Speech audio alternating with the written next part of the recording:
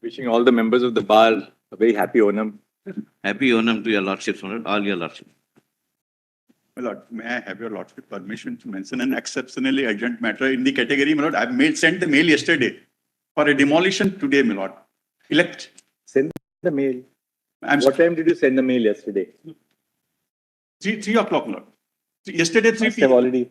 Order must have already been passed in the night because I was doing that until late in the Because we night. are yesterday. Impossible. Every mail which came, there's an order, but I'll check at lunch. Very good. I'm grateful to Lord. I'll give the details to the postmaster. Sunil क्या ये आया था ना mail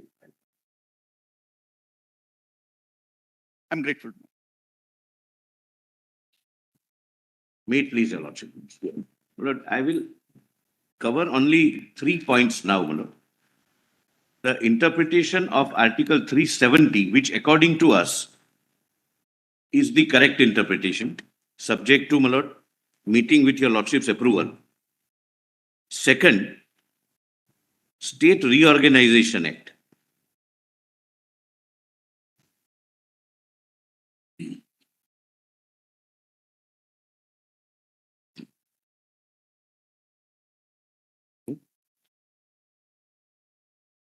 And third,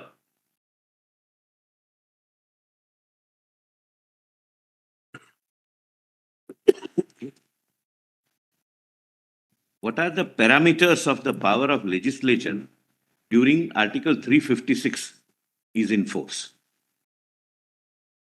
There are some judgments which would render assistance to your lordships, and my lord, I would read those judgments.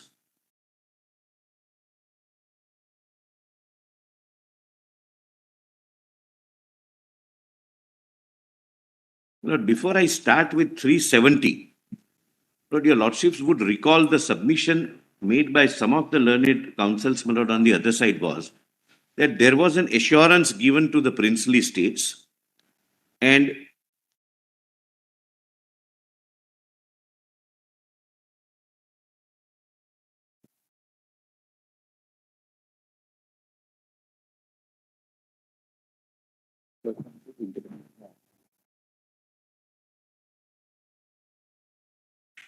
Assurances in the statute.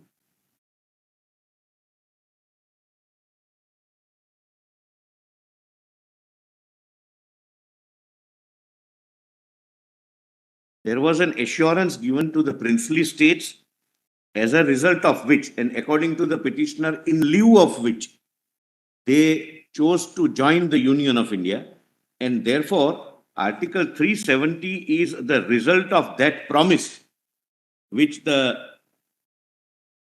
Dominion of India then, and subsequently Union of India, made, and therefore 370 is to be treated as permanent.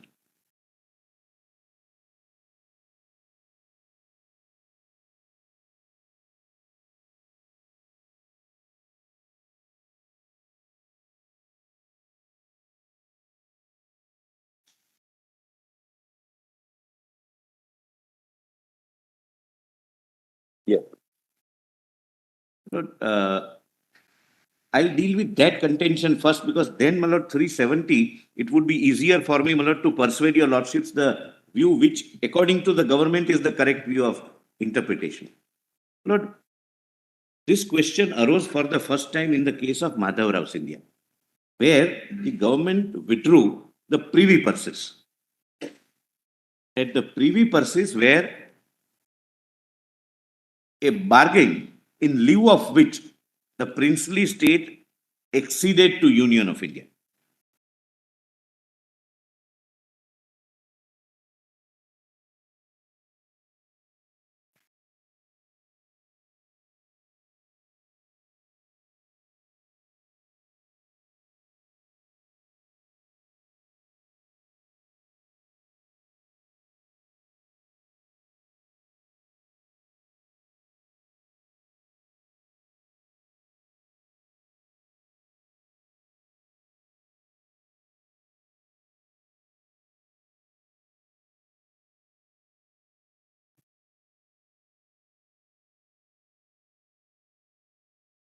There were two constitutional provisions, namely Article 291 and 362, which provided for the privy purses.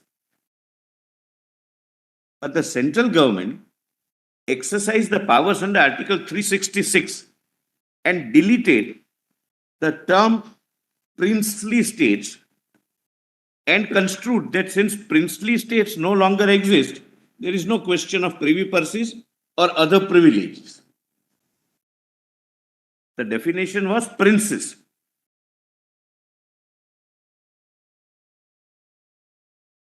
The lordships are not required to go into that question right now. Lord, this honorable court allowed that petition that so long as these two provisions remain on the constitution, you cannot take away the privy purses by merely changing Article 366, which is the definition clause.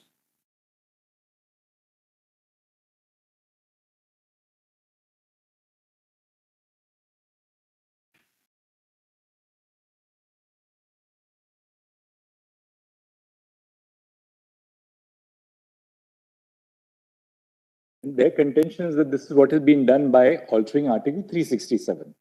Yes. In our case, they are trying to bring our case on parity with the privy purses case also, one. Yes, but their main plank of the contention is that this was 370 was in lieu of our exceeding, and therefore you could not have done it. But after the judgment in Madhavrao India, the government repealed or that is a constitutional amendment. Constitutional amendment under 360. Correct. Lord, I'm saying that, Mr. Shankar Narayan. I was just about to answer that. It was a constitutional amendment. Lord, government repealed that. So the root was taken away. That is namely Article 291 and 362.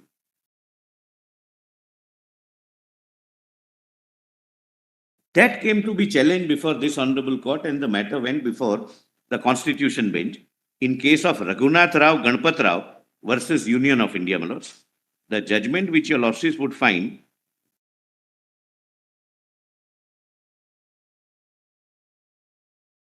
Raghunath Ganpat Rao? Raghunath Rao Ganpat Rao versus Union of India. 1994, supplementary 1 SCC 191. But will we not also have to look at the original Madhavrao India? It is discussed here. Okay. It is discussed here and distinguished. Because Madhavrao India places limitations on the power of the union government to use the route of an interpretation or definition provision to abrogate substantive constitutional rights. That is absolutely a correct legal position, but for 370, which provides that you can use this. That's the distinction you're making. That's the distinction, but there is one more distinction. But you'll have to then deal with the point as to why was it necessary to take recourse to 367 then?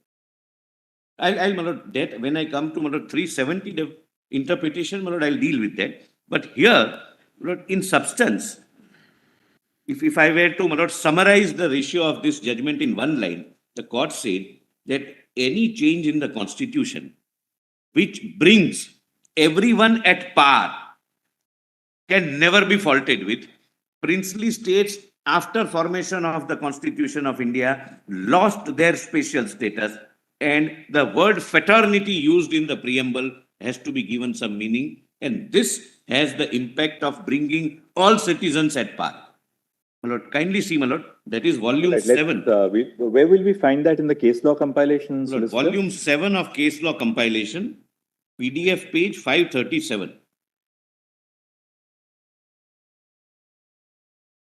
My lord, I'll read relevant part, my lord, considering, my lord, the time constraint.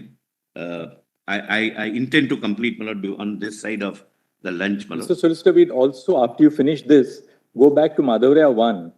Correct. Because if you don't go through it, then, then obviously there'll be there'll be a front in the rejoinder that, you have not dealt with Madhavrao 1. Correct. But let us see how Madhavrao is dealt with here, my lord, first of all.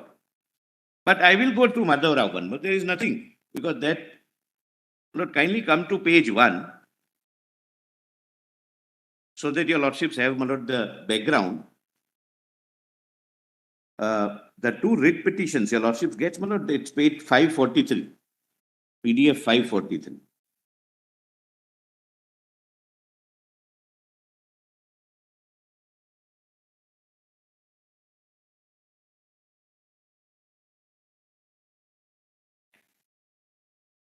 Your lordship gets that, my lord? Yes, I am just. These two writ petitions call in question the constitutional validity of the Constitution 26th Amendment Just Act. 1 second. 1 second. I'm sorry, my Lord Justice Gavai and Justice Suryakant, my Lord gets. Volumes, Case Law Volume 7 at 543 minutes, the beginning of the judgment. Yes. These two writ petitions call in question the constitutional validity of the Constitution 26th Amendment Act inter alia on the ground that it violates the basic structure and essential feature of the Constitution of India and is therefore outside the scope and ambit of constituent powers under Article 368. In addition, certain directions or suitable orders are sought for declaring that petitioners continue to be the rulers of the successor rulers or the successor rulers, as the case may be, and directing the Respondent Union of India to continue to recognize their personal rights, amenities, privileges as rulers of their erstwhile state and also continue to pay privy purses. Your Lordships, may my Lord kindly come to the bottom of the para, which starts with, my Lord, by the said instrument, the petitioner accepted the matter specified. Does your Lordship get, my Lord, some 10th para from the bottom? My Lord Justice Gavai, my Lord, and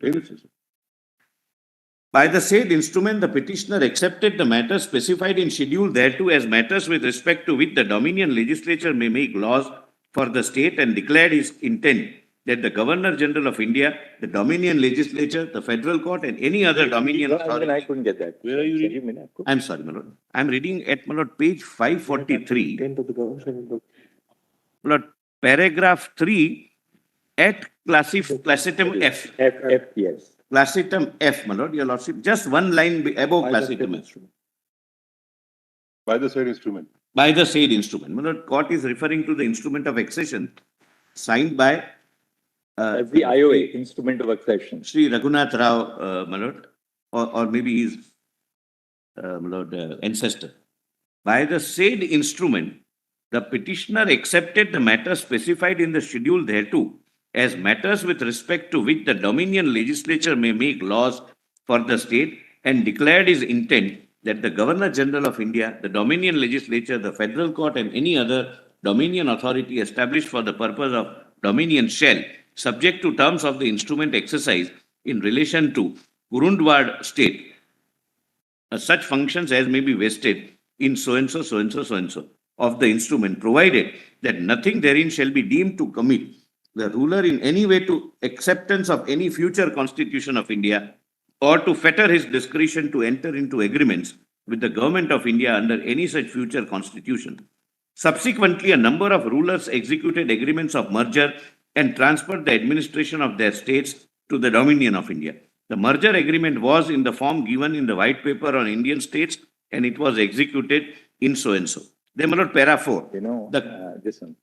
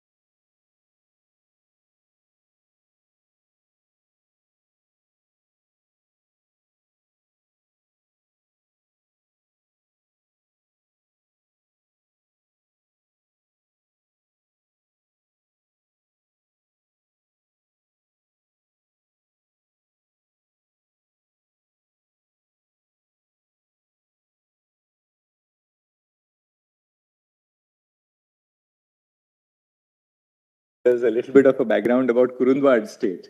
Oh. Kurundwad is a very small town, very close to Sangli. And Kurundwad is on the banks of the river Krishna.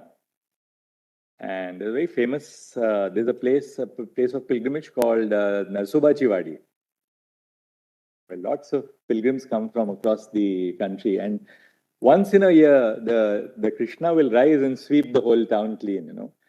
Because With the town clean. and because the Krishna is very, and the lands are extremely fertile because of the Krishna river, right on the banks of the Krishna. Maybe that may be the reason why the human habitation must have established there near the sources of water and yeah. All earlier. Or earlier civilizations are on the bank of Near the river. river.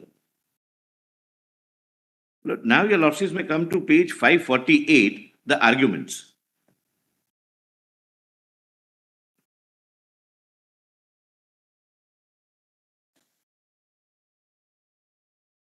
Here, two constitutional provisions were dispensed with were repealed by way of an definition clause.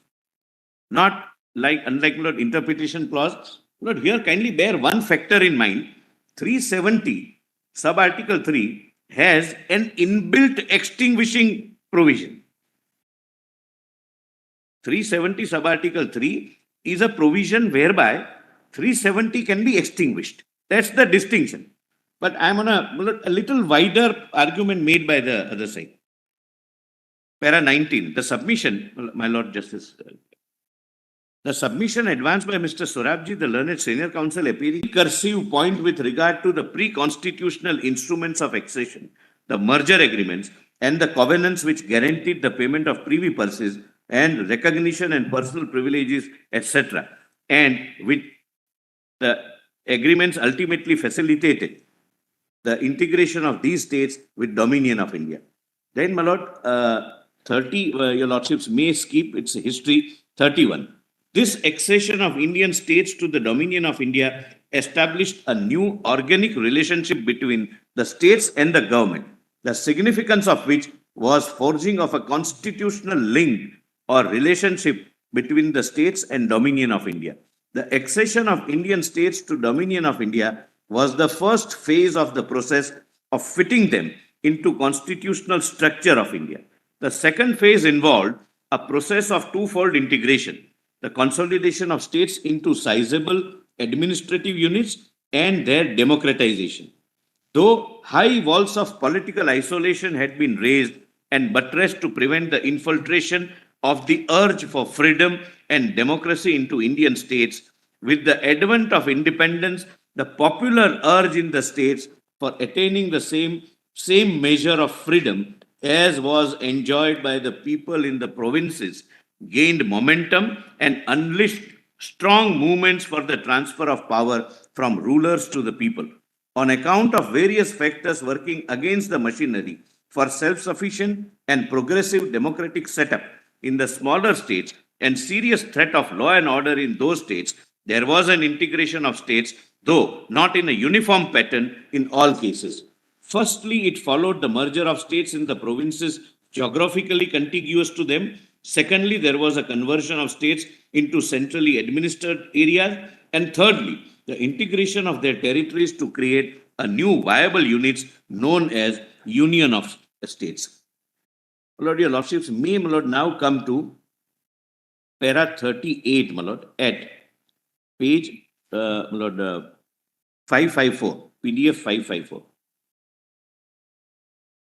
Now, my Lord, the Honorable Court discusses Madhav Rao, because Madhav Rao obviously was cited. That which said that privy purses are an integral part of the Constitution of India. That is one. And number two, that you could not have taken it away by merely deleting the definition of princes. These were, my Lord, the two. Then 38. On May 14, 1970, the Constitution 24th Amendment Bill for abolition of the above said privy purse, privileges, etc., conferred under Article 291, 362, and 36622 was introduced in Lok Sabha by the then Finance Minister Sri Chavan. The bill contained 3 clauses and a short statement of objects and reasons The statement reads as under: the concept of rulership with privy purses and special privileges unrelated to any current function and social purposes is incompatible with an egalitarian social order. Government have therefore decided to terminate the privy purses and privileges of rulers of former Indian states. On September 2, the bill was voted upon in Lok Sabha, but on September 5, Rajya Sabha rejected the same since the bill failed in the Rajya Sabha to reach the requisite majority and not less than two-thirds present as required by Article 368 and voting. Close on the heels of the said rejection, the President of India, purporting to exercise his powers under Clause 22 of Article 366 of the Constitution, signed an order withdrawing recognition of all rulers of the country en masse. Look, this was the subject matter in Madhav. A communication to this effect was sent to all rulers in India who had been previously recognized as rulers. So what was done was, by a constitutional order, which is unheard of, my lord, except in 370, the Honorable President virtually declared two provisions to be nullity. The presidential order, para 40, de-recognizing the rulers were questioned in Madhav Rao, Scindia versus Union of India by filing writ petition under Article 32, challenging it as unconstitutional, ultra vires and void. An 11-judge bench of this court, by its judgment dated so-and-so, struck down the presidential order being illegal, ultra vires and inoperative on the ground that it had been made in violation of power of the President of India under Article 366(2) of the Constitution, and declared that writ petitions would be entitled to all their pre-existing rights and privileges, including right to privy purses, as if the impugned orders therein had not been passed. Here, it may be noted that Justice Mittar and Justice Ray gave their dissenting judgment. Thereupon, that they started getting privy purses. But kindly come to para 77 at page 562. Rest, my lord, may not help, my lord, assist your lordships, my lord, either way. 77. According to Mr. Sorab,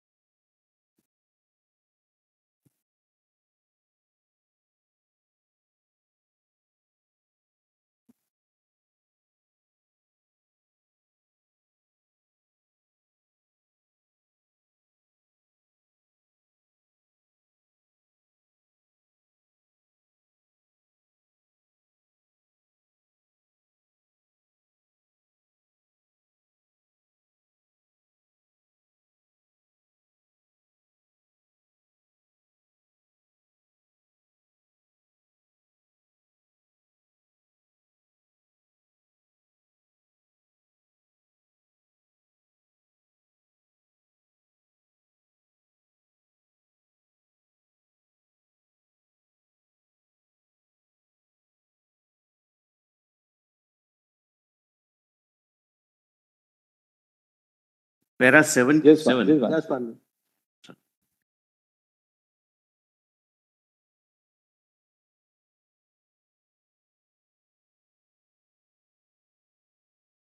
Your lordships would, I'm sorry, no, my apologies.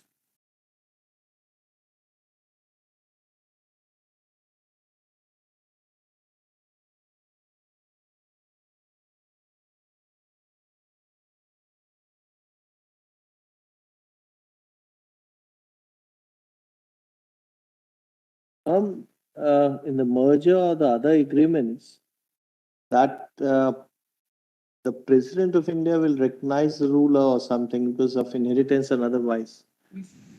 That was there.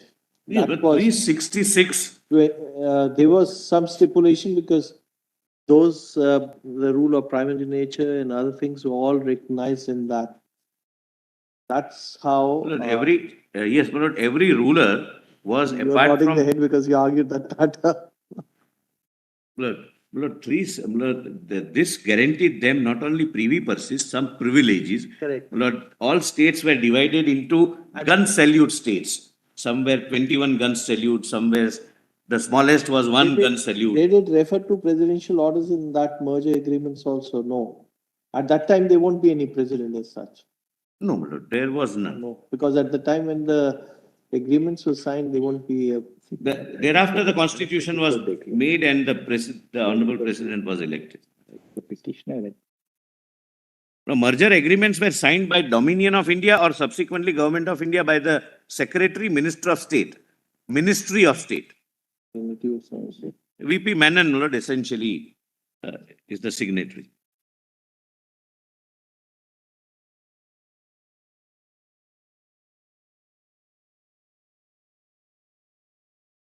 And 75 make a brief reference. Yeah. Yes, Para 74 and 75, there is a brief reference to all these agreements. correct. I'm okay.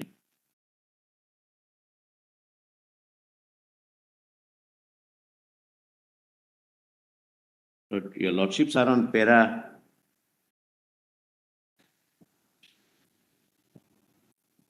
Lord, may I read para 75, my lords? May I? Yes, para 75. 70. Therefore, there cannot be, my lord, it is on page 561. Possibly that's what, my lord, the Honorable Court is reading. Therefore, there cannot be any justification in saying that guarantees and assurances given to the rulers were sacrosanct and that Article 291 and 362 reflected only the terms of the agreement and covenants. In fact, as soon as the Constitution came into force, the memoranda of agreements executed and ratified by the State of Union of States were embodied in formal agreements under the relevant articles of the Constitution, and no obligation flowed from those agreements and covenants, but only from the constitutional provisions. To say differently, after introduction of Article 291 and 362 in the Constitution, the agreement and covenants have no existence at all. Everything gets subsumed in the Constitution itself. In fact, that is the proclamation which Karan Singh issued after the adoption of the Indian Constitution. 49. That thereafter, the entire relationship will be governed by the Indian Constitution. Yes. And all previous covenants, agreements will cease to have any application. They are, my lord, therefore, I said, my lord, it gets subsumed. And now the final document is the Constitution of India, which we have given to ourselves.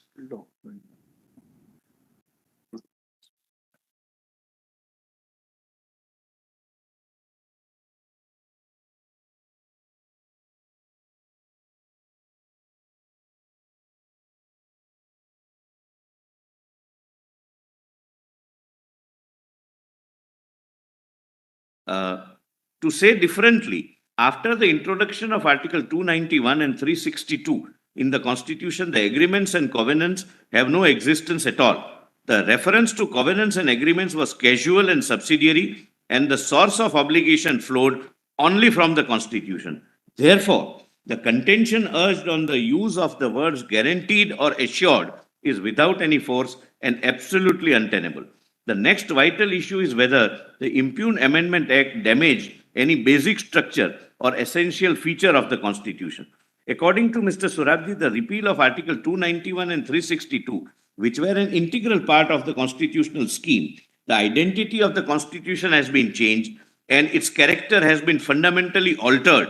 The total repeal of these articles, coupled with an express repudiation of the guarantees embodied therein, has resulted in nullification of a just quid pro quo, which were the essence of these guarantees.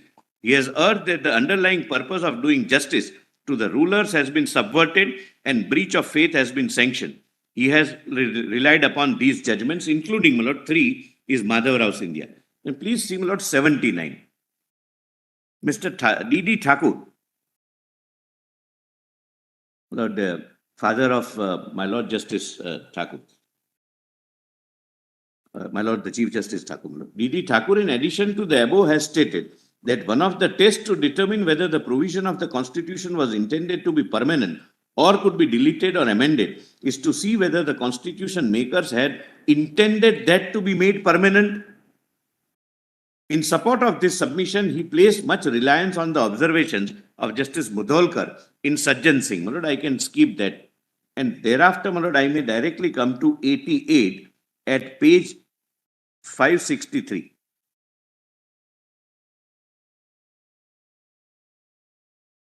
Your Lordship has, my Lord Justice Govai and Justice Soria.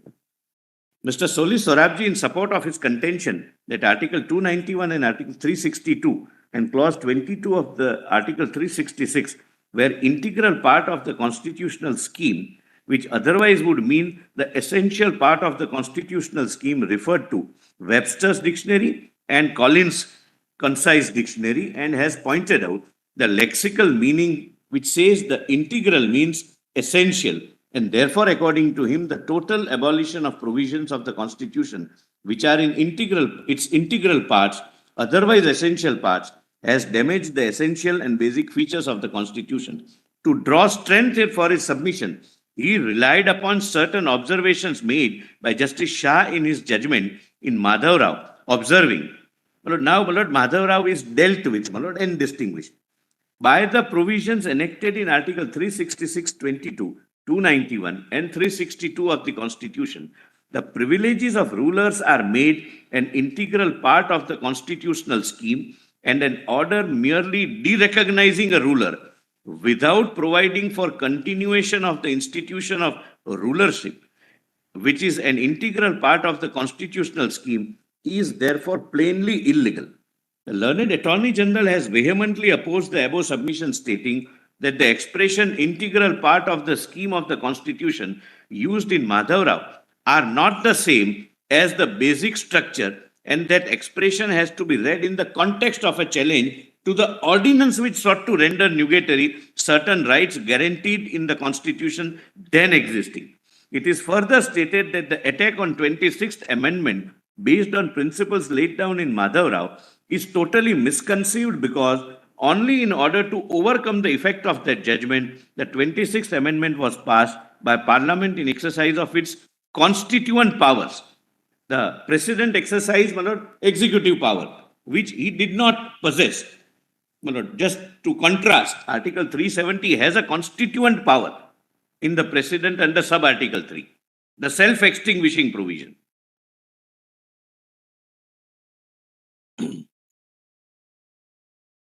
According to the Attorney General, the observations in the said case were nullified by the amendment, and the judgment is no longer good law after the amendment. To test the amendment on the basis of that judgment is impermissible, and all the arguments based upon this case are therefore misconceived. Then 91.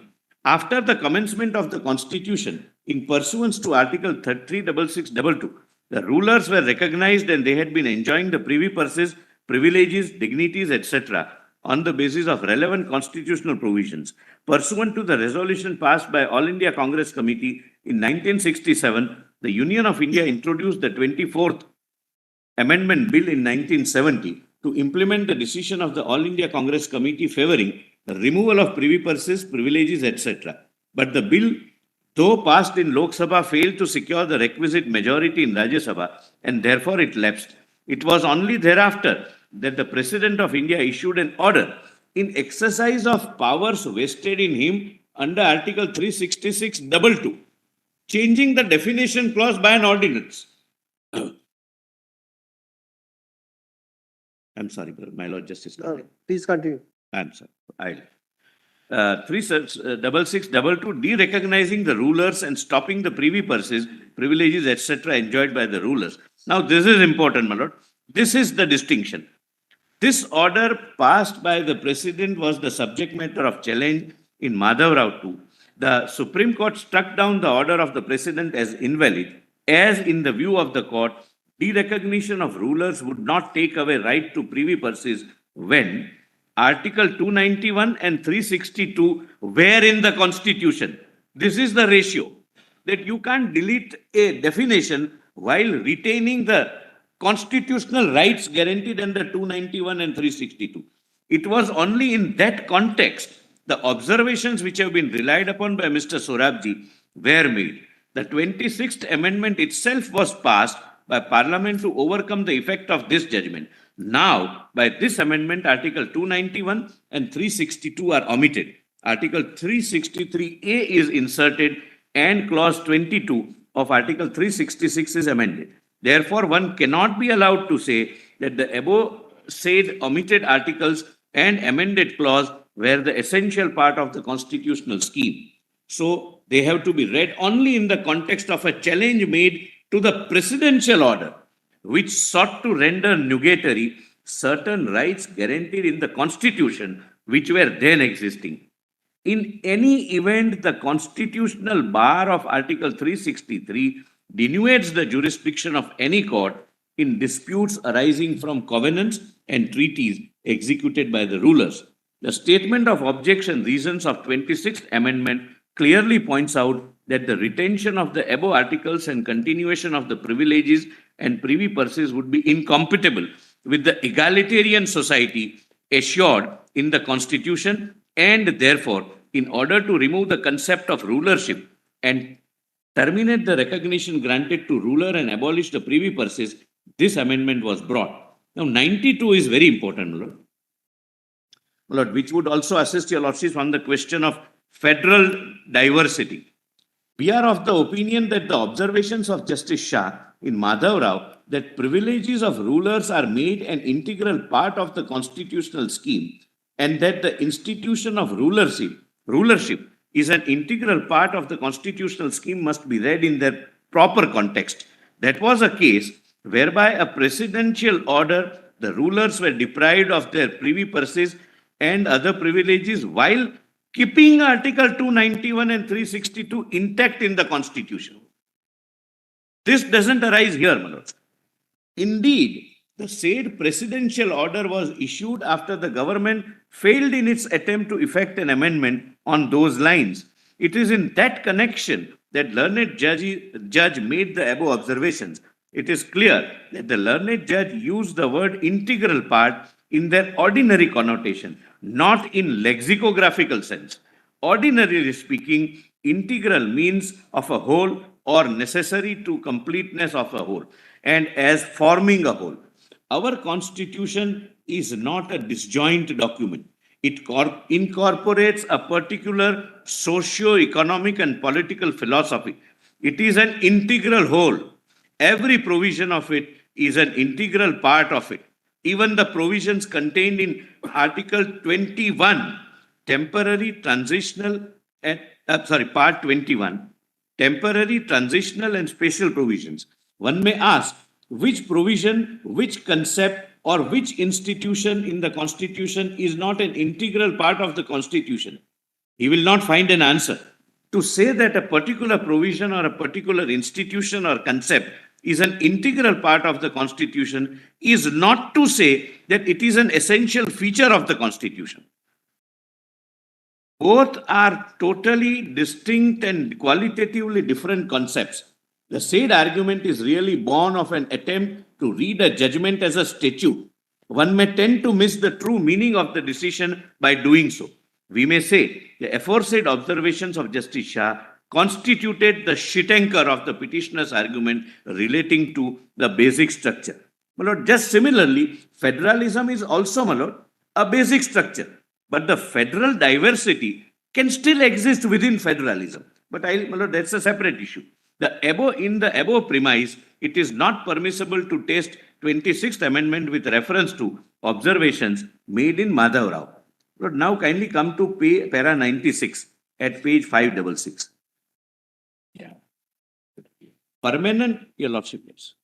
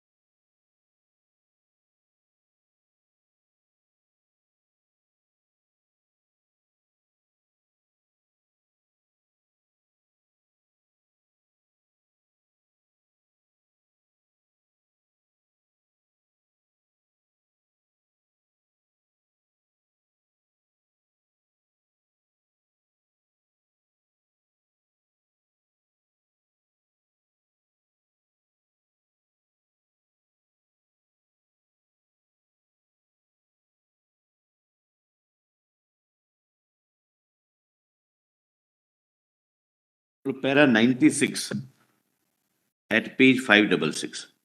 Yes. Permanent retention of the privy purse and the privileges of rights would be incompatible with the sovereign and republic form of government. Such a retention will also be incompatible with the egalitarian form of our constitution. That is the opinion of the parliament, which acted to repeal the aforesaid provisions in exercise of its constituent power. The repudiation of the right of privy purse privileges, dignities, etc., by deletion of Article so and so, which the recognition of the rulers and payment of privy purse are withdrawn, cannot be said to have offended Article 14 or 19, 1F. And we do not find any logic in such submission. No principle of justice, either economic, political, or social, is violated by the 26th Amendment. Political justice relates to the principles of right of the people, that is, right to universal suffrage, right to democratic form of government, and right to participation in political affairs. Economic justice is enshrined in Article 39 of the Constitution. Social justice is enshrined in, well, Lordships can skip that. 97. A serious argument has been advanced that the privy purse was a just quid pro quo to the rulers of Indian states for surrendering their sovereignty and rights over their territories, and that move for integration began on a positive, promising note, but it soon degenerated into a game of maneuver, presumably as a deceptive plan of action. This argument, based on the ground of breaking of solemn pledges and breach of promise, cannot stand much scrutiny. To say that without voluntary accession, India, that is Bharat, would be fundamentally different from that Bharat that came into being prior to the accession is untenable, much less inconceivable. Please mark this, Malad. Beautiful words. One should not lose sight of the fact that neither because of their antipathy towards the rulers nor due to any xenophobia did the Indian government entertain the idea of integration, but because of the will of the people. It was the people of the state who were basically instrumental in integration of India. It would be apposite to refer to the observations of Justice Bose in Virender Singh judgment. Every vestige of sovereignty was abandoned by the dominion of India and the states and surrendered to the people of the land who, through their representatives in the Constituent Assembly, hammered out for themselves a new constitution in which all were citizens in a new order, having but one tie and owing but one allegiance, devotion, loyalty, fidelity to the sovereign democratic republic that is India. Thereafter, it is also worthwhile to take note of the historical process of states integration. Dear Lordships, may directly can come to 109 at page 569, 107.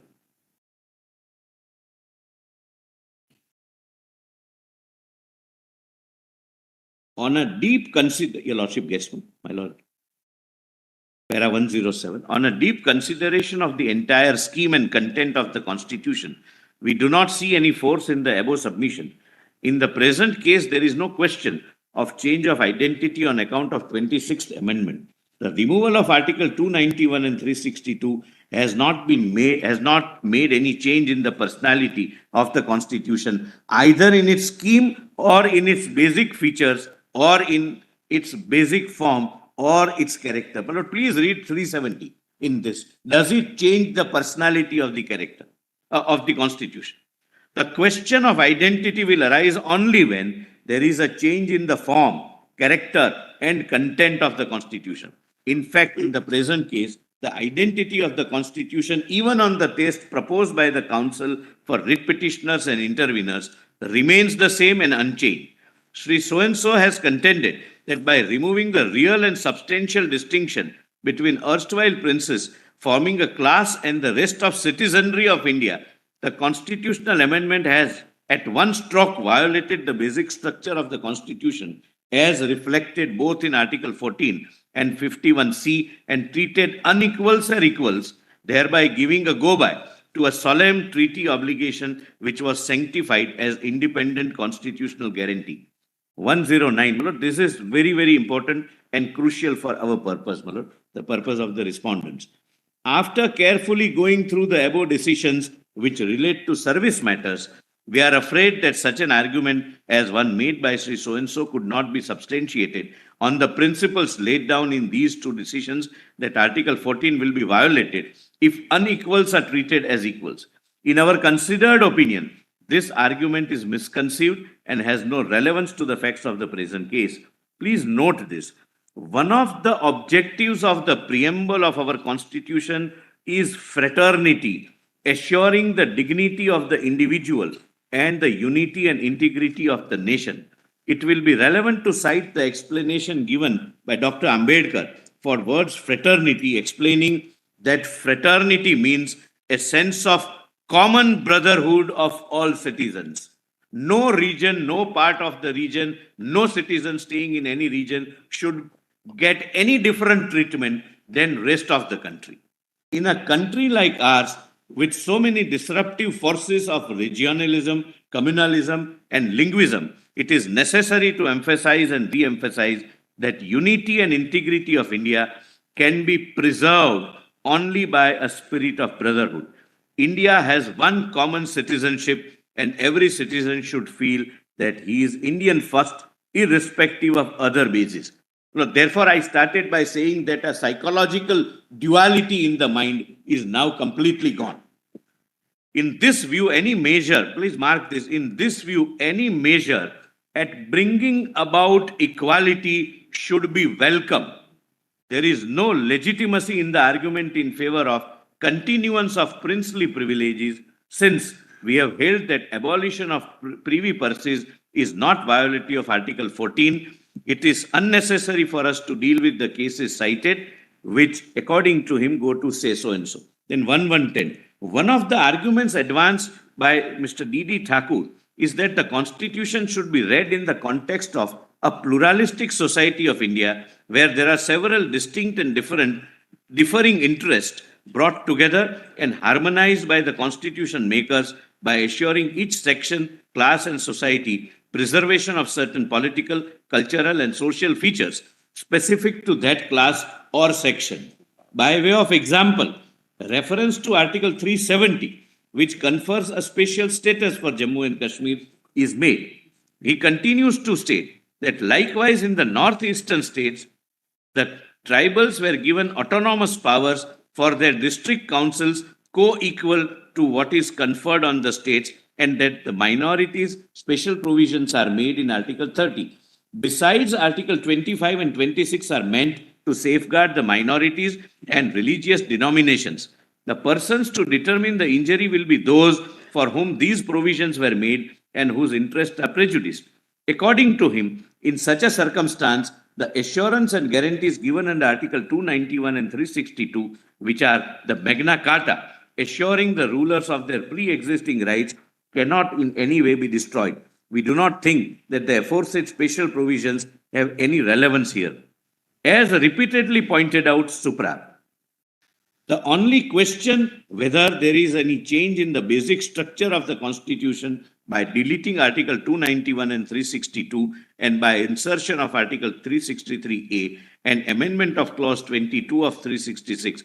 We have already answered this question in the negative, observing that the basic structure of the essential feature of the Constitution is or are in no way changed or altered by the impugned amendment. We cannot make surmises of its ifs and buts and arrive at conclusion that Article 291 and 362 should have been kept intact as special provisions made for minorities in the Constitution.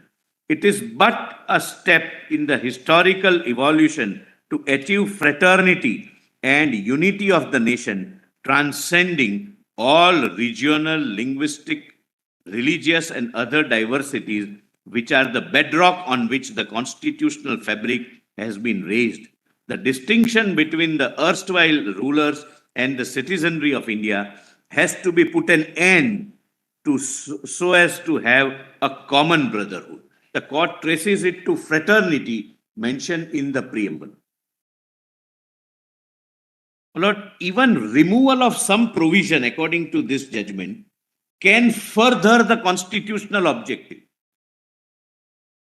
and can be in furtherance of the basic structure of the Constitution. Fraternity, equality is a basic structure of the Constitution. It's a part of brotherhood, it's a part of equality, part of fraternity. And if any provision which keeps out of the total composition of our Constitution as an appendage, as a transitory provision, to be removed at an appropriate stage, if it is removed, it furthers the basic structure and it enhances the equality and fraternity, which is the bedrock of the Constitution.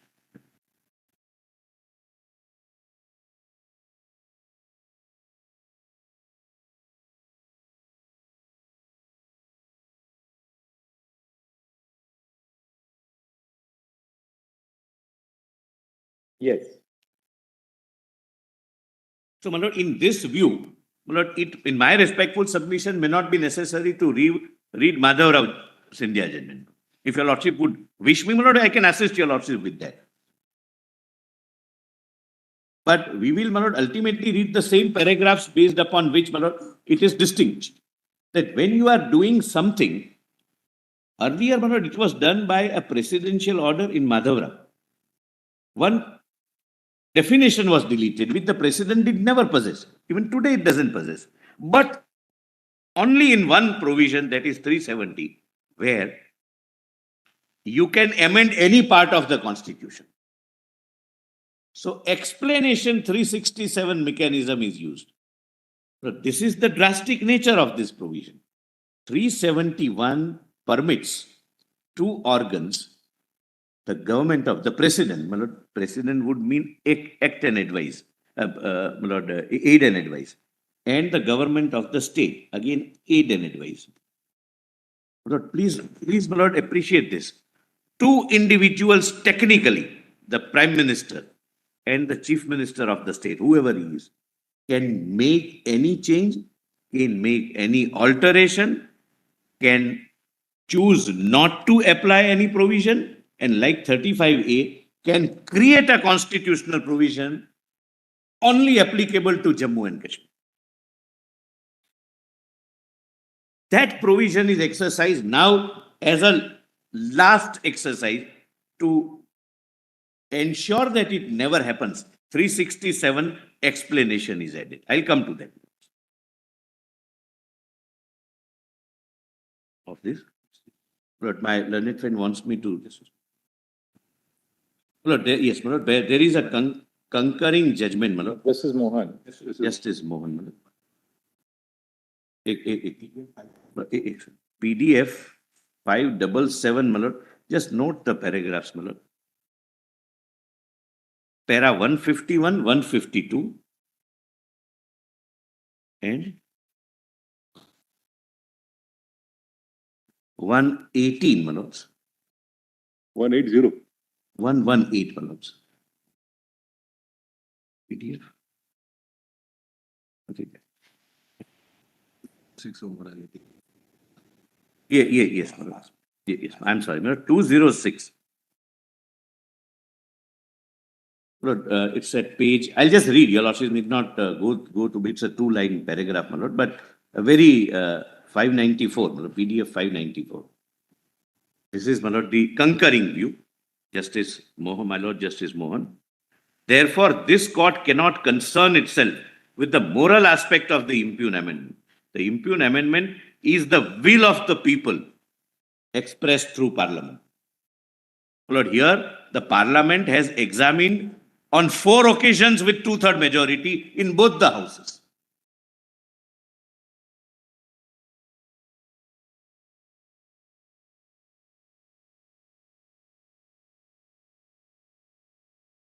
Lord, in Madhav Rao Scindia judgment, Lord, if your lordships can note the paragraphs which we would be reading. Lord, since it's already 11:45, my lord, I don't wish your lordships time, my lord. If possible, my lord, conclude at 1 o'clock. Lord, in Madhav Rao Scindia, my lord, we will be relying upon 97, 109, 119, 120, 125, 126, 143, and 145. And And 145. But ultimately, it turned that without deleting Article 291 and 362, whether presidential order can be used, by deleting the definition only. That was the discussion, which is distinguished, my lord, in this judgment. Now, my lord, with your lordship's permission, my lord, I may go but to... Mr. Solicitor, can the abrogation stand independent of the modification which is made to Article 367 here? Lord, that is my submission. Lord, even in absence of the proviso, Lord, explanation, the last explanation, what it does, it merely substitutes the term constituent assembly With legislative with legislative assembly. Lord, my submission is going to be that when the constituent assembly is dissolved without any recommendation, that part of the requirement goes, because proviso becoming otiose cannot result into the main provision becoming inoperative. Then the president was left to his own choice. And 367 mechanism is affirmed, my lord, in Damnu, your lordships have seen. But Lord, so far as 370 What is... was done in Madura was that a presidential order was issued, because if you see the provisions of Article 366, Yes. 22, as it stood prior to the amendment by the 26th Amendment.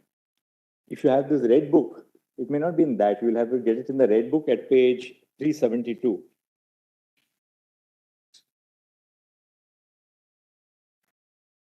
Yes, I'll just...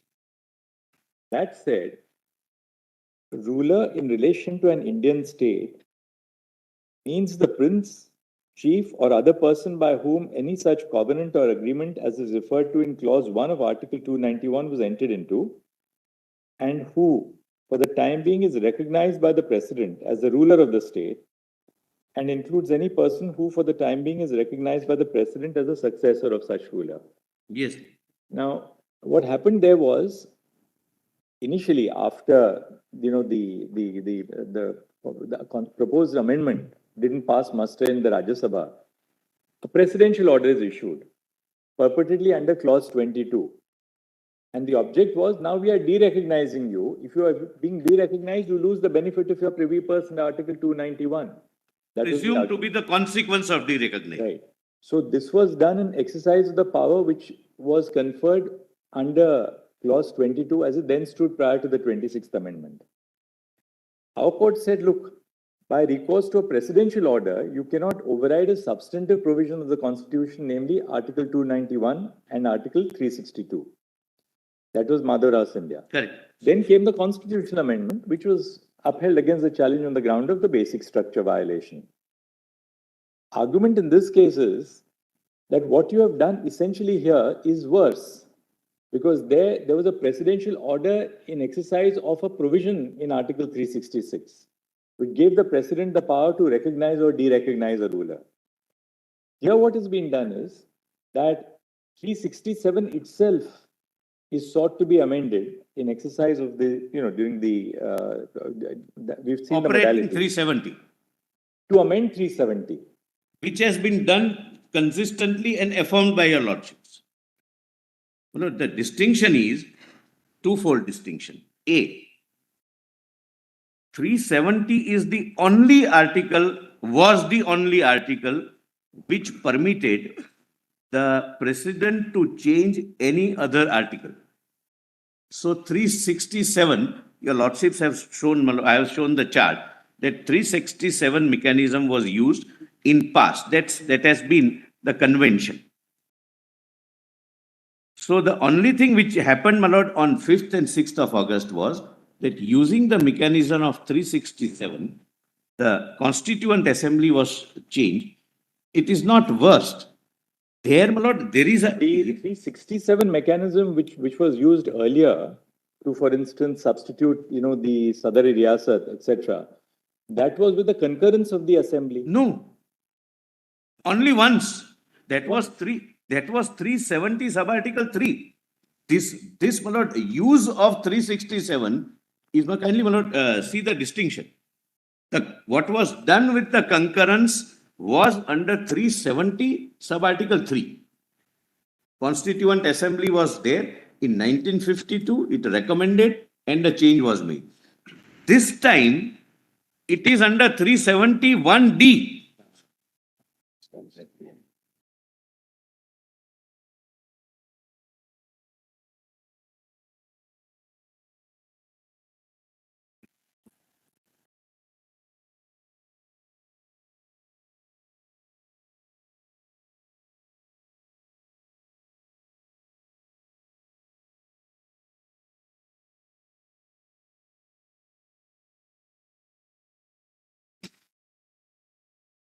Lord, this time I may emphasize, my lord, so that I'm sorry, I was not clear. I'm sorry, my lord Justice called once.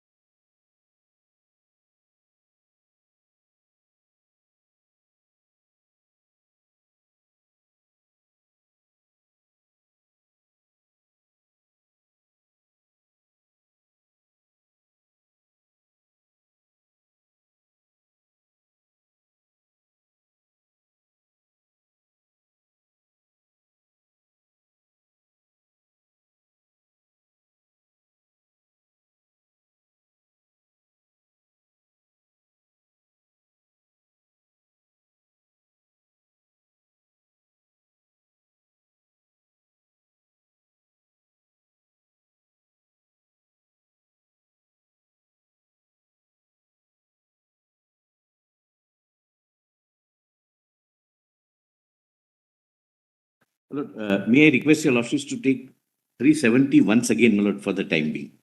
To make myself clear, my lord. That, my lord, would answer my lord's query, my lord, to my lord's satisfaction. Your lordships may come to, I'll show only two provisions, my lord. 371D. Your lordships have 371D, my lords. Yes. This is the first power. Such of the other provisions of this constitution shall apply in relation to that state, subject to such exceptions and modifications as the president may by order specify. Correct, my lords? Now read 3. Kindly read 3. Notwithstanding anything in the foregoing provisions of this article, the president may, by public notification, declare that this article shall cease to be operative. That is first part. Or shall be operative only with such exceptions and modifications and from such date as he may specify. This is the power of extinguishing or partly extinguishing. So now this is crucial, my lord, apropos my lord's question. Yes. The first exercise, as your lordships have rightly said, was under 3. Because the Constituent Assembly was in existence, it recommended. Rest, whenever there were modifications made in 367, were made under 1D. All rest, all under 1D, including this one. With the concurrence of the government. Concurrence of the government. The reason for that was very simple, because you are amending the constitution and you are not dealing with subclause 3 of, 3, yes. you're not dealing with subclause 3. I'm not dealing. I dealt with at the end on, my lord, 6th of August. Because subclause 3 only deals with 370 itself. Itself, not other, your lordships are right, not other part of the constitution. Because D refers to other provisions, because before D you have C. Yes, C says that the provisions of Article 1 and of Article 370 shall apply to the Yes. state of Jammu and Kashmir. correct. Therefore, in that sense, it freezes the provisions of Article 370 in relation to the state of Jammu and Kashmir. Now, what it does is, therefore, it says other provisions of the Constitution shall apply subject to such exceptions and modifications. Therefore, other provisions will mean provisions other than Article 1 and Article 370 And 370 itself, and 370 itself. correct.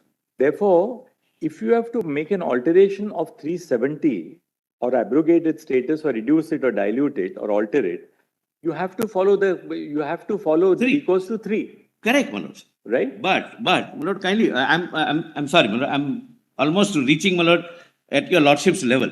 But then No. can you do that? Can you do that? Exactly, that's what I'm Using answering. the power under 367 then. That's the point. Exactly, that's what I'm answering. I cannot do that under sub-article 3. 367, I cannot modify under sub-article D. That I can do and I have done only under 371D. It has been used as a mechanism and Damnu approves it. Any, Right. We've seen Damnu. Any- We are now just looking at it. We are looking at it as a matter of first impression. correct, my lord. The first impression. Can you alter the import of a provision of Article 370 itself by a process other than 3?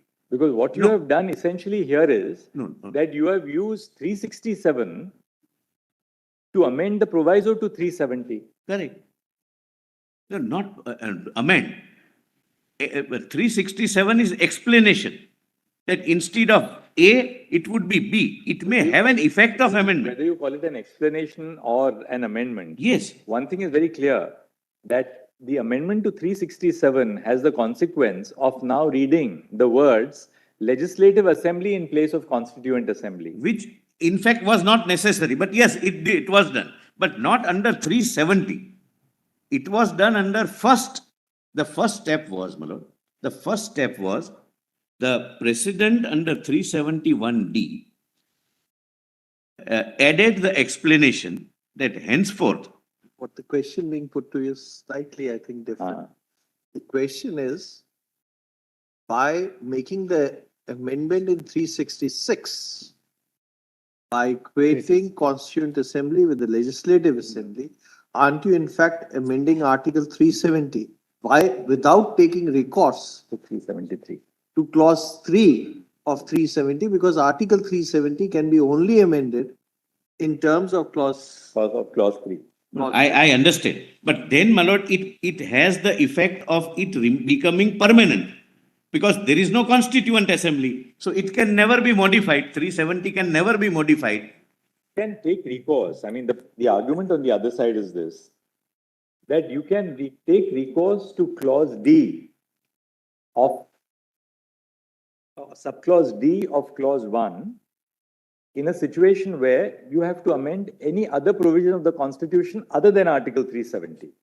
Lord, how? But can you take, yes, It doesn't say so. it's very clear. It says Such of other the provisions. other provisions of this. Other means except 1 and 370. So you are saying such other Yes. provisions will include 367. Mr. Solicitor, Yes, it's. all admissible response again. That doesn't matter. Let's not. Quite often. I think I should be accustomed to, my lord. We are posing Yes. an issue because we have to deal with these issues. So we want to elicit a response. Yes, my lord. 371D refers to other provisions of the Constitution. Other provisions of the Constitution, according to you, would include 367. Possible. We're not ruling this out at all. We'll test that hypothesis. But can you use 367 and amend 367 to bring about an amendment to 370? If you do that while exercising the power under 371D, then are you not really doing that to amend 370 itself? Because the only provision which the Constitution creates to amend 370 is 370 clause 3. What you are now doing is, according to them, is that you are using the amendment of 367, applying the provisions of 371D to bring about an amendment to 370 itself. Whereas the purpose of 371D is to amend some other provision of the Constitution. True, 367 is another provision of the Constitution, but can you use that to amend then 370 itself? That's the point which you have to answer. Lord, I can assure my learned senior. No, please. No, I can assure him, nobody can disturb me or derail me without my consent. I'm quite accustomed to such interruptions. And, my lord, Mr. Solicitor, please don't get derailed because this is the heart of the matter. No, I know that. I know that, my lord. And he also We don't knows. mind spending But 5 minutes on it I'm quite because accustomed. some clarity on this is necessary. Yes. Let's sit down and do it for 5 What will minutes be, and then my lord, we are I through will with put this it part. slightly differently. I'll put it differently. The interpretation which your lordships are, my lord, prima facie now testing. We're testing it. No, we are testing it. The prima facie testing it. Lord, what will be the impact of that interpretation? I'll read, my lord, the entire Article 370. Meaning thereby, my lord, in absence of a constituent assembly, which can never be modified, the sub-article 3 can never come into effect, come into operation, and 370 gets the status of a permanent provision. Lord, please read it in totality. My lord, please read the entire article. My lord, for my satisfaction, please have a look at, my lord, the entire article. Notwithstanding anything in this constitution, your lordships can skip. The power of parliament to make laws for the said state shall be limited to those matters in the union list and concurrent list. Your lordships have seen, my lord, the precedent here. Instrument of accession. The provisions of Article 1 and of this article shall apply in relation to that state. The purpose is that Jammu and Kashmir can do nothing in their constitution, or even Parliament can do nothing in their constitution. So I really appreciate, my lord,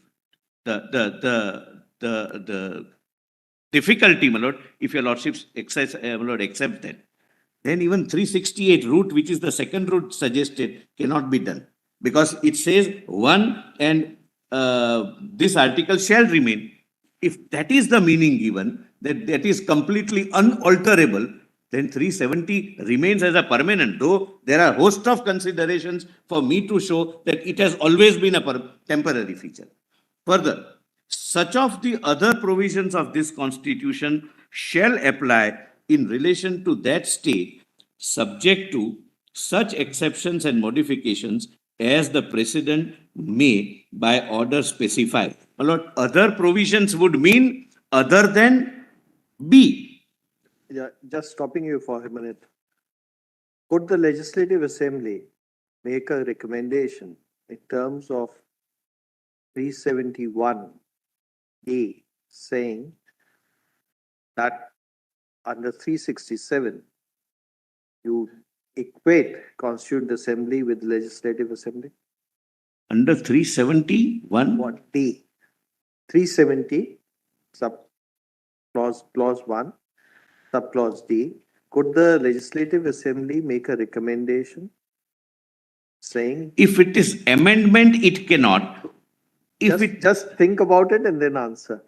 Could the Legislative Assembly make a recommendation to the Parliament, please amend Article 367 and no, equate. let me give it a thought and my lord respond to that. My lord, that I understand the heart of the matter. Your lordship's lord discussion, my lord, is driving that any 367 use which has the impact of altering 370 itself, my lord, then my lord, we would be setting at not all 367 usages. My lord. But kindly remember, through the 367 mechanism, 370 has been modified. That's the point in favor of what you are saying, with the caveat that the use of the 367 mechanism to modify 370 was always with the consent. Sorry, consent. Here also it is concurrence. The only difference. It was concurrence. Yes, That's this is. the very one. That is constitutionally the significant difference. But this is Now, what also the with example you have concurrence. to see, Look, this is also with concurrence. The only difference is the concurrence of the governor because governor steps into the shoes of the government. There's a difference between concurrence and recommendation. Correct. But Concurrence for can be subsequent, recommendation has to be. no, recommendation is of the body, Constituent Assembly as it stood, and subsequently, if we are right, Legislative Assembly. Concurrence of the government. Please see, my lord. And government, the only dispute was that government cannot mean governor. Please see, my lord, concurrence provision, second The provision. concurrence of the government means that Council of Ministers. Council of Ministers, if it is there, otherwise powers are exercised by the governor. And that's why, my lord, I pointed out that there are several exercise of 371D when there was a precedence rule with concurrence of the governor. At least you have provided yesterday. At least, At least you have read it yesterday. yes.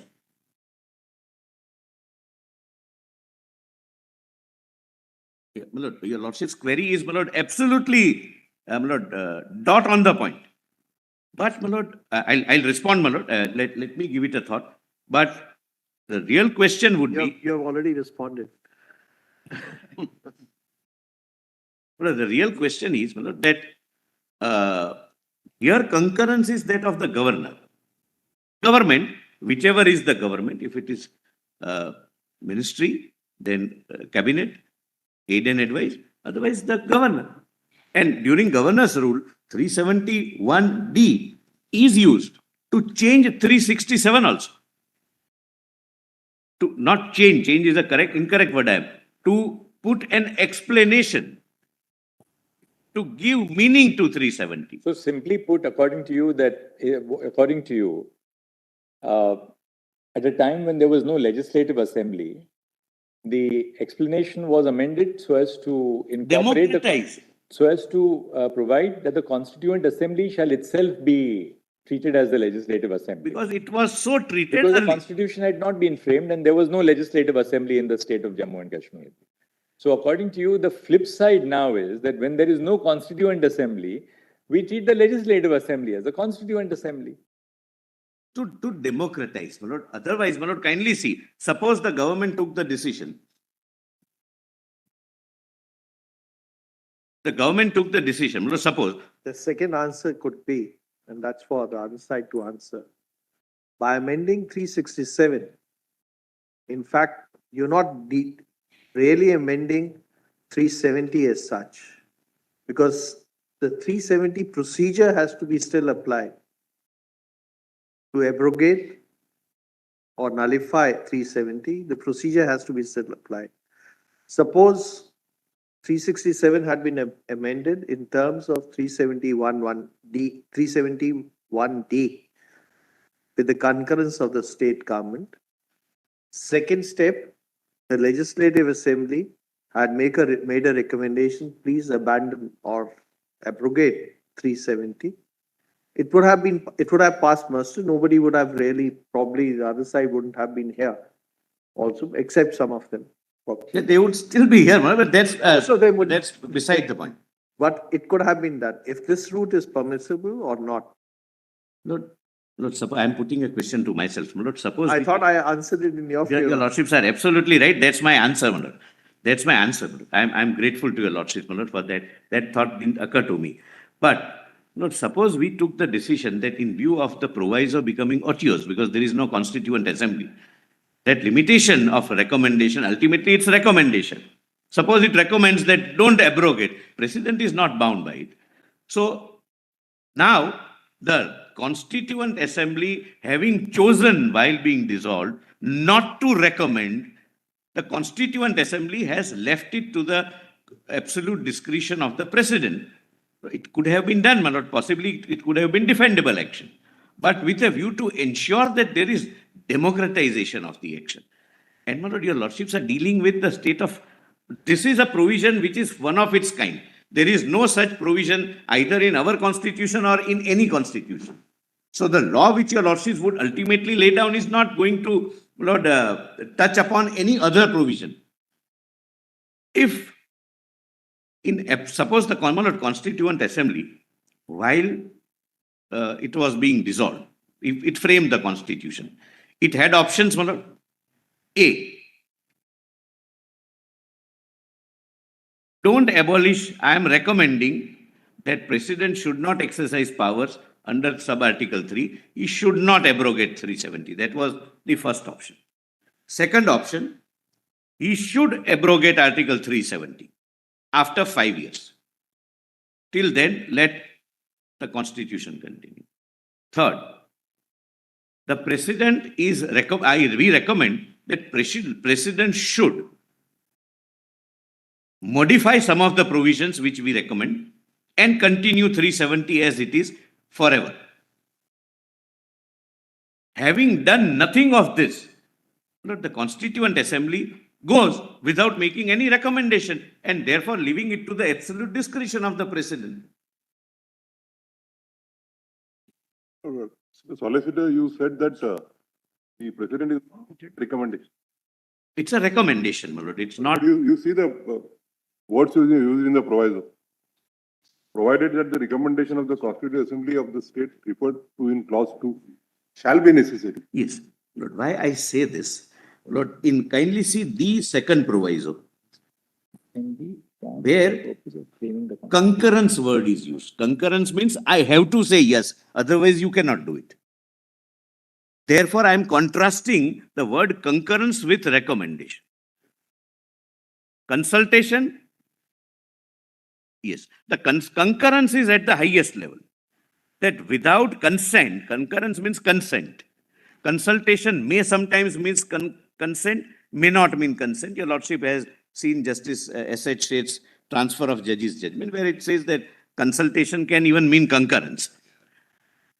So I am not just contrasting the word concurrence with recommendation, that the same provision uses the word concurrence, means unless the state say yes, President can do nothing. But here same provision uses the word recommendation, that you will recommend.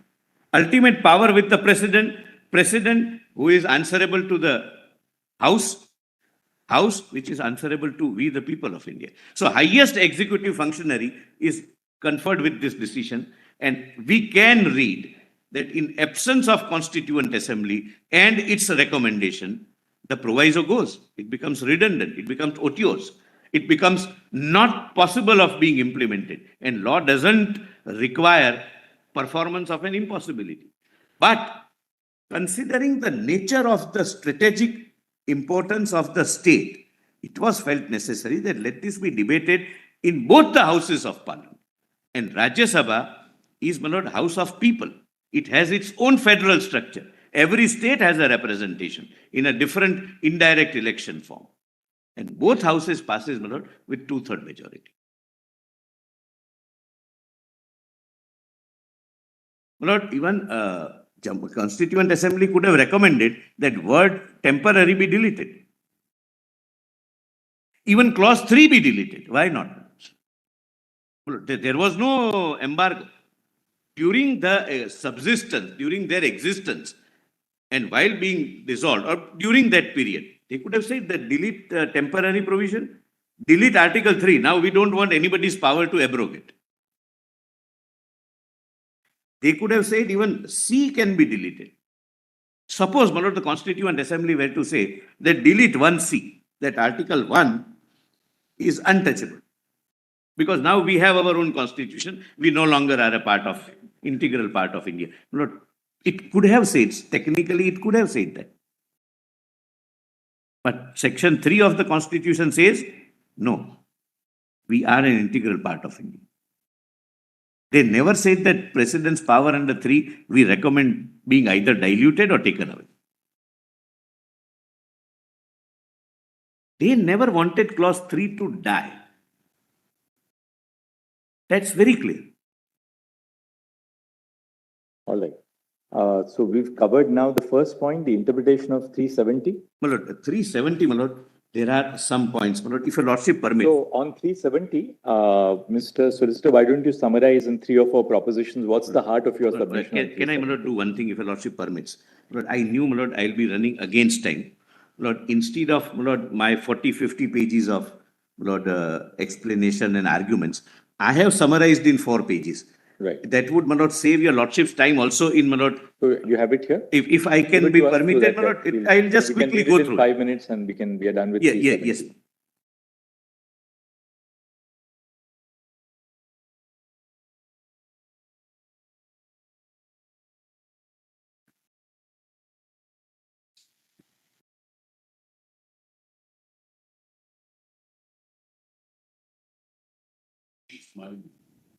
You can.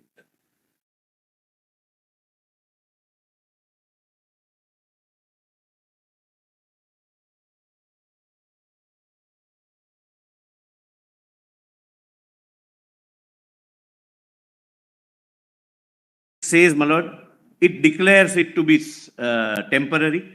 Your lordships may not read anything, my lord. It is contained in part 21, which has 3 categories: temporary, special provisions, and transitory provisions. So constitutional framers are aware of what word they are using. My lord, second, I have said, my lord, I have already said, and this is, my lord, something very, very serious. Look at the width of the power.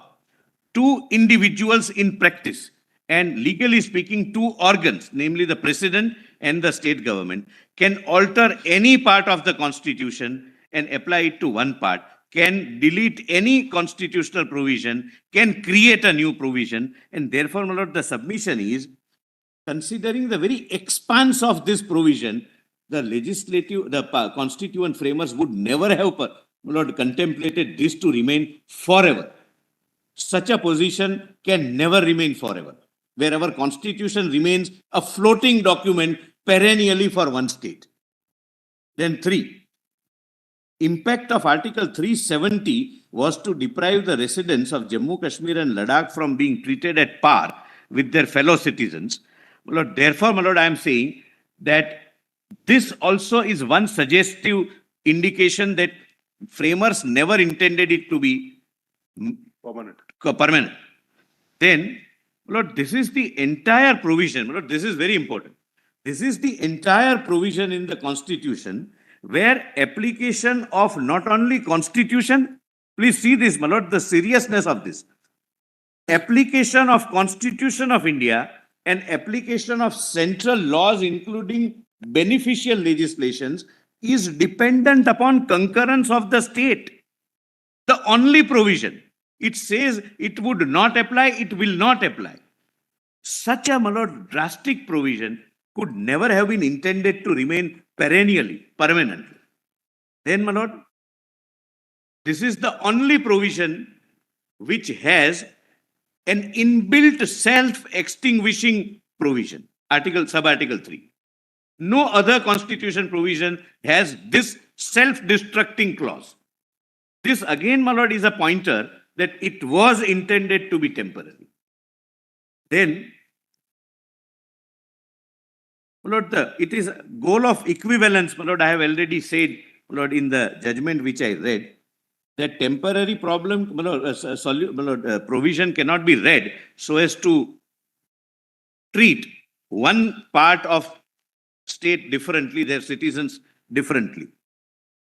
Then, my lord, your lordships would not give interpretation to a temporary constitutional provision having such drastic consequences. Because your lordships are not going to be confronted with a similar situation in future. There is no other provision in the constitution. And to our knowledge, any other part of the world where a provision of a constitution of the main unit applies only with the state consents. In a federation like ours, there cannot be any such provisions. My lord, then I have said, my lord, kindly examine it from the people's angle. Then 370 is interpreted the way petitioners interpret. 371 would become permanent, which is not only impermissible and not envisaged, but would result in the unconstitutional provision remaining in the constitution and operating. But unconstitutional, why? It discriminates. It confers an authority which is never contemplated in other states. The application of the Constitution of India given by we the people would either not apply fully or would apply. My lord, I am on 10, point number 10. My lord, I would request if your lordships can read with me, my lord. The petitioner's assertion that such a huge decision is taken purely by an executive fiat is absolutely wrong. The process followed clearly reflects participation of entire nation through their chosen representatives, both in Lok Sabha and Rajya Sabha. When a decision becomes concerns a federating unit, it is of strategic significance, what I have pointed out. My lord, then 13, my lord, is most important, my lord. Sub-article 3. The proviso to sub-article 3 was to remain in operation. My lord, I have already said these are the 5 possible recommendations that Constituent Assembly could have given. Your lordships have seen that. Then, my lord, B. Once the Jammu and Kashmir Constituent Assembly ceased to exist, the proviso to Article 370 sub-article 3 itself ceases to exist, and the President becomes the sole repository of power under Article 370 sub-article 3, which is coupled with his duty to exercise in the interest of residents of Jammu and Kashmir without any recommendation. It is for this reason that power is conferred upon the highest political executive, who is responsible to the Parliament, who in turn is responsible to we the people of India. It is thus clear that Parliament, while framing the proviso, merely gave an option to the Constituent Assembly to make recommendation till its life. But 15 is important. This is how the petitioners want your lordships to read. Notwithstanding anything in the foregoing provisions of this article, on the recommendation of the Constituent Assembly of the state referred to in clause B, the President may, by public notification, declare that this article shall cease to be operative or shall be operative only with such exceptions and modifications. The very purpose that the concept of recommendation is provided in the proviso, Lord, leads to an inevitable conclusion that they wanted it to leave it an option to the Constituent Assembly during its life to make some recommendation. Otherwise, that proviso goes. Lord, they According to you, the proviso will not govern the substantive provision. cannot govern. Yes, my lords are right. I am obliged, my lord. If the proviso become OTOs, the main provision does not become OTOs. Then the conditionality attached goes.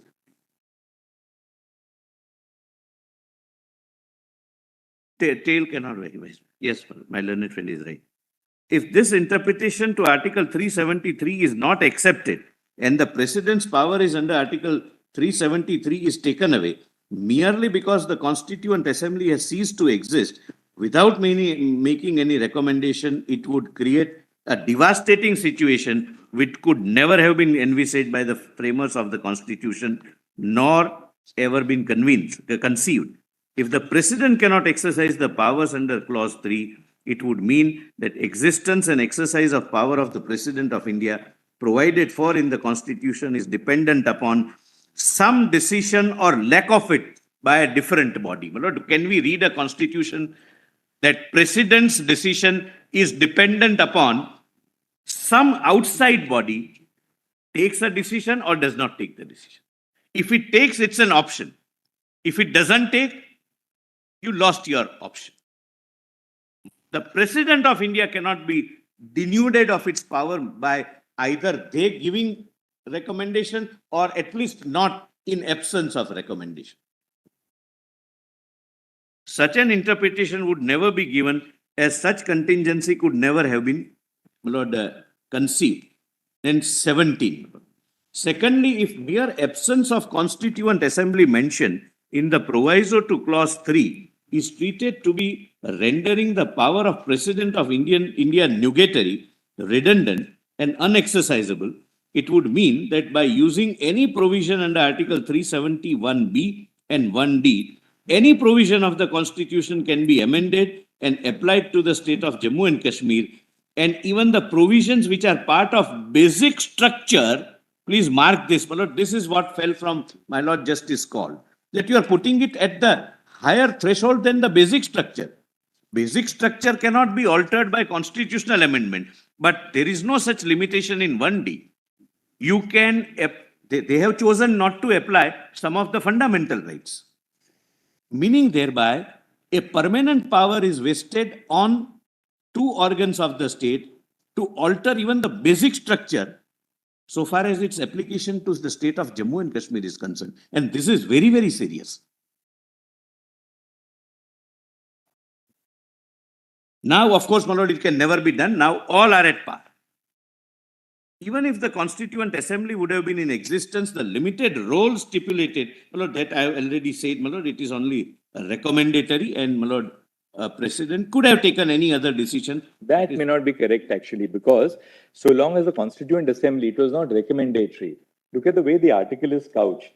Provided that the recommendation of the Constituent Assembly of the state shall be necessary. So it's not recommendatory in that sense. I'm Our sorry. constitution always, let's put it very, constitution as a supreme document in a democratic country will always face restriction, whether it's the judiciary, whether it's the president, whether it's the legislature. Lord, It's all I this- bow that's- down, but that's- my submission, Constitution is governance by limitation. With And, limitation. and the use of the words recommendation shall be necessary is a clear indication that it's not merely recommendatory, but that there has to be a recommendation before you exercise. can your lordships read it a slight differently, the way, my lord, I read it? What is mandatory, the word shall, that you take recommendation. The recommendation is not binding, my lord.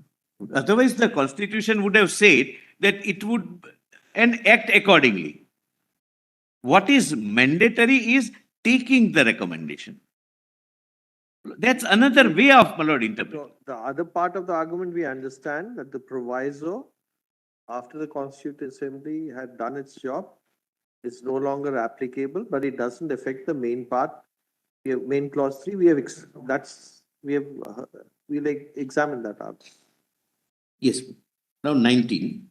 The only constitutionally compliant way of interpreting Article 370 to achieve the ultimate goal of bringing the people of Jammu and Kashmir at par with the rest of the country and conferring them with all constitutional and statutory rights at par with the rest of the country is to either read an unfettered and plenary power of the President of India under Article 370 sub-Article 3 once the Constituent Assembly ceases to exist. Just now, Lord, I pointed that out. Or modifying the 370 sub-Article 3 by replacing the successor body. We went for the second, which according to me was not necessary. It could have been done without, my lord, any recommendation also. Lord, then power of the President under sub-article 3 is unfettered, as Article 370 starts with a non-obstante clause, notwithstanding anything contained in the Constitution of India, and sub-article 3 starts with a non-obstante clause, notwithstanding anything in the foregoing provisions of this article.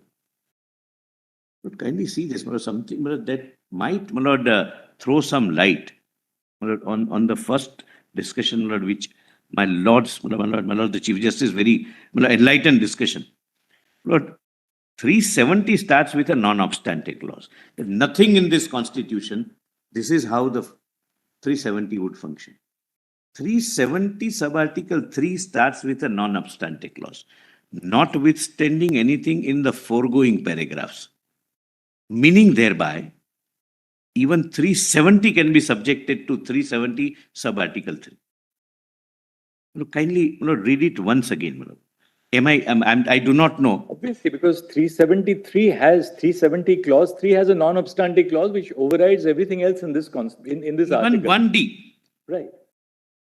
Even 1D, which says that don't do anything except 1 and 3. And There are two non-obstante clauses. The first is notwithstanding anything in this constitution. And 370 clause 3 says notwithstanding anything in this article.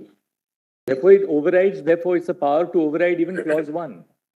Clause 1, yes, clause 1, 2, 2 doesn't come, Lord, 1D also. Lord, your lordships, Lord, very illuminating. But there can't be any doubt about it, because when 370 clause 3 says notwithstanding anything in this article, that would include clause 1. There's no Lord, difficulty about that. meaning thereby, modification in 370 itself was permissible through 367. And when you override clause 1, the plain intent, therefore, is that the constitution itself becomes applicable then. Correct. Once you exercise the power under 3, whether there was a valid exercise is what we have to decide. But once you exercise validly the power under 3, then the constitution applies. That would be the plain consequence of it. Lord, your lordships may treat this as read, my lord. Yes, we'll read it. Lord, Let's go now to the last Lord, point. only, my lord, Now, last reorganization, Mr. Lord, Solicitor. last 2 pages, my lord, last 2 pages. The status of Constituent Assembly. What was the status of Constituent Assembly? Because nomenclature is a Constituent Assembly.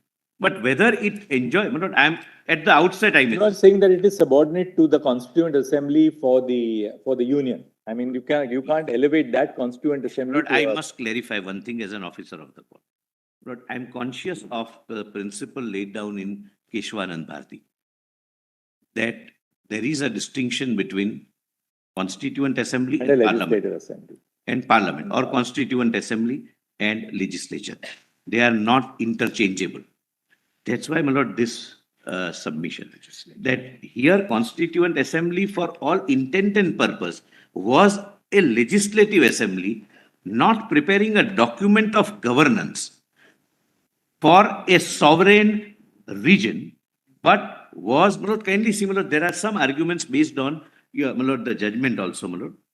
My lord, the position as far as the state of Jammu and Kashmir is concerned, even prior to coming into force of Article 1, was who created Constituent Assembly?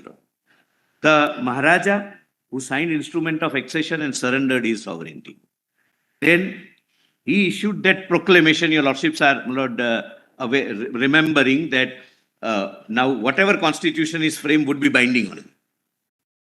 He subsequently, my lord, creates a constituency. So he could never have created a Constituent Assembly which would have a role independent of, larger than, or completely different from the Constituent Assembly of which he became an integral part.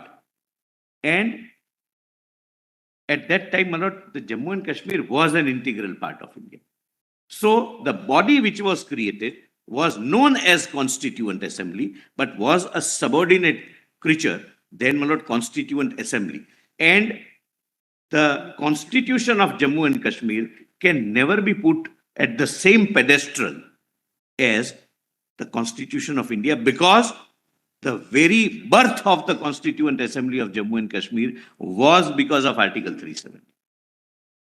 And In other words, according to you, the role of the Constituent Assembly of Jammu and Kashmir is the role which is created for it by our constitution, by the Yes, Constitution of India, of nothing India. beyond that. It cannot be beyond that, above that, or superior to that. It is subservient and subordinate.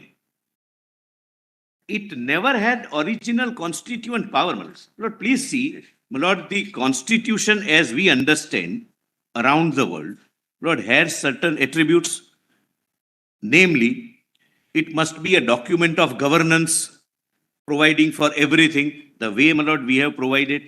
This constitution has only certain aspects. Rest, my Lord, they leave it to the Constitution of India. For being recognized as a constitution, you must provide for a kind of sovereignty. I'm not on, my Lord, sovereignty means sovereignty, my Lord. It's not autonomy. And sovereignty would mean right to acquire new areas and right to cede new areas, right to acquire territory and right to cede territories, which we have in Article 1, 2, 3, 4.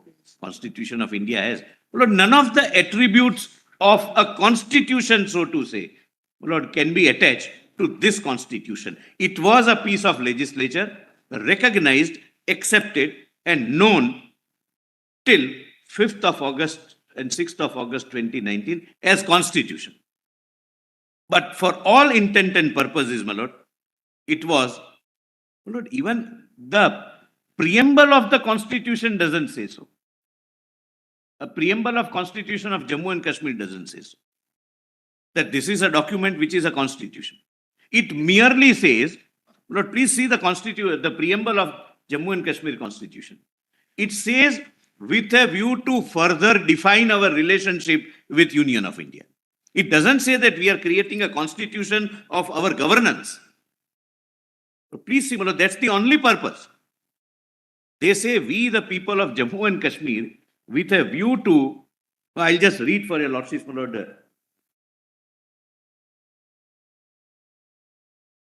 My Lord, I'll just read, my Lord. It is, kindly note the page. Volume 2, page 16. Your Lordship need not open. I'll just read. Even preamble doesn't say that it has attributes of a constitution per se. We, the people of the state of Jammu and Kashmir. Mr. Solicitor, there is another more fundamental reason why your argument may be correct, which is this. Look at Section 5 of the J&K Constitution. It says the executive and legislative power of the state extends to all matters except those with respect to which Parliament has the power to make laws for the state under the provisions of the Constitution of India. So once the Constitution of India defines which is the area in respect of which Parliament has the power to make laws, then that is denuded from the jurisdiction of the Jammu and Kashmir Legislative Assembly. Now we have seen how progressively the ambit of the legislative domain of Parliament was expanded. For instance, initially the entire concurrent list was outside the power of Parliament. Correct. You had only certain entries in list 1, the union list. I am obliged. Right? Subsequently, the concurrent list was brought in. Once the concurrent list is brought in within the domain of Parliament, to that extent, the legislative domain of the Jammu and Kashmir Legislative Assembly is denuded. Then entry 97 was wholly outside the purview of Parliament initially. Later on, as we see, entry 97 is also gradually brought in within the purview of Parliament, albeit in the context of laws affecting the sovereignty and integrity of India, terrorism, so on and so forth. Therefore, it's very obvious from Section 5 of the J&K Constitution that once the Constitution of India prescribes a certain legislative domain for Parliament, then that is progressively denuded from the legislative ambit of the J&K Legislative Assembly. And that was not fixed as of 1957.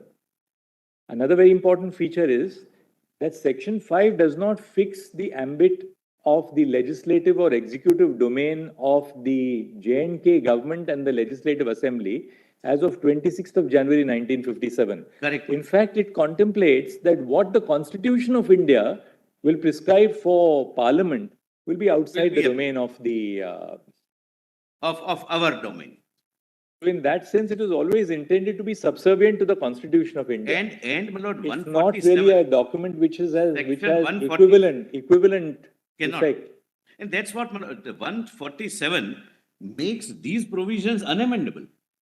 Section 147. Section 147. 3 and 5 cannot be amended. Otherwise, what happens? Lord, this is amendable. This constitution, if it would have survived, was amendable by the legislative assembly. So they can amend their preamble and academically, potentially, can become a theocratic state because secularism was not applicable. All right, Mr. Solicitor, I think we've gone through your Article Yes. 370 note. Now what, your Constituent Assembly note, now what's Lord, about? now, Lord, my Now you have to deal with the important part about states reorganization and the reorganization. conversion of yes, Lord. the state into a UT. How do you answer that? Lord, I'll take a little time on this one, not unrealistic time, but there are 3-4 judgments, Lord, which are direct judgments. All right. So your lordships would bear in mind the difference between our constitution and say Constitution of America, where there is a contract between the state and the federal government, and that is how they form the United States. The federal government doesn't have the power to even alter the boundaries of the states because it's a different and distinct There was no contract between the states and the federal government in the US. internal. The 13 colonies came together to form a union, to form. and You they cannot say, surrendered sir, some I powers stand to correct. and they surrendered some powers to the union. To the union. Otherwise, retaining, my lord, some of the states have its own Supreme Court, etc.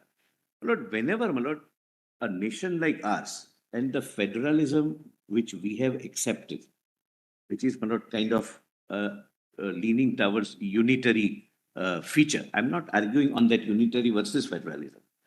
But at times, the nation requires to rejudge the boundaries and the status of their states. So there are several considerations. And therefore, at the outset, my lord, I may point out that this is a case, one of its type, which is not to be encountered, my lord, by the court. For example, if Gujarat was to be bifurcated or Madhya Pradesh was to be bifurcated, the parameters would be different. But when Jammu and Kashmir, considering its very strategic importance, border state, history of terrorism, history of, my lord, infiltrations, history of outside influence, outside means outside the country, etc., etc. Lord, there would be several considerations in the mind of the government.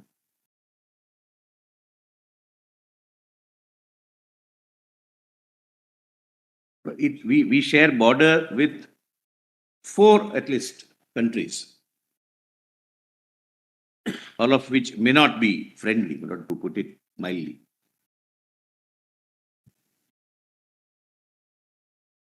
That's what I say. Argument based on border states is a problem. We have many states on the border. No, history also, my lord. The history my lord, I have given the details in my affidavit, my lord, filed long back. How, my lord, the situation in Kashmir is developing.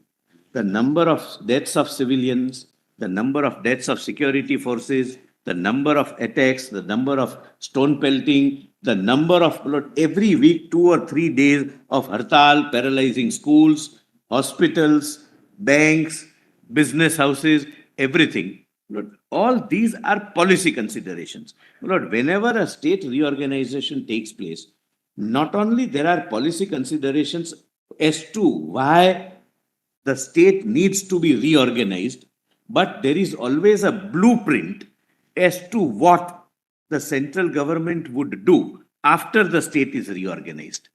How to bring, my lord, in a peculiar facts of this case, my lord, the youth in the mainstream, how to ensure that they are gainfully employed, how to float certain schemes so that people on the bordering or who are continuous, my lord, facing the attacks of shelling, etc., are now getting a sense of confidence that the government has not left us, etc. My lord, there are several considerations that we will have to start with, say, democratic local self-government elections so that the people participate in the internal local self-government institutions for their own good. The source of the power to reorganize, which is with the Union of India, is the same, 3 and 4. right? Parameters would differ. But therefore, A, do you concede that power to the union in respect of every Indian state? You're not saying that you should concede that, no, this only exists for J&K, it exists for every Indian state, Every, right? the power is for all. Once you concede that power to the union in relation to every Indian state, how do you ensure that, the kind of abuse that they apprehended, we are now not defining it for today, but what we lay down would be the law for That the worry, last. my lord. But I Until had it is that- revised by some larger bench at some point of time. But how do you ensure then that this power will not be used, my lord, in case of others. My lord, that was my worry. I share your lordship's worry, and therefore, my lord, I started by saying that your lordships are dealing with a one of its kind situation, which is not going to arise, my lord.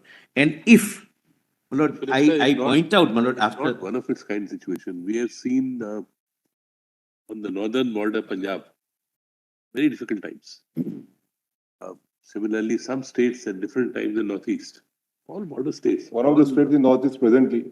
Presently, many None of times them- as because of whatever reasons, near the border, we can't choose our neighbors, as they often say. We have had problems. correct. So the worry which Chief Justice expresses is that tomorrow, if there is a scenario of order, can each of these states face this problem? And why each of these states only, my lord? It can happen to, my lord, for example, Madhya Pradesh or Gujarat or any state. Your argument from the borders is what I'm testing. See, there are states which are on border of other countries where situation may not be very palatable. Now, at least those border states, I understood your argument that these border states are category by themselves. How do we distinguish between Jammu and Kashmir, any other border state? I'll just, my lord, I'm grateful. This is what is- I'll point out. My lord, in none of the border states, take, my lord, northeastern states or Punjab, as your lordships gave an example. Uttarakhand has a border state?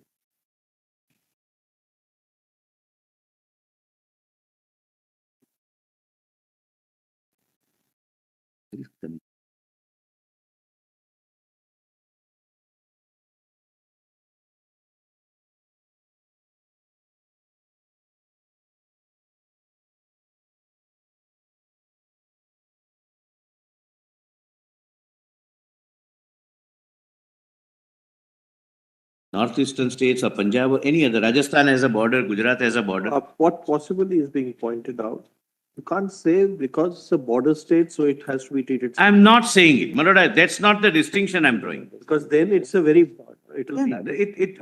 my lord, there are several border states, Gujarat, Rajasthan, Himachal, Uttarakhand. Uttarakhand, Himachal. I'm not, my lord, kindly don't misunderstand my submission that because it is a border state, it requires different treatment. My lord, kindly see the consistent, repeated situation which we are facing since decades on a daily basis is not happening in Gujarat or Northeast or any other border state. Here is a border state where one of our territory is occupied by Pakistan, or we have POK. I have given figures. What are the deaths taking place every year, right from 20 years before? This is a problem faced by the nation from decades, since decades, which we are, my lord, trying to, my lord, sort out or deal with. And I'll show, my lord, this is not, my lord, just, these decisions are never taken as knee-jerk reactions. There is always, my lord, policy considerations. Border state, this particular state being a different kind of a border state is one, but there are several considerations. And one of the consideration would be how to bring the youth in the mainstream. And I'll point out, my lord, everything was kept in mind and is implemented. And what we are seeing today is the result of that blueprint being implemented. My lord, after this decision, there were elections which took place of district development councils. There are 34,000 elected people. Democracy going to the grassroots. There are, Lord, large number of schemes which are introduced. Lord, the youth which used to be employed by the interest not inimical to India, my lord, maybe terror groups or whoever, and were paid. now are gainfully employed, my lord, there is always a blueprint. And I'll be able to show that blueprint working. My lord, I'm my lord, conscious of the fact that end would not justify the means. But end, your lordships can certainly see whether these policy considerations which decided the reorganization were correct or not. Because the government has acted with a blueprint, not only for reorganization, what would be done after reorganization and how Jammu and Kashmir would return to normalcy. And I'll be able to show those steps which are taken. Right now, my lord, I will deal with in three parts. My lord, the impression which is given to your lordship is that this has been reduced from state to union territory. Means there is a downgradation. And my lord, there are some other factually incorrect statements were made, my lord, by one of the council, my lord, who argued for reorganization, against reorganization, that we lost this, there is no representation, there is no consolidated fund of India, we can't participate in election of president, our seats in the parliament is gone. Let's look at it at the first level, basic level, the textual level of the constitution. Let's go step by step. Then we'll go to the last part, namely, which was what motivated this decision. And there you have said that these are policy considerations. Look at the nature of the state, the history. You can't lose sight of all that. We must also deal with it at a textual level. Does Parliament have the power to convert an existing Indian state into a union territory? It is.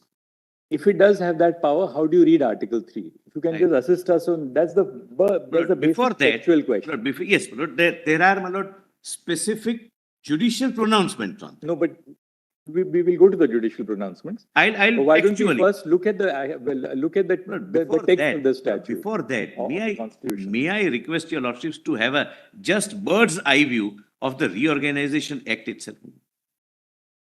No one has shown that, my lord, to your lordships. I want your lordships to see that.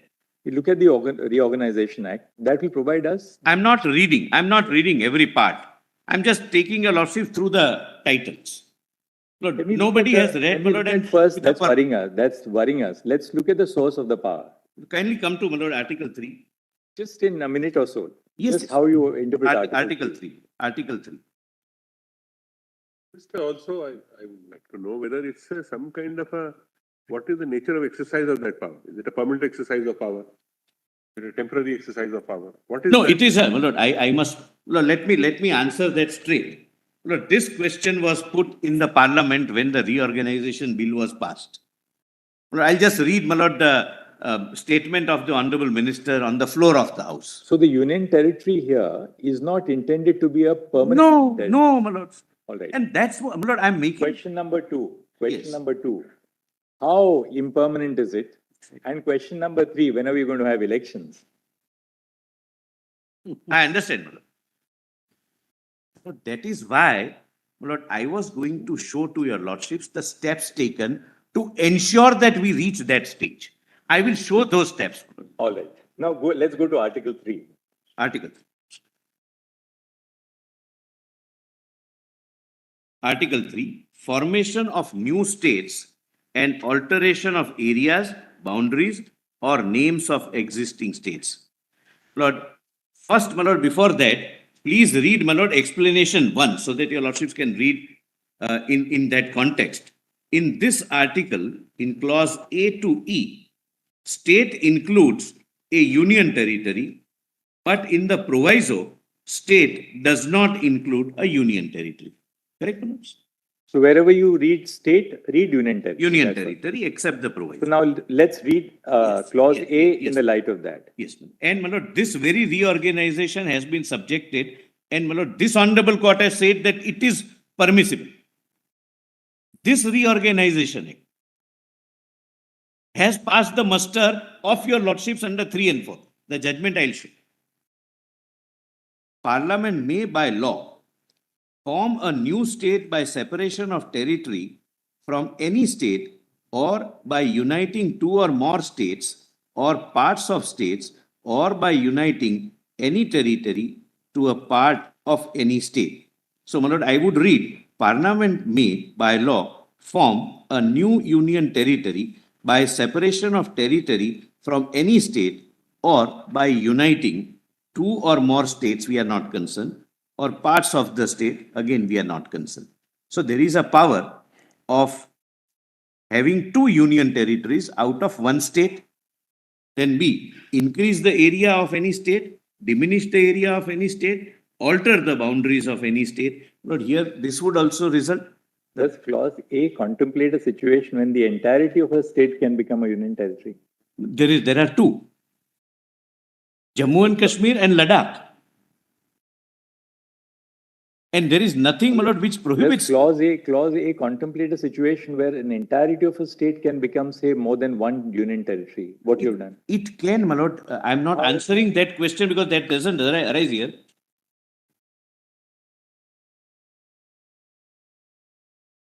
Your argument is that because of explanation, we will have to read union territory. Yes. in clause one. And in a given case, my lord, I don't want to pitch that high.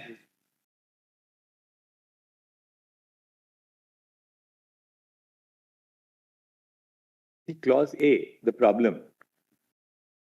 Form a new union territory, we will not read it as state. Form a new union territory, singular will include a plural. So form more than one union territory, no problem. Form a new union territory by doing what? By separation of territory from any state. Territory means geographical area. Right. So from the state of J&K, you carve out a territory and form, say, a union territory of Ladakh. Jammu, Kashmir and Ladakh. But I don't want to, my lord, pitch that high. But otherwise, it would not prohibit even a state being made union territory. But that's not the question we are dealing with, my lord. So the first part of clause A, in other words, according to you, form a new union territory by separation of territory from any state. And We singular. contemplate a situation where you have a larger state and you contemplate the creation of a union territory by separating out a territory. In this case, you separated out a territory to form the union territory of Ladakh, and then the remaining you carved out and said this will be the union territory of.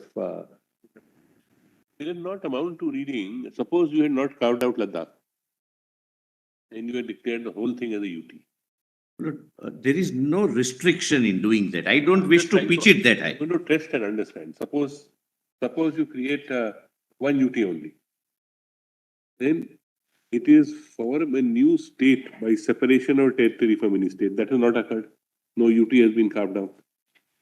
Or by uniting two or more states or part of the state, or by uniting any of the territory into part of the state. How will it apply? Suppose you had not carved out Ladakh. Possibly, The whole possibly. state. So then the power would be the conversion of any state into a UT.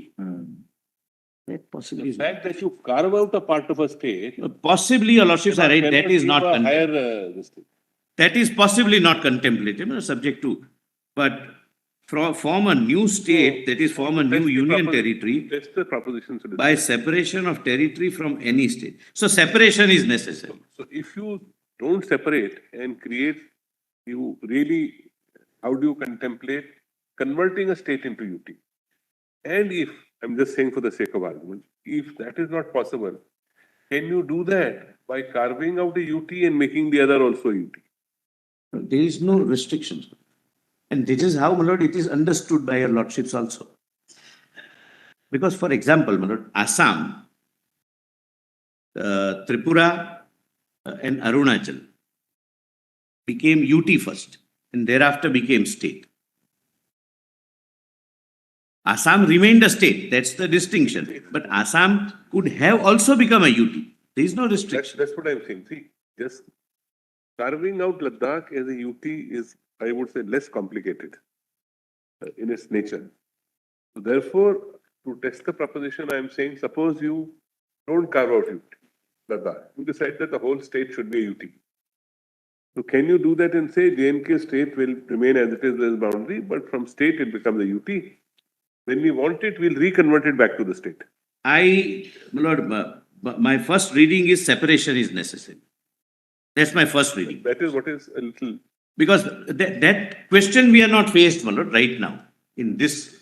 The question will arise to test it that if you cannot convert a state into a UT, then can you carve out a UT? It's fine. But in the bargain, also say that what I could not do without carving out a UT, I can do it now by making both of them the UT. No, This is the because I had proposition a which is- separate reason to carve out Ladakh as a separate UT. You may, no difficulty. That's your decision. That's why I'm saying this less complicated Yes, by its nature. Carving out a UT. here it's less complicated. Reducing both parts of the carved out and the pre-carved out. So suppose Assam, you carved out a UT. But you say, no, we carve out a portion of the Assam as UT and also convert Assam into a UT. That's the testing proposition. It would be an extreme Lord, example, but for the purpose of testing, Lord, That's what I- there can be two answers. A, separation would be necessary, and if separation takes place, Lord, that doesn't take place if one state is declared UT. So That's the- one state cannot be What declared. is troubling me, whether Your lordships are right, my lord. One state possibly, my lord, under 3 cannot be declared as UT. But here, it is nobody's case that we declared Ladakh as UT to come out of this embargo. It's nobody's case. We had separate reasons. Mr. Solicitor, there may be another way of looking at it. Apropos the theme with which you began, which is the general situation in Jammu and Kashmir. As we see, the creation of union territories post-independence, you have on the one hand examples like Chandigarh, which was carved out during the Punjab Reorganization Act and remained a union territory. It is a permanent union territory. It was a part of state. It was a part of a state and became a union territory to be the common capital for two sister states. That one. Then you have a progression where certain areas of existing states became union territories in the progression of making them states. That's the Northeast. For instance, you have Mizoram, you have Manipur, you have Tripura. They were part of states. They become union territories, but that's in the process of making them into a stable administration to become states. You can't immediately make them states. Parliament can certainly make that. Today, the situation is not right to make them full-fledged states. Today, we will carve them out, give them the status of a union territory at a future point of time when Parliament feels that, well, they now are sufficiently stable institutionally, we will make them as states, which we did in the Northeast. To put something, perhaps you may look at what we are trying to suggest. Why is it not possible for the union to say that, well, right now, say in a case of a particular state, we have such an extreme situation in terms of national security, in terms of, other... We want direct control. that we want for a certain stipulated period that a union territory should be created. But this creation of a union territory is not a feature of permanence. But this shall then again progress back to its position of a state.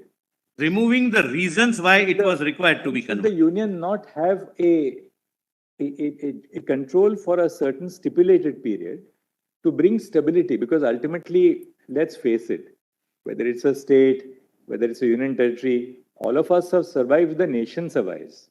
Yes, Right? doubtlessly. If the Doubtlessly. nation itself doesn't survive, there's no question, there's no relevance of states or union territories. So is it not should we not give that allowance to Parliament to sort of postulate that for a certain period, in the interest of the preservation of the nation itself, in the interest of the preservation of the union itself, we want for a certain stipulated period that this particular state should go into the fold of union territory on the clear understanding that this shall revert to a position of a state over a period of time. You can't lay down that period in a given case. In a given case, it may be 6 months. In a given case, it may be 1 year. But that progression, I think the government has to also make a statement before us. My lord, That look, that progression back to a state has to take place. It can't be a union grateful. territory in permanence. I'm grateful, my lord. That's exactly, I'll read, my lord, after the lunch. That's exactly the statement made on the floor of the House. I'll read, my lord, that statement, that this is not a permanent feature. After the situation returns to normalcy, we want it to become a state again. I'll read, my lord, that statement. And then after lunch, we would also have we don't want to bind you down to because we are conscious of the fact that these Look, are there are- matters of national security. We understand that, ultimately the preservation of the nation itself is the overriding concern. But without putting you in a sense of a bind, both you and attorney may seek instructions at the highest level. Is there some time frame in view? No time frame. No, I'll take instructions once fallen from your lordships, but I'll show the statement made on the floor and the efforts made.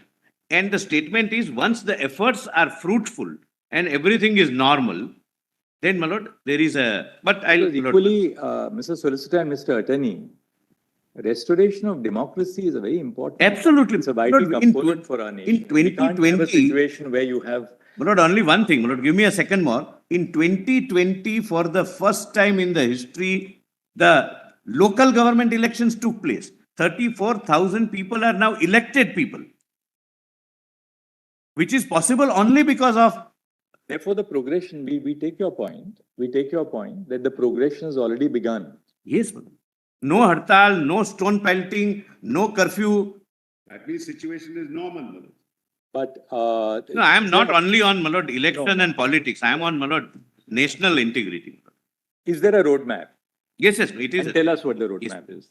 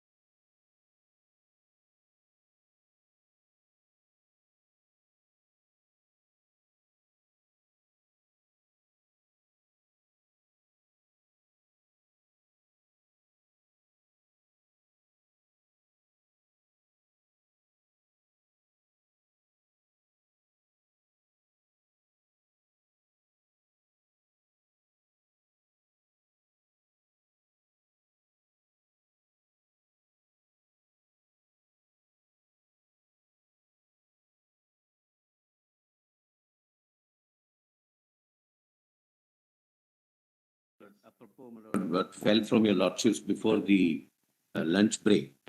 Lord, I have taken instructions, my lord, hurriedly. Lord, the instructions are that UT is not a permanent feature. But I'll make a positive statement, my lord, tomorrow, that is day after. Because I'll have to, we'll meet, my lord. For Kashmir, Jammu and Kashmir, Yes. Yes, my lord. Not not Ladakh. Ladakh. Ladakh would remain UT. My lord. That's what we have understood, my lord. But we'll meet personally, my lord, Learned AG and me, and we will make a statement. But I must tell your lordships, my lord, so far as Ladakh, as my lord, I have already pointed out that local body in terms of district development council elections took place in 2020.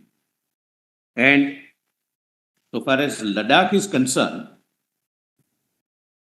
it consists of two units. Units, my lord, is a loose word I'm using. That is Leh and Kargil. Kargil.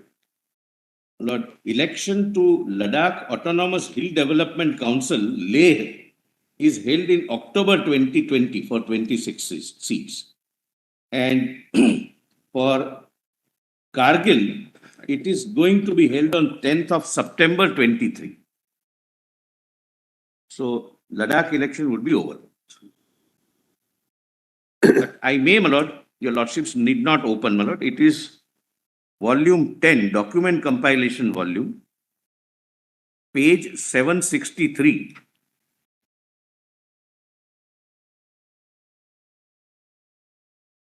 One compilation volume. Volume 10, page 763. But I am reading 4 lines from Lok Sabha and 4 lines from Rajya Sabha, because something said on the floor of the house has its own sanctity. Therefore, my lord, I am reading it.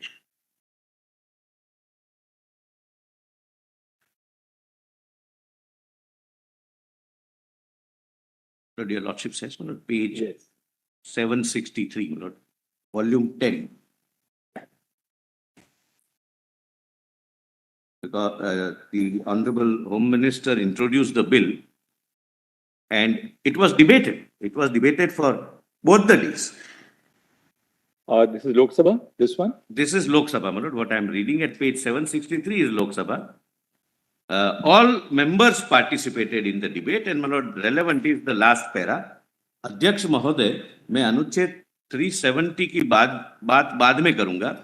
सबसे पहले मैं इस चर्चा में काफी सारे सदस्यों ने भाग लेते हुए कुछ चीजों के बारे में जानना चाहा है, कुछ मुद्दे भी उपस्थित किए हैं जिनका मैं सबसे पहले जवाब देना चाहूंगा. काफी सारे विपक्ष के सदस्यों ने कहा है, सम्मानीय सदस्यों ने कहा है कि यूटी क्या हमेशा के लिए है, यूटी क्यों बनाई गई है, यूटी कब तक रहेगी. सोएन ने भी कहा. मैं इस सदन के माध्यम से पूरे देश के सामने और विशेषकर घाटी और जम्मू, घाटी मीन्स मतलब वैली के लोगों के सामने स्पष्ट करना चाहता हूं कि जहां तक यूटी का सवाल है, परिस्थिति सामान्य होते ही उचित समय पर पूर्ण राज्य का दर्जा देने में इस सरकार को कोई आपत्ति नहीं है. It's just read the last 3 words again. Is it say पूर्ण राज्य? पूर्ण राज्य का दर्जा. I'll just read. मैं इस सदन के माध्यम full statehood. Full state.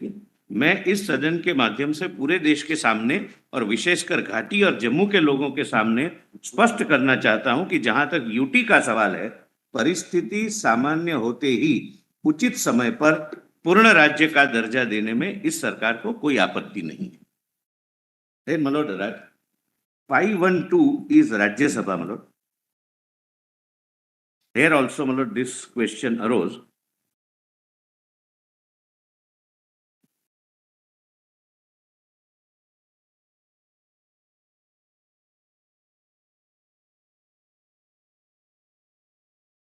But somewhere 10th line from the top, it starts with कई माननीय सदस्यों. But I'm on page 162. I'm sorry, page 512.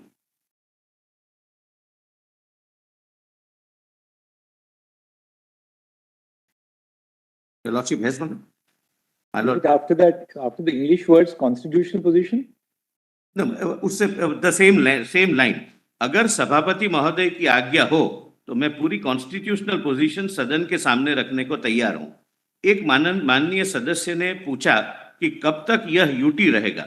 मैं माननीय श्री सोएनसो और जिन अन्य माननीय सदस्यों ने यूटी के बनने पर आपत्ति दर्ज की है, मैं निश्चित रूप से उनको आश्वस्त करना चाहता हूं कि जैसे ही नॉर्मल परिस्थिति हो जाएगी, उचित समय आएगा, इसको फिर से स्टेट बनाने में हमें कोई एतराज नहीं।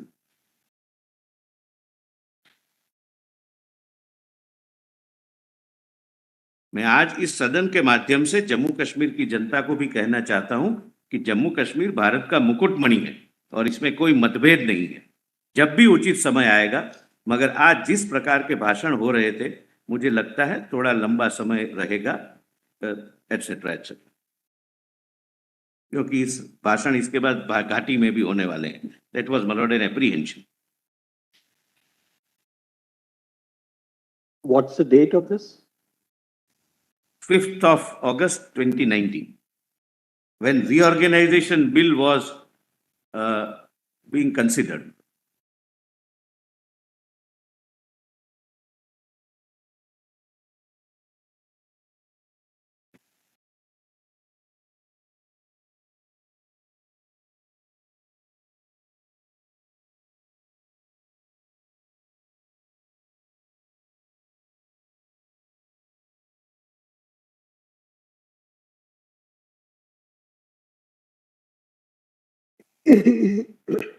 May I quickly, my lord, take your lordships through the judgments, my lord, on Article 3-4, whichever way, my lord, your lordships would like me to go.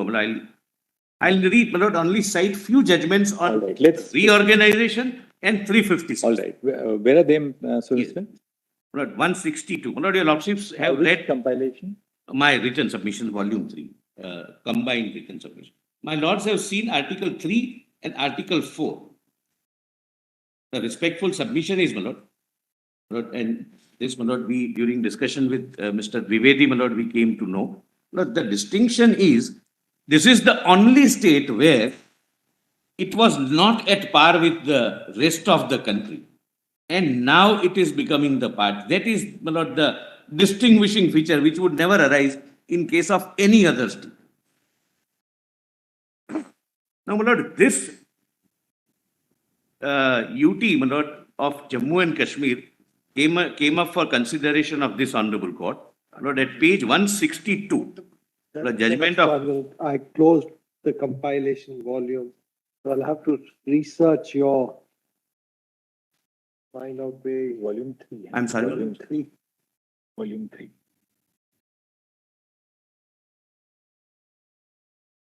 Which you are reading. Yeah. My written submissions. But what I've done is, so that your lordships may not have to shuffle through the judgment volumes, I have quoted the paragraphs I am relying upon, verbatim. This para 85 onwards? Yes, madam. No, madam. Para 85 onwards, yes, madam. I'm skipping the paragraphs. I'm just reading the judgments. I'm just locating, I have the page, that's all. Yes, yes. Right. I'll read the judgments, madam. First, Your lordships, I have noted the judgment of this court, my lord, in case of Jammu Kashmir. The present reorganization. Article 3 provides that Parliament may by law form new states and alter the area's boundaries. Para 89. I'm sorry.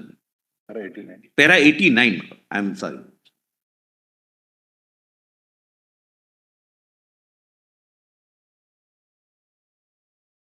May I read? Yes. Article 3 provides that Parliament may by law form new states and alter the area's boundaries or names of the existing states. The explanation 1 provides that in clauses A to E of Article 3, a state includes union territory.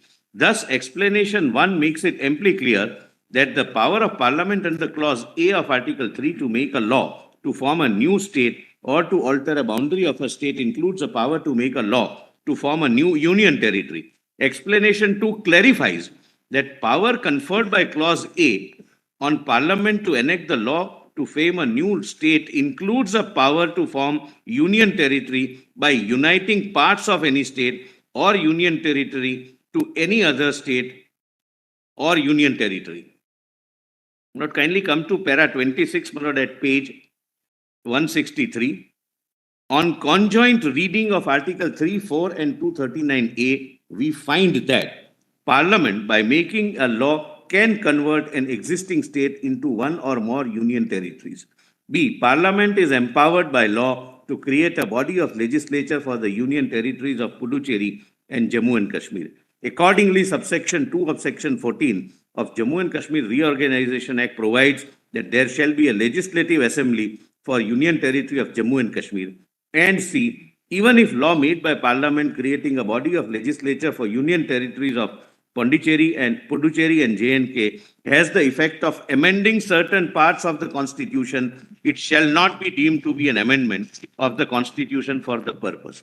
But if your Lordship sees holistically Article 3 and Article 4, and I am saying this academically, I am not pitching it, my lord, for this particular case, but Lord, there is nothing, if we read as a common scheme of, my lord, reorganization, that one state, for a good reason, the threshold of your lordship's satisfaction would be higher, can be converted into UT.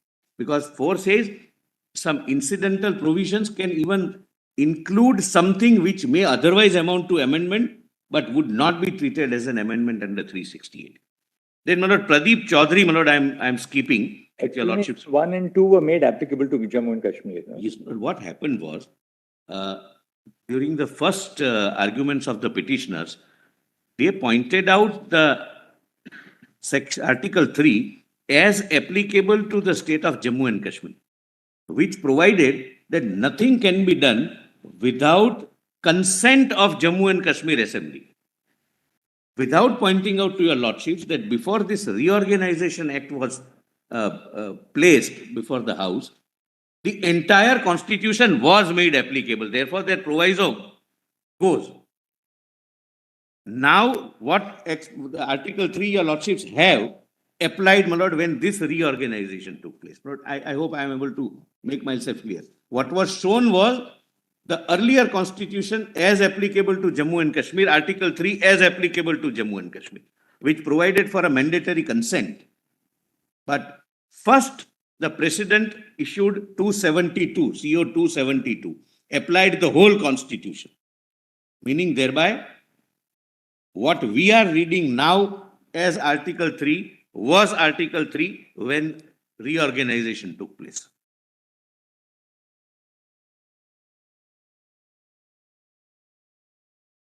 What's the date of reorganization? What's the date of reorganization? It was passed on 6th of August.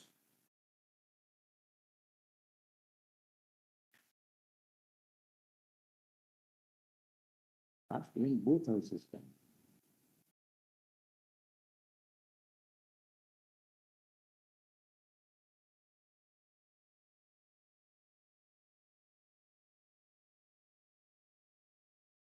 Lord, this is, Berubari is considered. Lord, Berubari, your lordships are aware, my lord, has no application. A part of India was being ceded to some other country. That was the concept. That was the fact situation arising in Berubari. There was a mistake in Berubari, which 5-judge bench in Ramkishore notes and corrects. And thereafter, there is an amendment to the Constitution, knowing that now there was a mistake in Berubari. I'll show, my lord. Please come to para 91 at page 164. Only, my lord, the relevant parts I have quoted and I'll read. This is a 5-judge bench, my lord, speaking to my Lord Justice Gajendra Gadkar. Before proceeding to deal with the points which have been raised before us by Mr. Mukherjee on behalf of the appellants, it is necessary to advert to the opinion expressed by this court in re the Berubari Union and Exchange and Enclaves, so-and-so. The Berubari Union at para so-and-so, with a view to correct an error which has crept into the opinion through inadvertence. On that occasion, it was urged on behalf of the Union of India that if any legislative action is held to be necessary for implementation of Indo-Pakistan Agreement, a law of Parliament relating to Article 3 of the Constitution would be sufficient for the purpose, and that it would not be necessary to take any action under Article 368. This argument was rejected. In dealing with this contention, it was observed by this court that the power to acquire new territory and the power to cede a part of the national territory were outside the scope of Article 3C of the Constitution of India. This court then took the view that both the powers were essential attributes of sovereignty and vested in India as an independent sovereign republic. While discussing the significance of the several clauses of Article 3 in that behalf, it seems to have been assumed that union territories were outside the purview of the said provisions. In other words, the opinion proceeded on the basis that the word state used in all the said clauses of Article 3 did not include the union territories specified in the first schedule. Apparently, this assumption was based on the distinction made between the two categories of territories by Article 1(3). In doing so, however, the relevant provisions of the General Clauses Act were inadvertently not taken into account.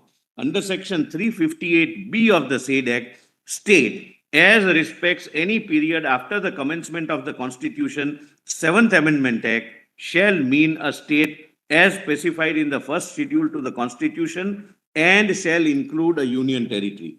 This provision of General Clauses Act has to be taken into account in interpreting the word state in the respect of clauses of Article 3, because Article 367(1) specifically provides that unless the context otherwise requires, the General Clauses Act shall, subject to any adaptations and modifications that may be made therein, under 372, apply for the interpretation of this Constitution as it applies for interpretation of an act of legislature. Therefore, the assumption made in the opinion that Article 3 in its several clauses does not include union territory is misconceived, and to that extent, the incidental reason given in support of the main conclusion is not justified. My Lord, after this judgment, my Lord, 18th Constitution Amendment is made. Judgment is, my Lord, 27th August 66. I'm sorry, the judgment is 1965. What is the date in 1965? Lord, I'll just give the Lordship may give me a minute. The amendment is, my Lord, 27th August 68. 27th August? 66. 27th August 66. And just give us Ramkishore's.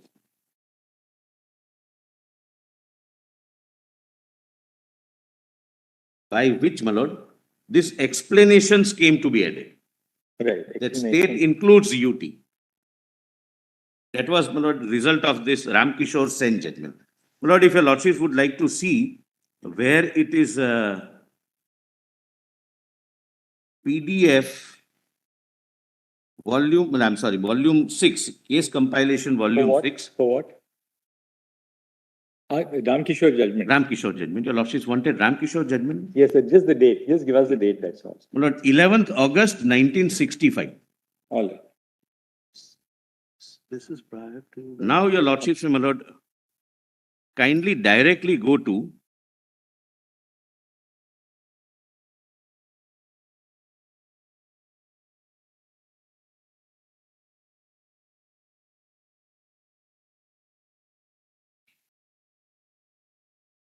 Lord, your Lordships have seen page 167, the view of Justice Khanna, my Lord, Justice Khanna, Delhi High Court.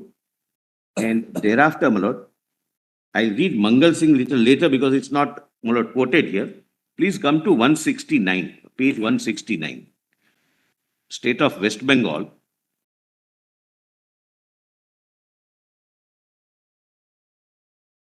And read only the highlighted part. Now, my Lord, I am confining to highlighted part. My Lord, your Lordship, only, my Lord, note, my Lord, there is some typo. 1964 1 SCR, page number is not mentioned, my Lord, 371. You can correct. Page 169, citation. 371. May I answer?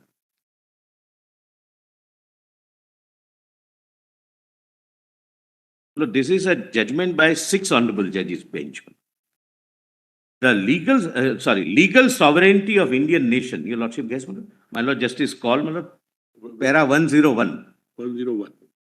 The judgment is, my lord, State of West Bengal versus Union of India. Yes.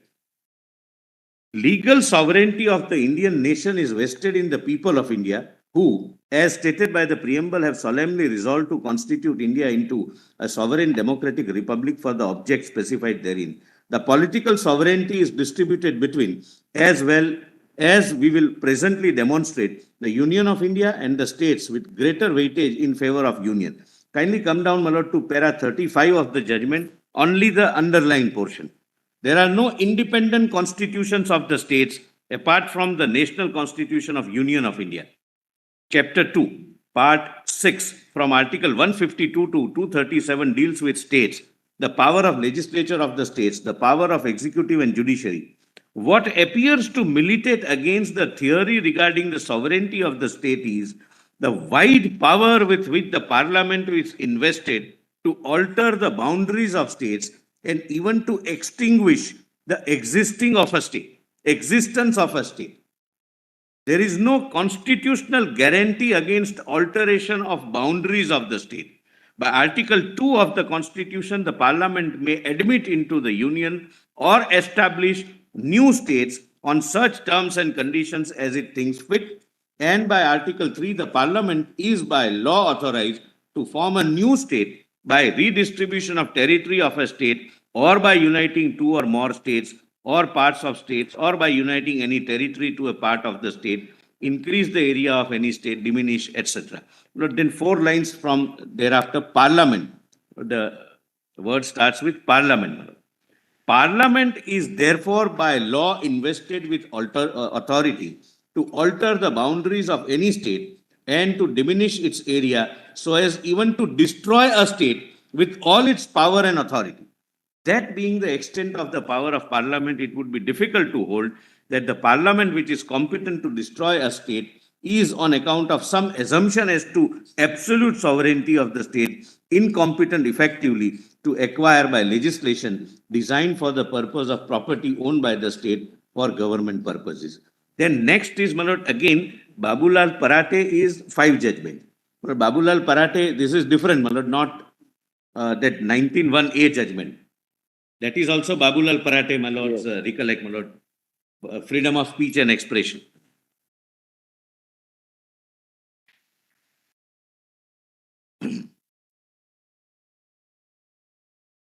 Lord, here,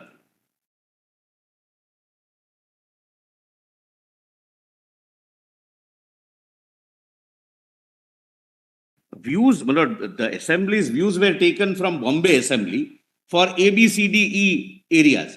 And when the Reorganization Act, Act was passed, Lord, it was some additional areas were also, Lord, therefore that was under challenge.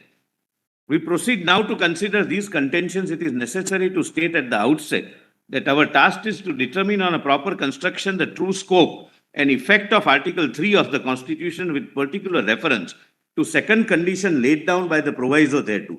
We bring it to our task such consideration as are germane to the interpretation of an organic instrument like the Constitution, but it will be improper to import into the question of construction doctrine of democratic theory and practice obtaining in other countries unrelated to the tenor, scheme and words of the provision which we have to construe. Lord, kindly come to the later part, my lord. Article 1 of our Constitution, Lord, somewhere in the 10th line from bottom of 170. Does your lordship get me? Yes. Article 1 of our Constitution says that India is a union of states and the territories thereof are specified in the schedule.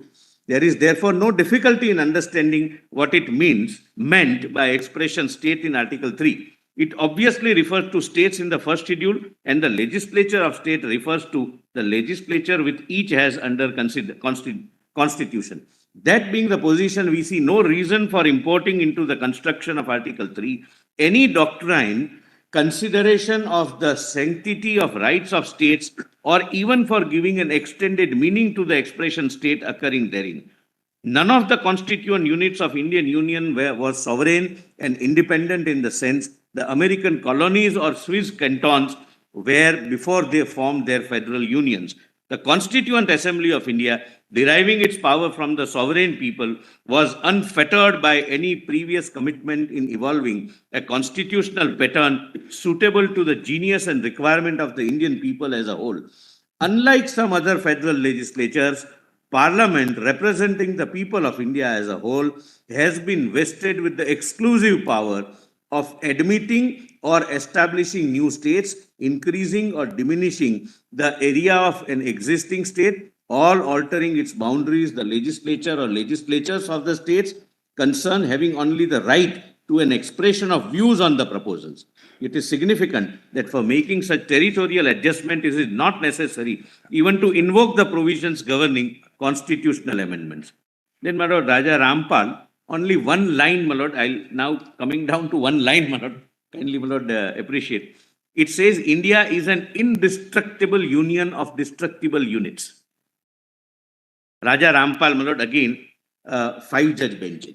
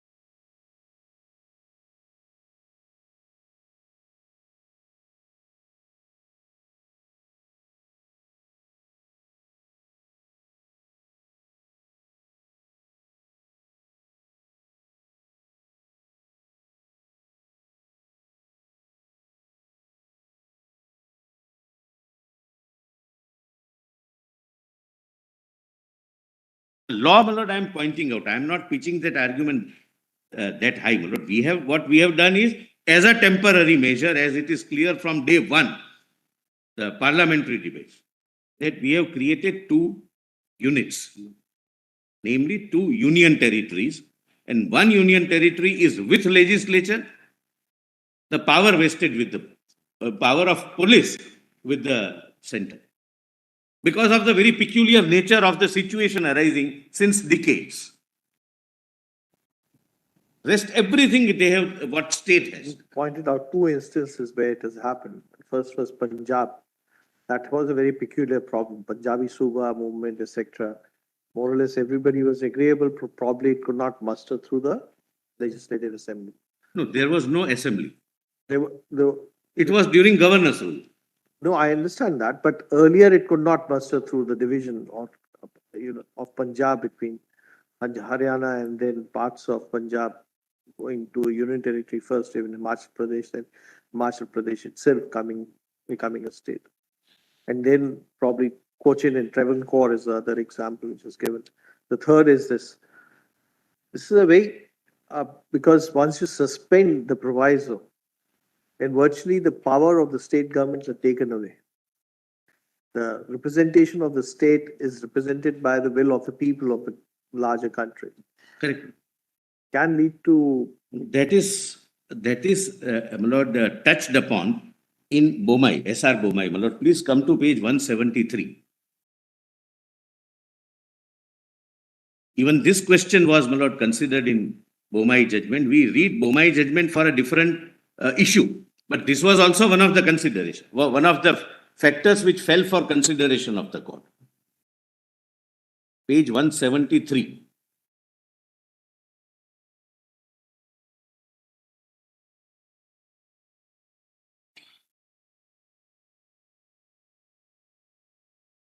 Where the court considers what is the scope and ambit of the state's views. That's why I'll, my lord, rather than paraphrasing, I'll read, my lord. Lord, kindly see SR bromide, para 108. Lord, para 108, my Lord Justice, called page 173. I have quoted SR bromide. Lord, last 4 lines on that para. But I'm trying to rush, my Lord, so that I can finish. Your Lordship gets on a conjoint reading, my Lord. My Lord Justice Khanna gets on a my Lord Justice Suryakant and yes. On a conjoint reading of these articles, it becomes clear that Parliament has the right to form new states, alter existing states, or the name of any existing state. Thus, the Constitution permits changes in the territorial limits of the states and does not guarantee their territorial integrity. Even names can be changed. Under Article 2, it is left to Parliament to determine the terms and conditions on which it may admit any area into the Union or establish new states. In doing so, it has not to seek the concurrence of the state whose area, boundary, or name is likely to be affected by the people. All that the proviso to Article 3 requires is that such cases the President shall refer the bill to the legislature of the states concerned, likely to be affected, to express their views. Once the views of the states are known, it is left to Parliament to decide on the proposed changes. Please, my Lord, note, Parliament can, therefore, without the concurrence of the states or states concerned, change the boundaries of the state or increase or diminish its areas or change its name. These provisions show that in the matter of constitution of states, Parliament is paramount. This scheme substantially differs from the federal setup established in the United States of America. So, my Lord, it is in substance, in my respectful submission, said that it's a provision which is strict compliance is not insisted upon, provided there is a broader compliance, namely the entire nation, considering that this affects the nation as a whole. This situation doesn't affect the state only or neighboring states only. This affects the entire nation and therefore including representatives of Jammu and Kashmir. Parliament and Rajya Sabha, Lok Sabha and Rajya Sabha have representatives of Jammu and Kashmir.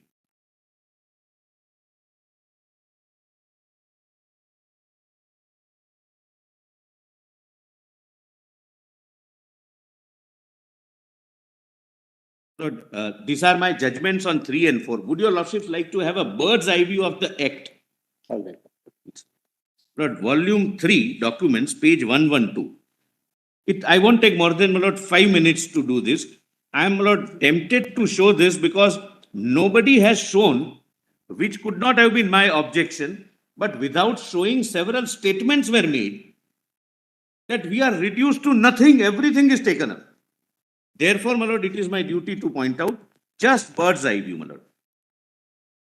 Page 112. Volume 3. Volume 3, document volume 3, my Lords. Page 112.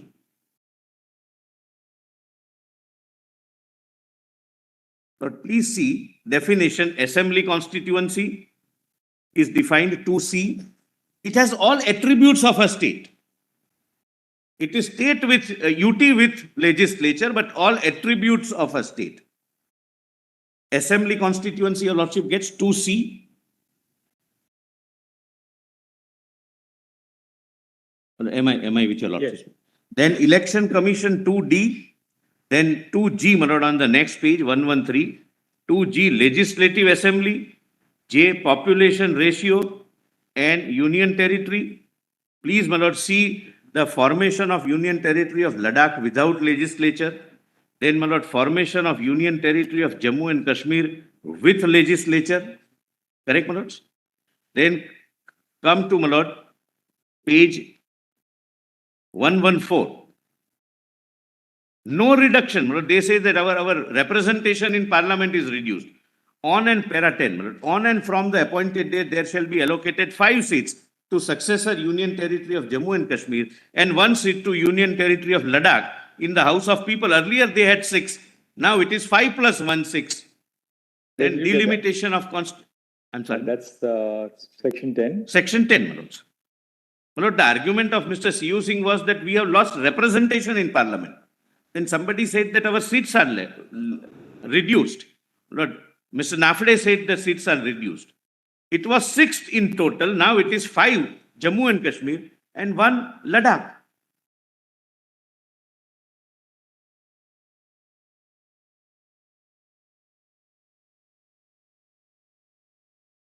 Then, my lord, 12. Every sitting member of the House of People representing a constituency which, on the appointed day by virtue of the provisions of Section 10, stands allotted, with or without alteration of boundaries, to the successor Union Territory of Jammu and Kashmir or Union Territory of Ladakh, as the case may be, shall be deemed to have been elected to the House of People by that constituency as so allotted. So they continue as Lord Lok Sabha members.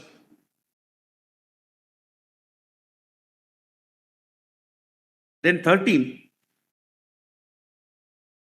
all and from the appointed day, the provisions contained in Article 239A, which are applicable to Union Territory of Puducherry, shall also apply to the Union Territory of Jammu and Kashmir. So, my lord, now, my lord, this is amended. My lord, this is amended. What is placed is not amendment. My lord, I'll just place your lordship, my lord, the copies of the amended act. I'm not reading from this act, my lord, I'll give copies to the other side also. Because this has all the acts which are made applicable, which were not applicable, central acts, including beneficial legislation, and suitable amendments in the local acts. Local acts are retained if they are not repugnant to the central acts, with suitable modifications making them constitution compliant.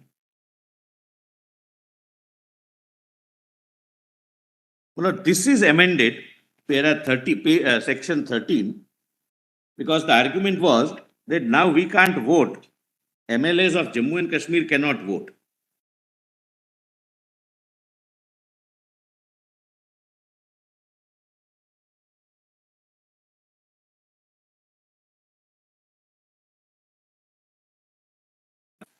Lord, at page 10, foot of the page, section 13. My Lord Justice Gawai and Justice Suryakant has that. Page 10 of this book, my Lord. Amendment is in this book, therefore, my Lord, I'm. Page 10, right side, left side, top is the pagination. Section 13. On and from the appointed date, the provisions contained in Article 239A or any other article containing reference to elected members of the Legislative Assembly of the state, which are applicable to Union Territory of Puducherry, shall also apply to Union Territory of Jammu and Kashmir. So they can vote, my lord, wherever MLA is required to vote. In, for example, the example given by petitioner was presidential election. Then 14, my lords.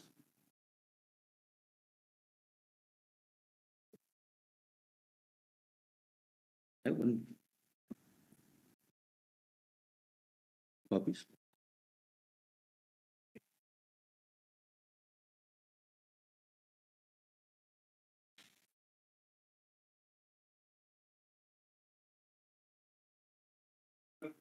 Section 14. There shall be an administrator appointed under Article 239A of the Constitution for the Union Territory of Jammu and Kashmir, and shall be designated as Lieutenant Governor.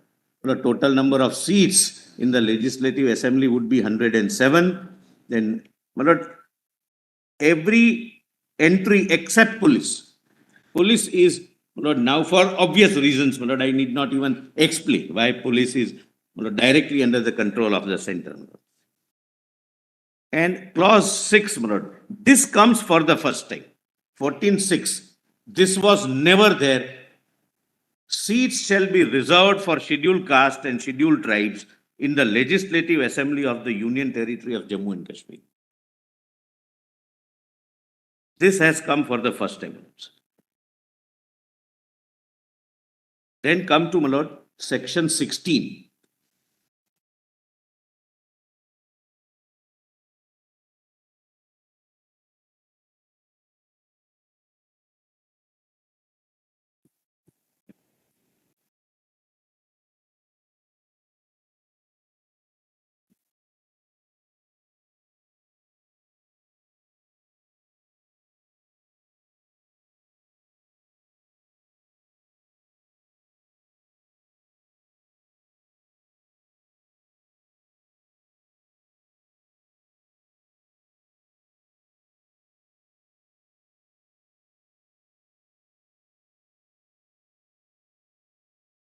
Lord, earlier only permanent residents could contest elections under section 16. I'm not inviting your lordship's attention to read it. Now, he should be a citizen of India. He need not be a permanent resident for being qualified to be elected, my lord, like any other state, my lord. My lord, please come to the relevant entry, my lord, the relevant section, my lord, is at page 119, bottom, section 32, extent of legislative power. Lord, subject to my answering your lordships about the election on, my lord, day after, when, my lord, in the morning.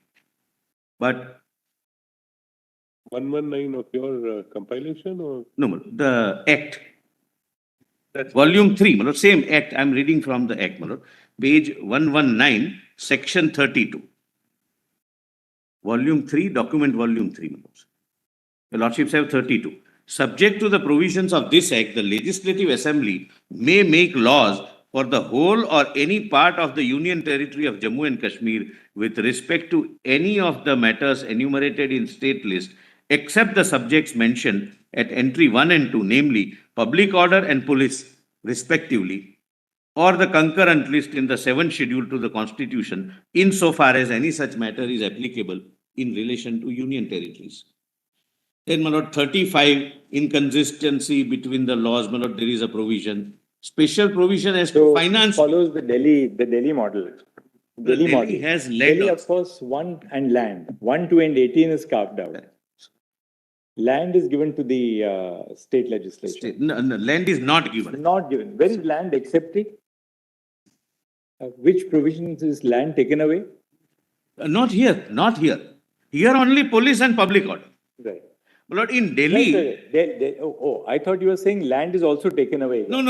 In Delhi, it is public 1 to order, 8 police. And 1, 2, and 18. 1, 2, and 18. Your lordship, sir, Lord, we have troubled your lordship, sir, for a long period, my lord, on that. I wanted to avoid that part, my lord, but it is It's haunting. argued so many times that even Yeah, that yes, 1, 2, and 18 is stuck like a mantra in the brain, you know. So, But here, my lord, 18 is not there, my lord. It is only public 1, order and 2. police. Yeah, public order and police. And for, my lord, reasons obvious. The very object and purpose of reorganization is this. My lord, thereafter, there are financial bills provision. One more change. Parliament has competence on all the 3 lists. That is because of 239 AA. My lord, not here, it's not there.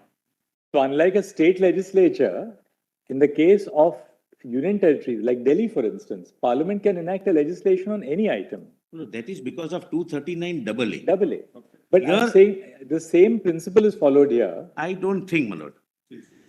It is Subsection Here, 2. 239. subsection 2. Nothing in subsection 1 shall derogate from the powers conferred on Parliament by the Constitution to make Yes. with respect to any matter for the union So, my territory. lord, that 239 AA provision is incorporated in the statute. Your lordships are right. My lord, there is a consolidated fund, my lord, which Mr. C.U. Singh said it's taken away. Annual financial statements, audit by the CAG. My lord, this is an official language, my lord. For the first time, there is an official language, my lord.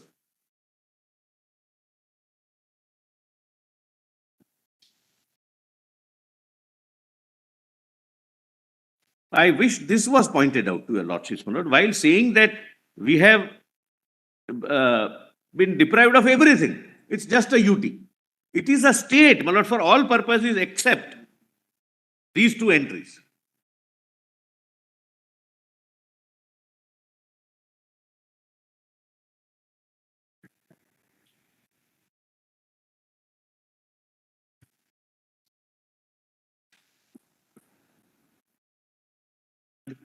I'm not going into the minute details, my lord, but it's a.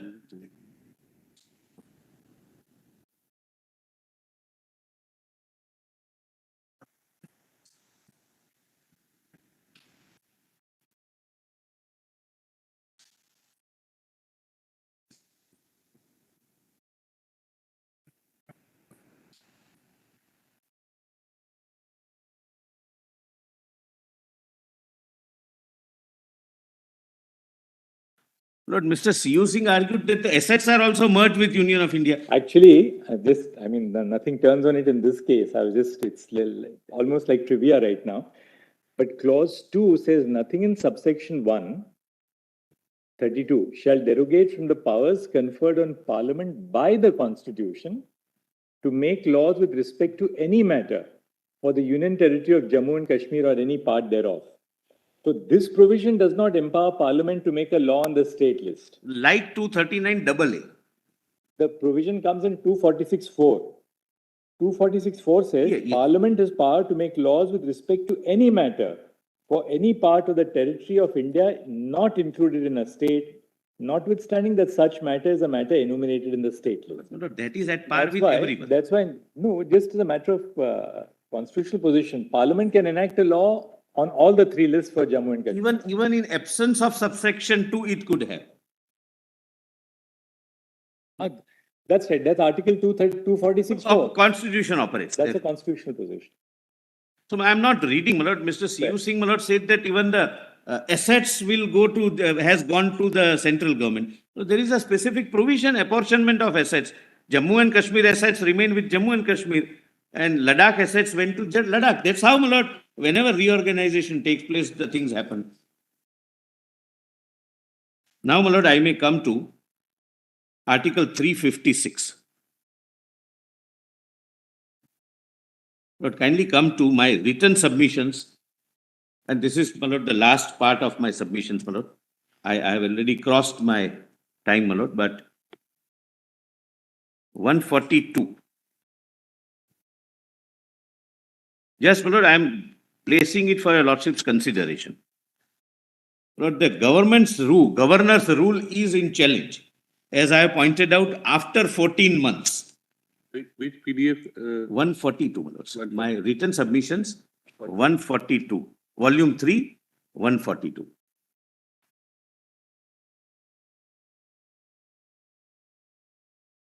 Your lordships have a chart, my lords. Yes. So what I have done is, I have mentioned the number of the petition with the name,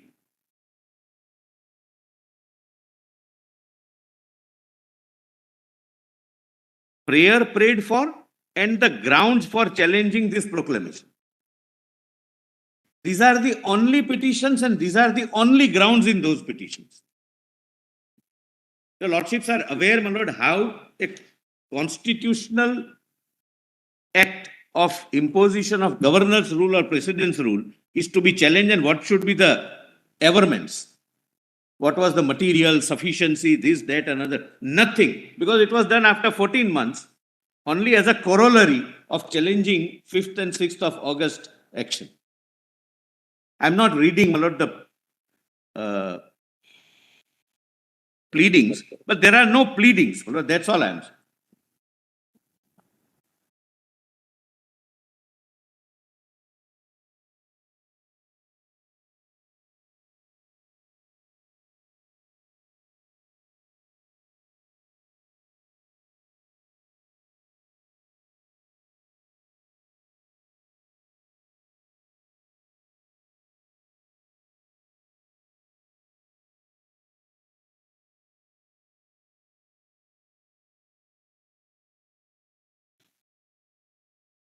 Lord, now, Lord, I am not reading, but there are no pleadings that it is arbitrary, it is illegal, and therefore declare it to be avoided. That's all, nothing, no pleadings. Only technically a prayer is there. That's what, my lord, they can argue. Therefore, they have made a prayer after 14 months without pleadings. Now, please come to, my lord, 146 of this very note, my lords.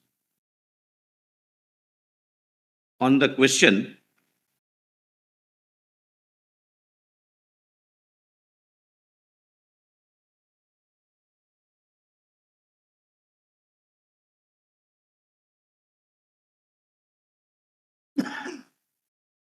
so this is again S.R. Bomai.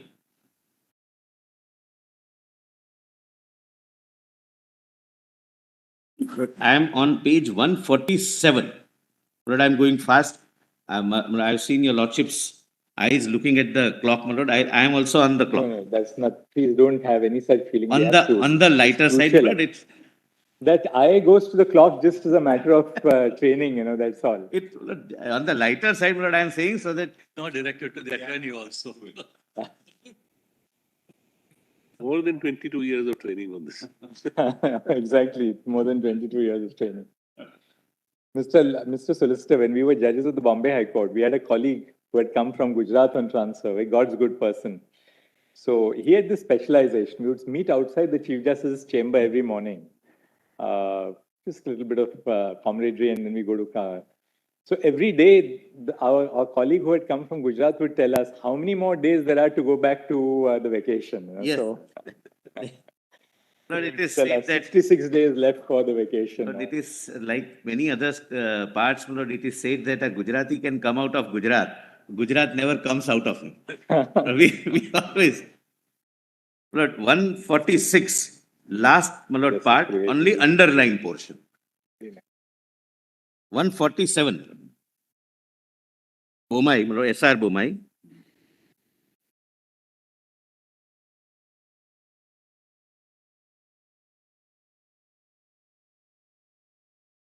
This, my Lord, kindly read, my Lord, the canvas of the court's jurisdiction. In fact, once the issuance of proclamation is held valid, the scrutiny of the kind and degree of power used under the proclamation falls in a narrower compass. There is every risk and fear of the court undertaking upon itself the task of evaluating with fine scales and through its own lenses the comparative merits of one rather than the other measure. The court will thus travel unwittingly into the political arena and subject itself more readily to the charges of encroaching upon the policy making. The political ticket objections sticks more easily in such circumstances, although therefore on the language of Article 356(1), it is legal to hold that the President may exercise only some of the powers given to him. In practice, it may not always be easy to demonstrate the excessive use of power. My Lord, why I am reading this, Mr. Sibal read the first part of it. My Lord, his attention, my Lord, missed this last part. My Lord, therefore, I am, for completion, this is the law. My Lord. Lord, kindly come to the next judgment, my Lord, at page 148, State of Rajasthan versus Union of India. Lord, 7 honorable judges, my Lord. Lord, the bold part, my Lord. There is a part which is made bold.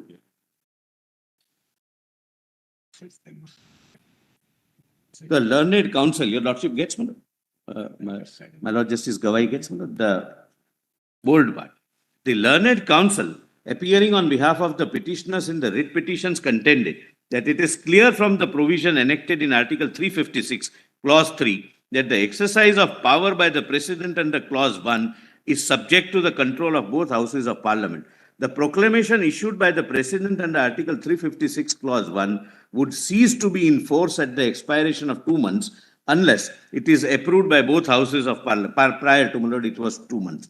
Houses of Parliament, and therefore no irretrievable action such as dissolution of the Legislative Assembly of the state can be taken by the President before the approval of both the houses of Parliament is given to the proclamation. He also restricts that irretrievable action can be taken, but not before it is approved by both the houses. Otherwise, the parliamentary control would be defeated and it would be possible for central government to present a fait accompli to the 2 houses of Parliament, and neither house would be able to remedy the mischief done even if it disapproved the proclamation. Moreover, either house of Parliament may disapprove the proclamation even before the expiry of 2 months, and where that happens, the President would be bound to revoke the proclamation immediately because the proclamation cannot continue in defiance of the will of either house of Parliament without destroying the collective responsibility of Council of Ministers to the House. It was also, this is the contention, it was also urged that during the period of 2 months, no power can be exercised in virtue of the proclamation, which would bring about a final and irrevocable consequence if the President has reason to believe that either House of Parliament may not approve it, or also the control of the House of Parliament would be completely set at naught, and executive would be able to take irreversible action like dissolution of assembly by passing both houses of Parliament and ignoring their wishes. In Rajasthan, state of Rajasthan, somewhat affected by the subsequent decision in Bomai? Yes, Because Bomai is Rajasthan was 77. That was when Mr. Charan Singh wrote the letter to Bomai the. is not, it comes subsequent. And I thought that Rajasthan is substantially diluted by Bomai. Isn't It is, my lord, that's what, that part I am going to read. Yes. But therefore, I have put it, my lord, chronologically so that your lordship gets everything at one, in one document without shuffling. This is not the majority decides. It, This is Justice Bhagwati's decision, not the majority. In Rajasthan. majority, I can show, this is a better worded from my point of view. Majority says the same thing. I'll show, my lord, those paragraphs tomorrow. So let's not, my lord, give off the cuff, my lord, answer. 160, I'm sorry, my lord. Let me not give off the, I'll put it, my lord, that way. It would be clear from this discussion that when a proclamation very is good, validly Mr. issued by the Solicitor. president,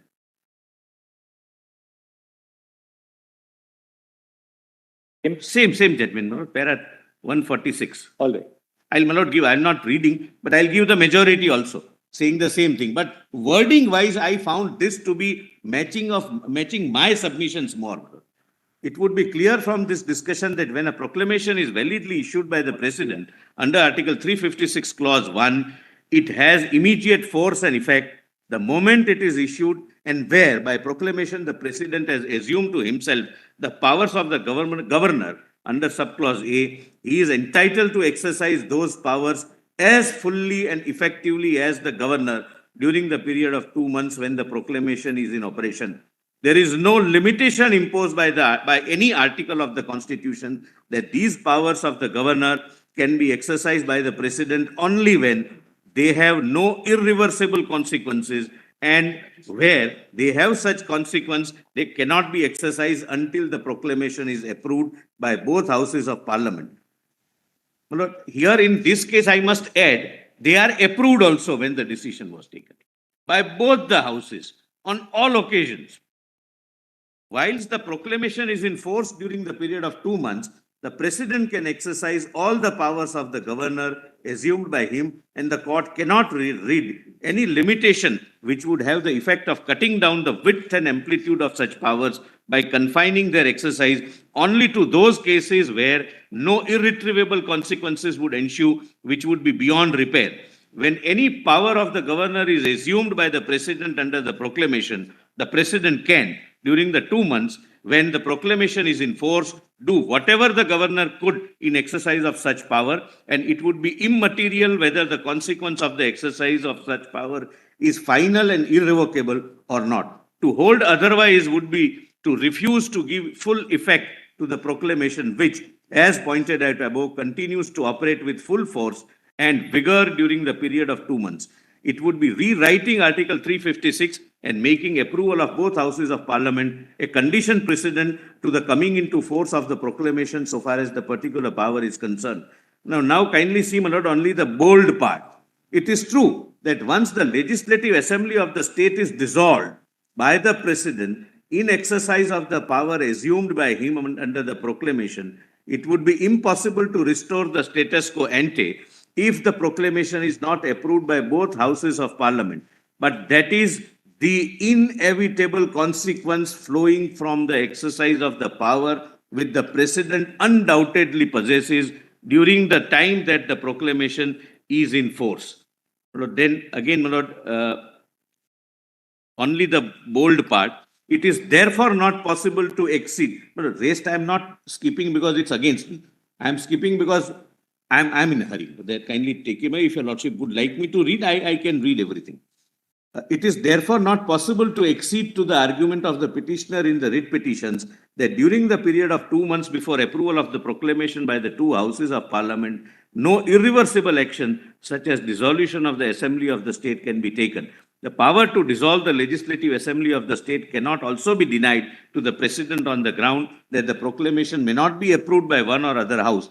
In the first place, the existence of a constitutional power or the validity of its exercise cannot be determined by reference to a possible contingency. The court cannot enter into the realm of conjecture and surmises and speculate as to what would be the position at the expiration of 2 months, whether the proclamation will be approved by both houses of parliament or not. Secondly, it is entirely immaterial whether or not the proclamation is approved by both houses of parliament, because even if it is not so approved, it would continue to be in force and effect for a full period of 2 months. Lord, this is diluted in Bomai, SR Bomai. My Lord, please come to page 150, next page, my Lord. Justice Sawant and Justice Kuldeep Singh's judgment.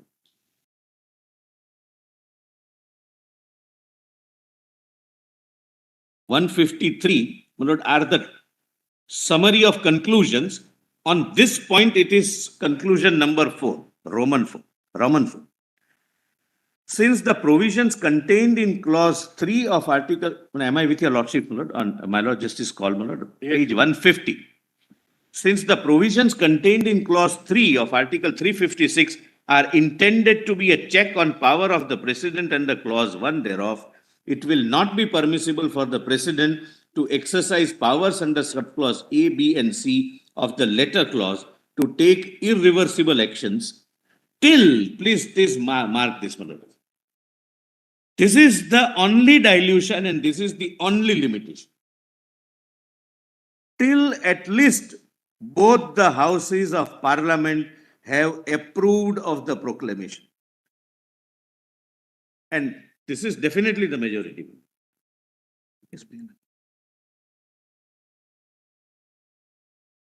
So, Lord, here, when the actions which are impugned were taken, they passed the muster thrice. The proclamation passed the muster thrice.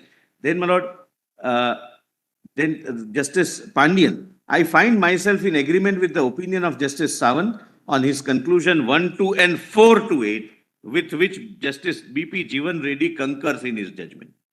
So this becomes, my Lord, a majority view. And last, my Lord, Justice Jeevan Reddy and Justice Agarwal, in light of the reasons given and conclusions recorded herein above, we find ourselves in agreement with conclusions 1, 2, and 4 to 7 in the judgment of our learned brother Sawant, Justice Sawant, delivered on behalf of himself and Justice Kuldeep Singh. We are also in broad agreement with conclusion number 8. My Lord, then Badrinath is the last judgment, my Lord, I'll read. Only the first part, para 25. When an elected, my Lord, your lordships have that? Yes. My Lord Justice Gavai, yes. Page 150. When an elected government is not in office, the orders of the governor under Article 356(1)(a) as an agent of the President of India are equivalent to the orders that might have been passed by an elected government in office, and the governor's orders had to be given effect fully and could not be ignored either by the executive or by UPSC, etc. etc. Then, my Lord, kindly come to, my Lord, one paragraph of in SR Bomai at page 152. Justice Jeevan Reddy's, my Lord, exposition on this at page 153.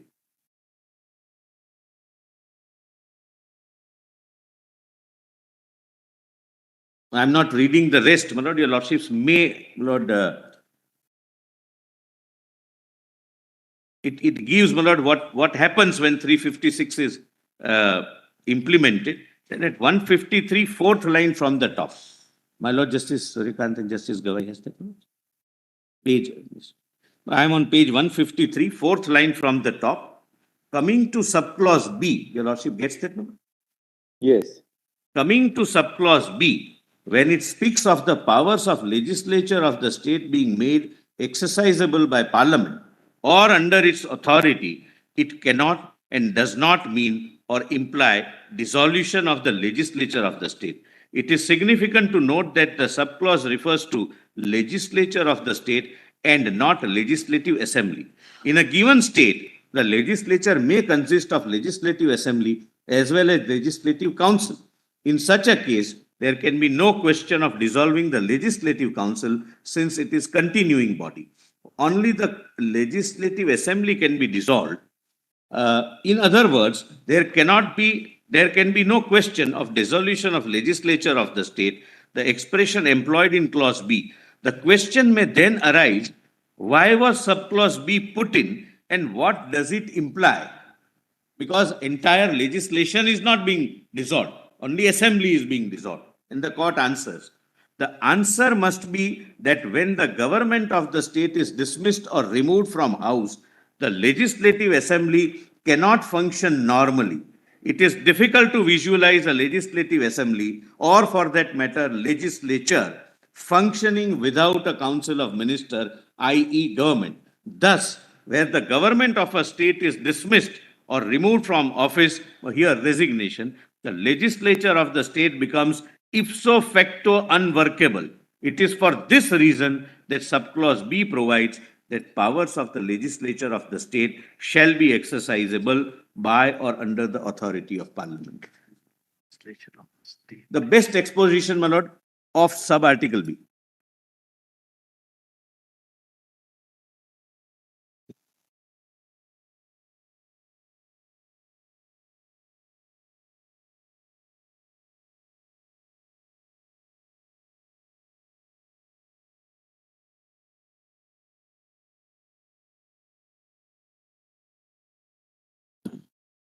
So, my lord, these are my respectful submissions, my lord. Lord, I am immensely grateful, very patient hearing, my lord, and it's always a learning experience, my lord, before your lord. Thank you, Mr. Solicitor. Thank you. Lord, I wanted to read, my lord, the concluding speech of Dr. Ambedkar, my lord, at the conclusion of the assembly, 25th November Constituent 1949. Assembly. But if time permits, at the end, my lord, I'll read for 5-7 minutes. It's a beautiful speech, my lord, at the end of the parliament. And not right now, my lord, coming in the way of me.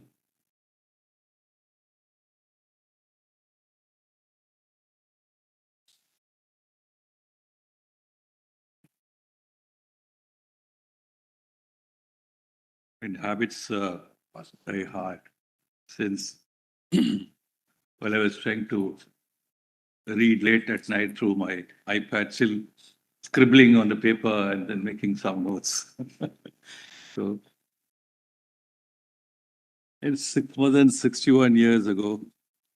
We had, if you lordships recollect, I had given my 2 sets of written submission. Where is that at volume?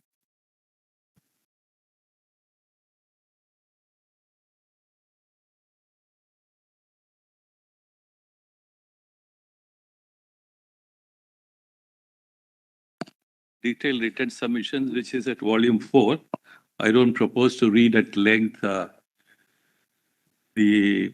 some essential aspects which I thought can supply by way of an addition to the arguments made before your lordships. Which volume are you Before I do referring to? that, this is volume 4.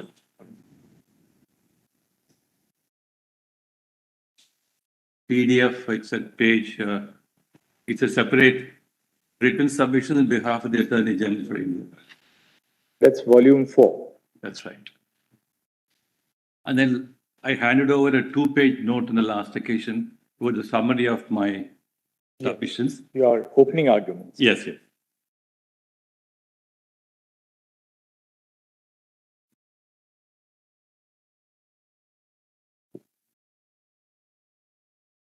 Which company?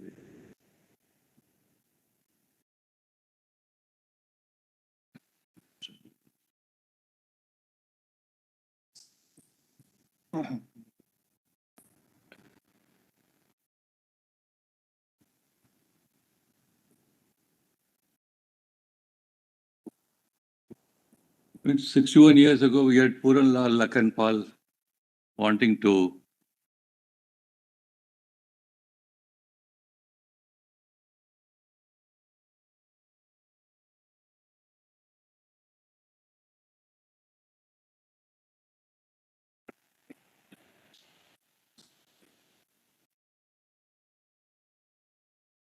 whether he has any health problem.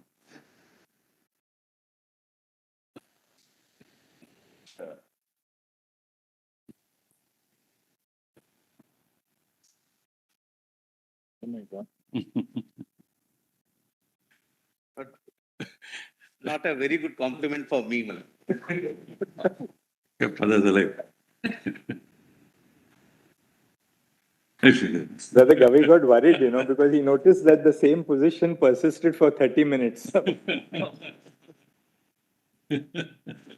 Fortunately, he was the only one. Fortunately for me, he was the only one. Fortunately,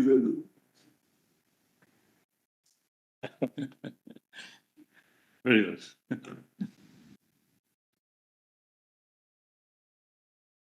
Yeah. Please. In continuation of my summary,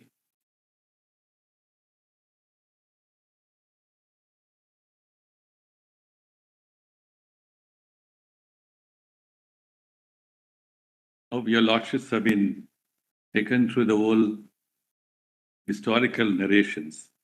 And in matters like this, it's very difficult to capture their entire history.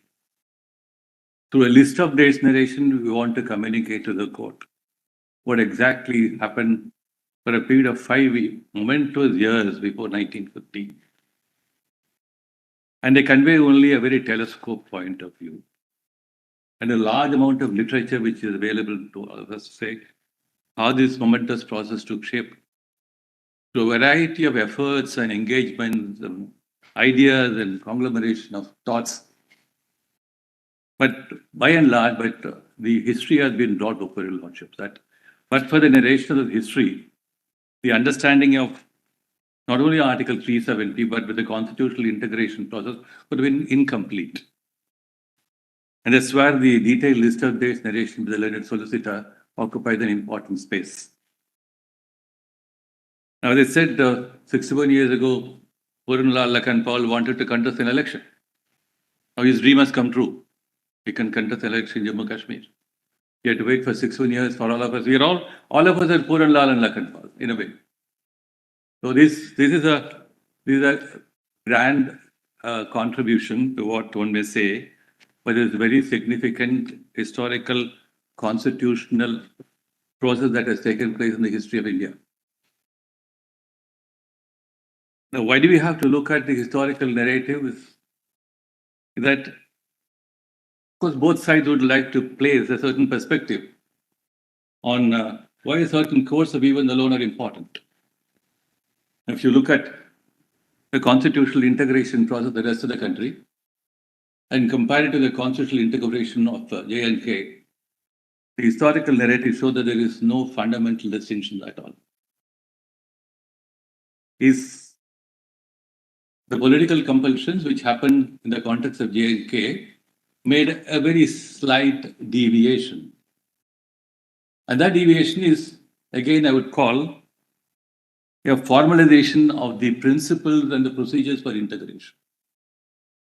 Article 370 is nothing but the outcome of the formalization of the principles and the procedures for integration. Well, the rest of the country had gone through all that process. Union of states, merger of small territories, and the idea of a constitutional assembly and framing a constitution of their own, all that process have gone through. But since there was little intervention, which is a political historical fact, Article 370 had to intervene. And if you try to attribute to Article 370 any other purpose or intent, then I think we're fundamentally mistaken.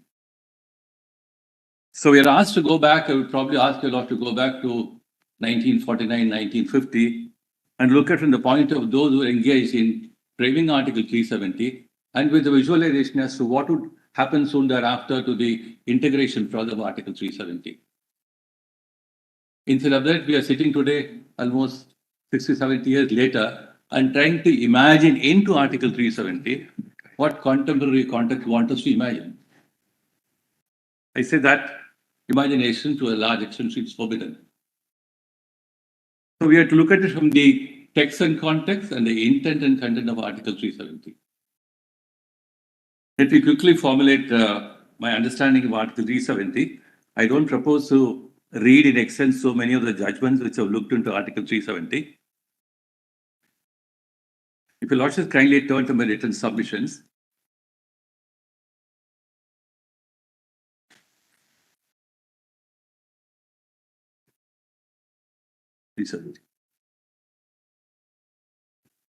Beginning. Page PDF, internal page 27 of my written submissions.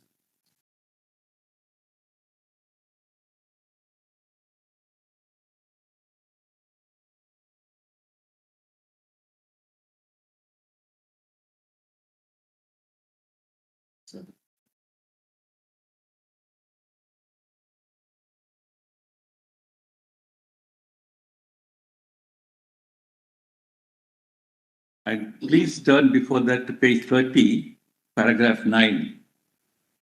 30. The three dimensions of Article 370. A, you'll also have that page. A, enabling Parliament to legislate in respect of matters in para 1 and 2 of subclauses B of clause 1 of Article 370. B, application of the provisions of the Constitution of India, subject to exceptions and modification in the clause C of clause 1 of Article 370. And C, termination of the role of Article 370 under clause C of Article 370. These are the three dimensions. Then the requirements of consultation, concurrence, and recommendation, as the case may be, are the processes to be followed by the President. And I think for the purpose of our understanding, it is unnecessary to go into the question of concurrence and consultation, etc., and the distinctions. But since we are debating on the proviso to clause 3 of Article 370 and the recommendation clause, we need to place some attention to that. In my understanding, you must kindly see the exceptions, modifications, additions, changes, power is, I think, virtually available in the entire spectrum of the Constitution of India in different contexts and for different purposes. But more prominently, when you come to the 5th and the 6th schedule, the legislation making power of the governor has been noticed by this court on more than one occasion, and I'll place only one recent judgment. Kindly turn to paragraph 10 at page 30. This is the Constitution bench judgment on the powers of the governor under the 5th schedule. Paragraph 39 at page 30, it begins at page 30. Your lordships may skip forward to the next page and turn over to page 32.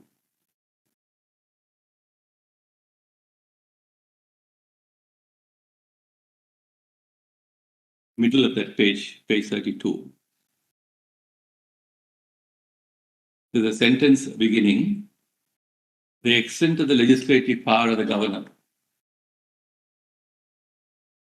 The extent of the legislative power of the governor under section 92 of the Government of India Act 1935 in making a regulation for the peace and good government of any area conferred on the governor in the words of Lord Halsbury, an utmost discretion of enactment for the attainment of objects pointed to.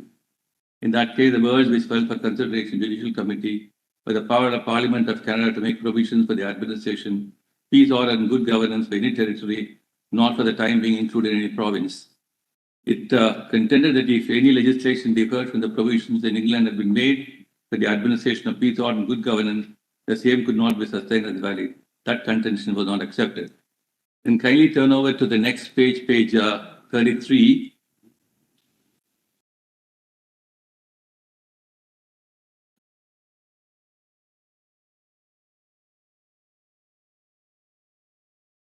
The sentence beginning, applying the law, the middle of the paragraph.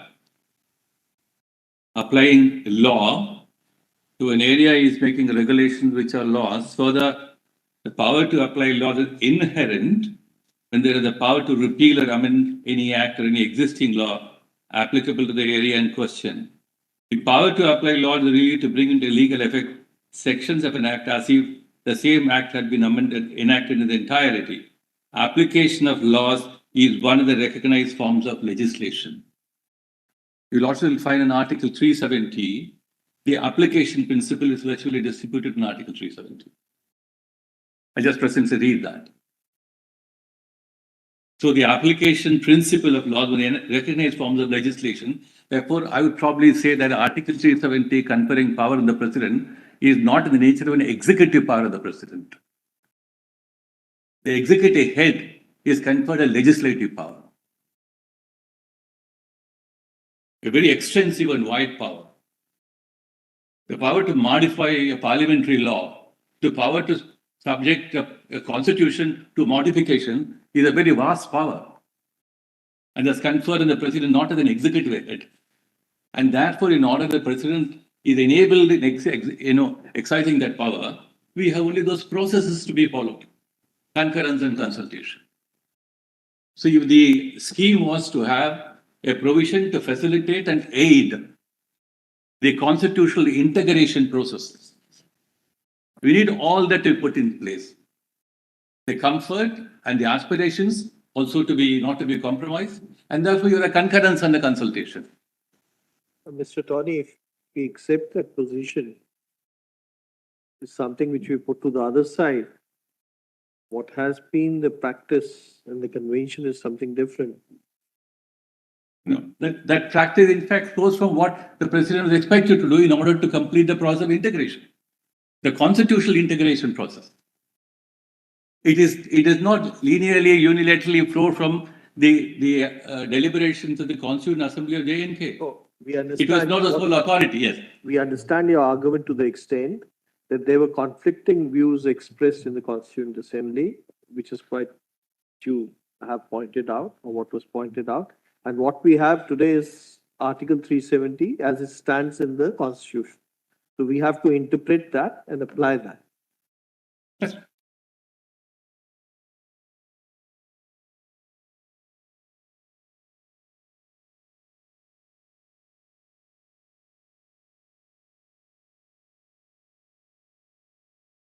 Would you kindly now turn to page 36, but we try to understand if this is a constitutional integration process. And the Constituent Assembly of J&K will play a role. Now, how do you really make that happen? So I said the two important elements of 370, namely extending the provisions of the Constitution on the one hand, and enabling Parliament to legislate in the meanwhile, as the Assembly is in the process of drafting a constitution for the state of J&K. Very essential, important steps of Parliament in the meanwhile will legislate for the state of J&K. And the extension of provisions of the Constitution are equally important. The two limbs, important limbs. The two important limbs in the hands of the president, and a terminus point will have to arrive at some point of time. I try to imagine that if Article 370 did not have clause 3 at all, it's impossible to think of a provision like this without a terminus point. But it is not to serve a perpetual aid and advice position for the state of J&K through extending periodically, or what has happened over a period of time is, what the president has done is by updating various provisions of the Constitution by issuing various constitutional orders. The updating exercise went on till recently. Beyond the CO 54 1965, by which time the majority and important provisions of the Constitution were extended to the state of J&K. Beyond that, except in two occasions, it became contentious. They are merely updating exercises. So if Article 370 was to be conceived as a permanent updating exercise, one would have wondered why it should have come at the time of enactment of the Constitution or constitutional integration with J&K. It could take an entirely different shape. So that was certainly not the intention. So if a terminus point has brought in, and that power has to be necessarily vested in the president. Now Article 370 begins with a non-obstante clause. I understand, notwithstanding anything in this Constitution, also house Article 368. Anything done within the scheme of Article 370, anything and everything done by the president, doesn't admit of any role for Article 368. So therefore, when Article 360 does not come into the scheme of the Constitution. The argument that during a President's rule in 356, you could not have probably taken any measures reversible or irreversible without treading the path of Article 368 in this conceit.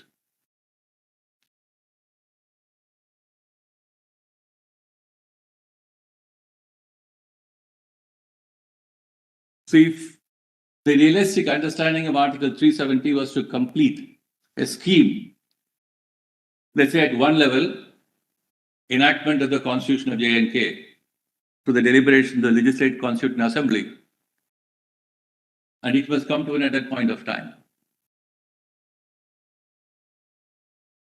And if it came to an end by that point of time, because sections 3 and 5 virtually captured the essence of constitutional integration, and nothing more is required to be done after section 3 and 5 becoming the part of the constitutional document.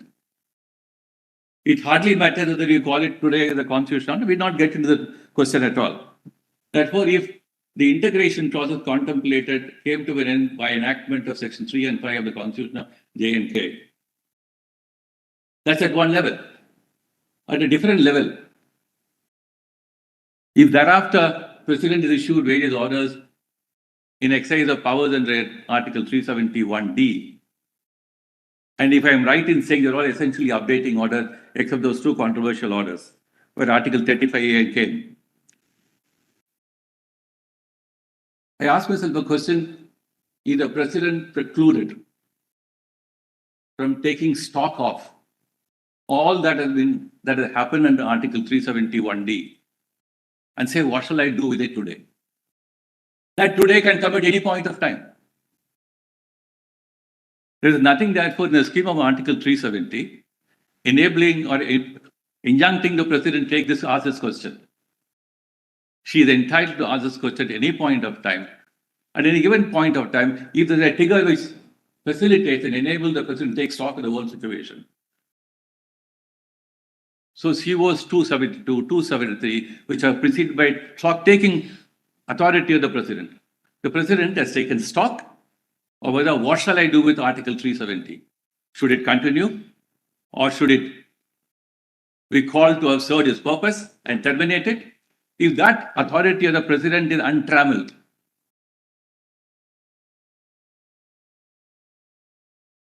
the measures taken by the President to deal with looking for aid and assistance measures in terminating it, coupled with what the Parliament ultimately did in dealing with a very vast question of bringing peace and restoration to the state of J&K. So we are trying to tell you, Lordship, that justiciability probably will not come in. Now, let me try to understand why the J&K, the Constituent Assembly, was given only a narrow power of recommendation. Well, yes, it was necessary to have the recommendation taken from the Constituent Assembly, but that necessity does not enlarge the scope of the role given to the Assembly, which is a very narrow role, namely a recommendation role. One would probably be able to argue that if the Assembly, having dissolved itself, the proviso probably would have expired on its own. It's no longer operating. If it's no longer operative and cannot be operated at all, then can you say as the tail cannot wag the dog, etc. Although it is figurative, metaphorical. But what I mean to say is this: the President lose the authority and power available in Article 370, Clause 3, to bring to a close the entire scheme of Article 370. I would say the President has not lost that power. In the presidential poll case, question was whether, by reason of the fact that the Gujarat Assembly was dissolved, I presently placed that citation, Gujarat Assembly was dissolved, and for the conduct of the election to the President, the electoral college is incomplete. And the election will be complete in a certain period. That's a mandate of the Constitution. But you can't do it now. So your Lordship in a 140 reference says, if the mandate of holding an election within a period now becomes impossible without an electoral college being available there, does not relieve the mandate from being complied with. So therefore, in certain circumstances, certain what called facilitating or what is called the recommending role of the assembly is just not available. The President's authority under Article 373 can operate without any further assistance from any other authority. The President could have said under Article 371D, which is precisely what has happened here. He did not require any further assistance from any other authority. But by way of abundant caution, in continuation of what happened earlier under Article 371D, the President follows the same footsteps now, substituting Legislative Assembly in the place of the Constituent Assembly. So whatever gap, a suggested gap may be perceived, President says, now I'll fill that gap. There are several situations when such conditions, preconditions of performance cannot be performed. It's called the doctrine of impossibility. So therefore, the performance is not relaxed, relieved. Performance will still be done. The conditions may be ignored. So therefore, if following an earlier precedent of Article 371D invocation, we had the substitution of Legislative Assembly in the place of Constituent Assembly, the President follows suit. It's also bear in mind when the role, I lost it. See, when you refer to subclause D to Article 371, to the government of the state. Now, if one has to take the concurrence of the government of the state,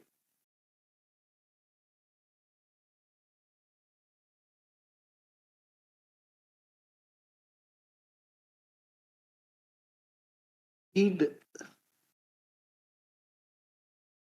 clause 3 of Article 370 as giving complete and absolute power to the president will be virtually going against the entire object and purpose of the enactment, because otherwise clause D and the proviso says concurrent state governments becomes a formality. When we read that article, when we read clause 3 to Article 370, we cannot ignore the Article 370 clause 1, including D and the proviso, state government. That's right. Right. Not to the Sadr Riyasat, but Council of Ministers. Governor with the Council of Ministers. Let me try to look at it from that.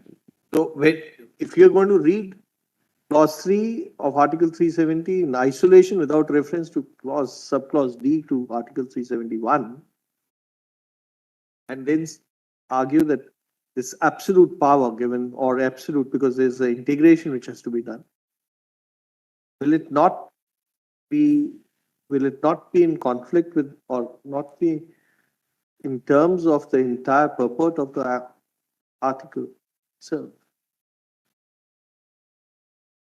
The perceptions about this conflict arise because we are dealing with a provision which was meant to work during a certain period.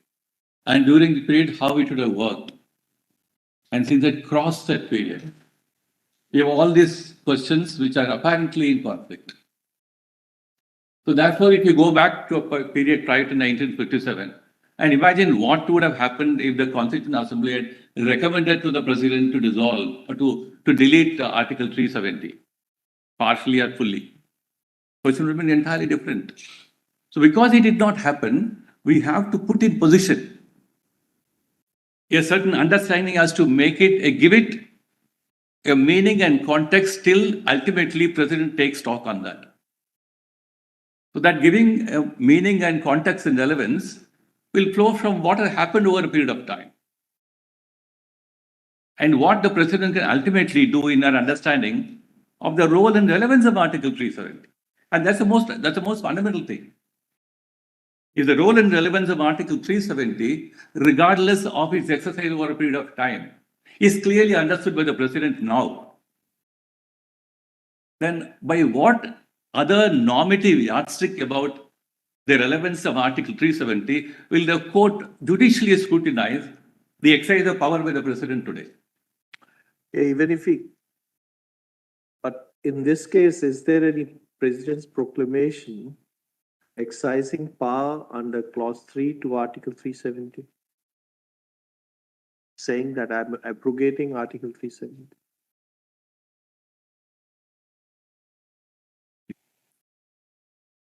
I'll just come back.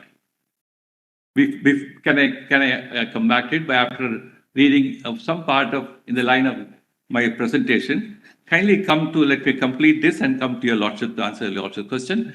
Page 36 of my written submission. Page 36. We're talking about paragraph 12. We're talking about the recommendation role. I would just want to finish that part of the argument and then try to come back to this. Kindly turn to page 36, paragraph 12.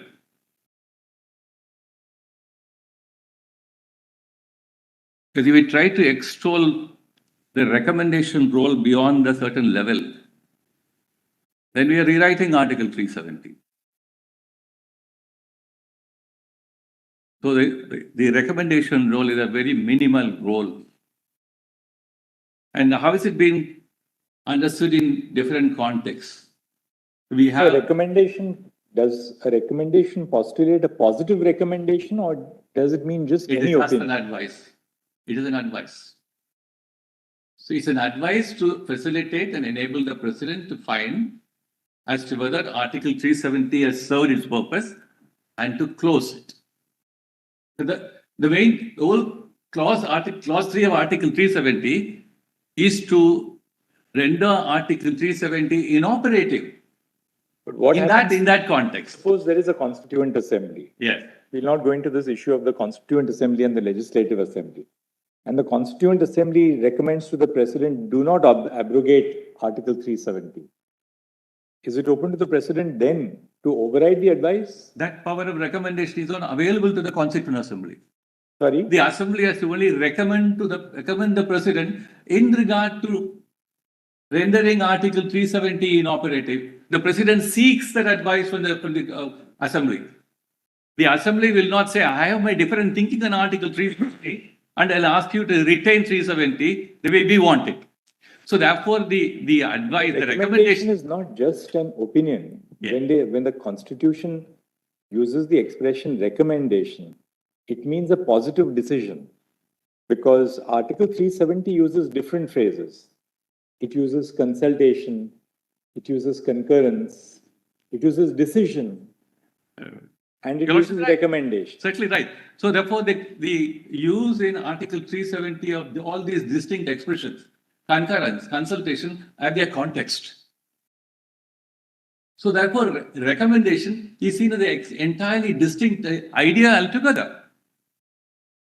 If the Constituent Assembly was to... contending that even if the Constituent Assembly were to say that please don't abrogate 370, the President can still abrogate 370? She can. She can. Recommendation is not binding on the President. Therefore, it is recommendation. It is not concurrence. So concurrence for the purpose of concurrence for the purpose where you get the provisions of the Constitution extended stands in a different thing altogether. Consultation where the Parliament will enable to enact during that period. Consultation. So recommendation occupies that it comes at the end of the day when all the parties have understood that the job of 370 is done, what shall I do? The president says, let me know what I shall do now. I want to probably say, I've taken stock of all the presidential orders issued. The constitutional integration process is over. Now, is there anything left by way of invoking Article 370 or extending the provisions of the Constitution of India to J&K? That question will have to be necessarily asked. When that question is asked, what is the role of the Constituent Assembly? So if the 370 had envisaged a larger role, that would have defeated the very purpose of constitutional integration. Therefore, the only relevant, the use, Mr. Attorney, the use of the expression recommendation is not by itself dispositive of the content of the expression as to whether it is merely an advice, whether it is a condition precedent. I'll give you two examples. See, there are two examples in the Constitution where the word recommendation is used. Article 109 and 117. Article 109 deals with money bills. A money bill, after it is passed by is not introduced in the Rajya Sabha, always introduced in the Lok Sabha. After the bill is passed by the Rajya Sabha, by the Lok Sabha, it is transmitted to the Lok Sabha, to the Rajya Sabha for its recommendations. Those recommendations are not binding on the Lok Sabha. It may either accept them, it may accept them in part, it may reject them. That is what Article 109 says. So in Article 109(2), see the way it is worded. The recommendation of the Rajya Sabha doesn't bind the Lok Sabha on a money bill. Now see 117. 117 says that a money bill cannot be introduced except on the recommendation of the President. 117. A bill or amendment making provision for any of the matters specified in subclauses A to F of clause 1 of Article 110, I'll go to 110 in a moment, shall not be introduced or moved except on the recommendation of the President. Now, in Article 117, the same word is used, recommendation. Recommendation is mandatory. You can't move a money bill unless there is a recommendation by the President. Now comes 370. There are many other provisions of the Constitution. I think, if I'm not mistaken, in my dissent in Aadhaar, I had analyzed those provisions of recommendation. Now see 370. It says, provided that the recommendation of the Constituent Assembly of the state shall be necessary. Shall be necessary before. That's right. Shall be necessary and before. So it's a condition precedent and a condition in terms of time. It can't be a post facto recommendation. It has to be before. What is the reason for it? There has to be a recommendation by the Constituent Assembly for the abrogation of Article 370. And second, that recommendation has to be before the President decides to abrogate it. Therefore, to say that, this recommendation is just an opinion, it's not binding on the President. My submission is not to slight that recommendation role, but I say it's still only a recommendation. Let me try to explain. The necessity of having a recommendation does not add any further content to the role of recommendation. There is a procedure which is required because during the constitution integration process. So your contention is that you have to have a recommendation, yes, and it's not binding. It may be a positive or negative recommendation. The President can override whatever is said by the Constituent Assembly. No, the reason why, therefore, what I would call a minimal role of recommendation given to the Constituent Assembly is in the context of, one, the scheme of Article 370, and that being part of the larger integration process, can a body like the Constituent Assembly of J&K can have a final say on Article 370? It is not a constituent body of a Parliament of India. It doesn't have all that attributes and powers. So the recommendatory role has been assigned in the context, keeping in mind that once the constitutional integration process is completed, in the understanding of all the parties involved, there has to be a terminus. And to bring the terminus to a completion, then the role of recommendation is assigned. Otherwise, the Constituent Assembly could have been probably given the powers of consultation, concurrence. Why is state government coming into Article 370 at all? So it's only at the end of the day when you have done all that job. It's a stock-taking exercise. And it will probably envisage that you will do it before the constitutional integration process gets over. What is the sequitur? Are you therefore contending that therefore, since this was purely recommendatory, therefore the absence of a recommendation also doesn't make a difference? Is that the submission or what is the submission? I'll personally try to address the question. That's only when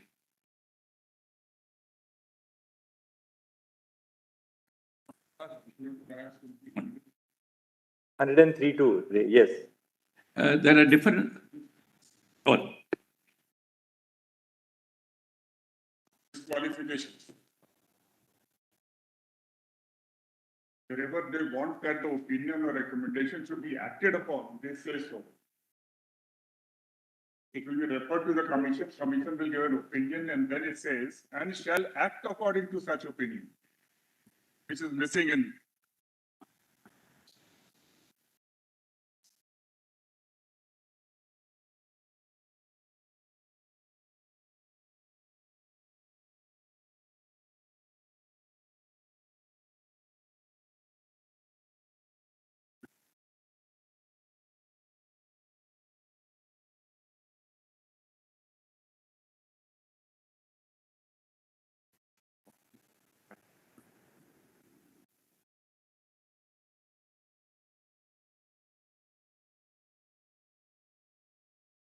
act according to.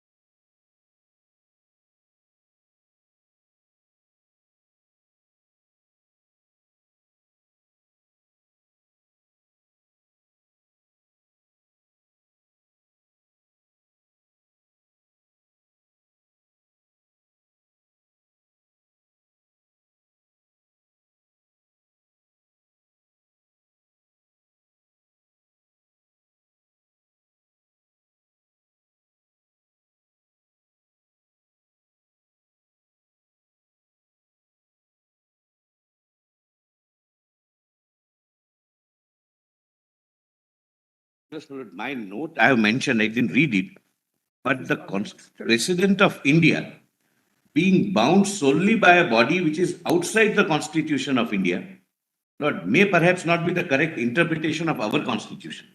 That if it says yes, he can do it. If he says no, President cannot do it. Because Constitution of Jammu and Kashmir is beyond and outside our Constitution. Clause D does the same thing. It says that other provisions of the Constitution can be adopted subject to such modification and exceptions. If they relate to the instrument of accession, consultation. Anything else, concurrence.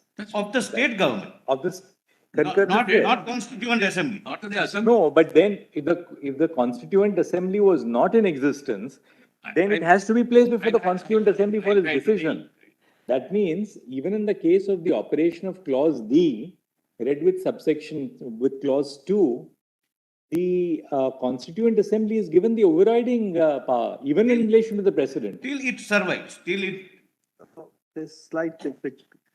See, you can't say when Article 370 itself refers to Constituent Assembly, you can't say that this Constituent Assembly is outside the Constitution. It's within the constitutional framework because it refers to it. Yes, your argument that once the Constituent Assembly is no longer there, what will be the position with regard to clause 3 to 370 is something which we'll have to examine.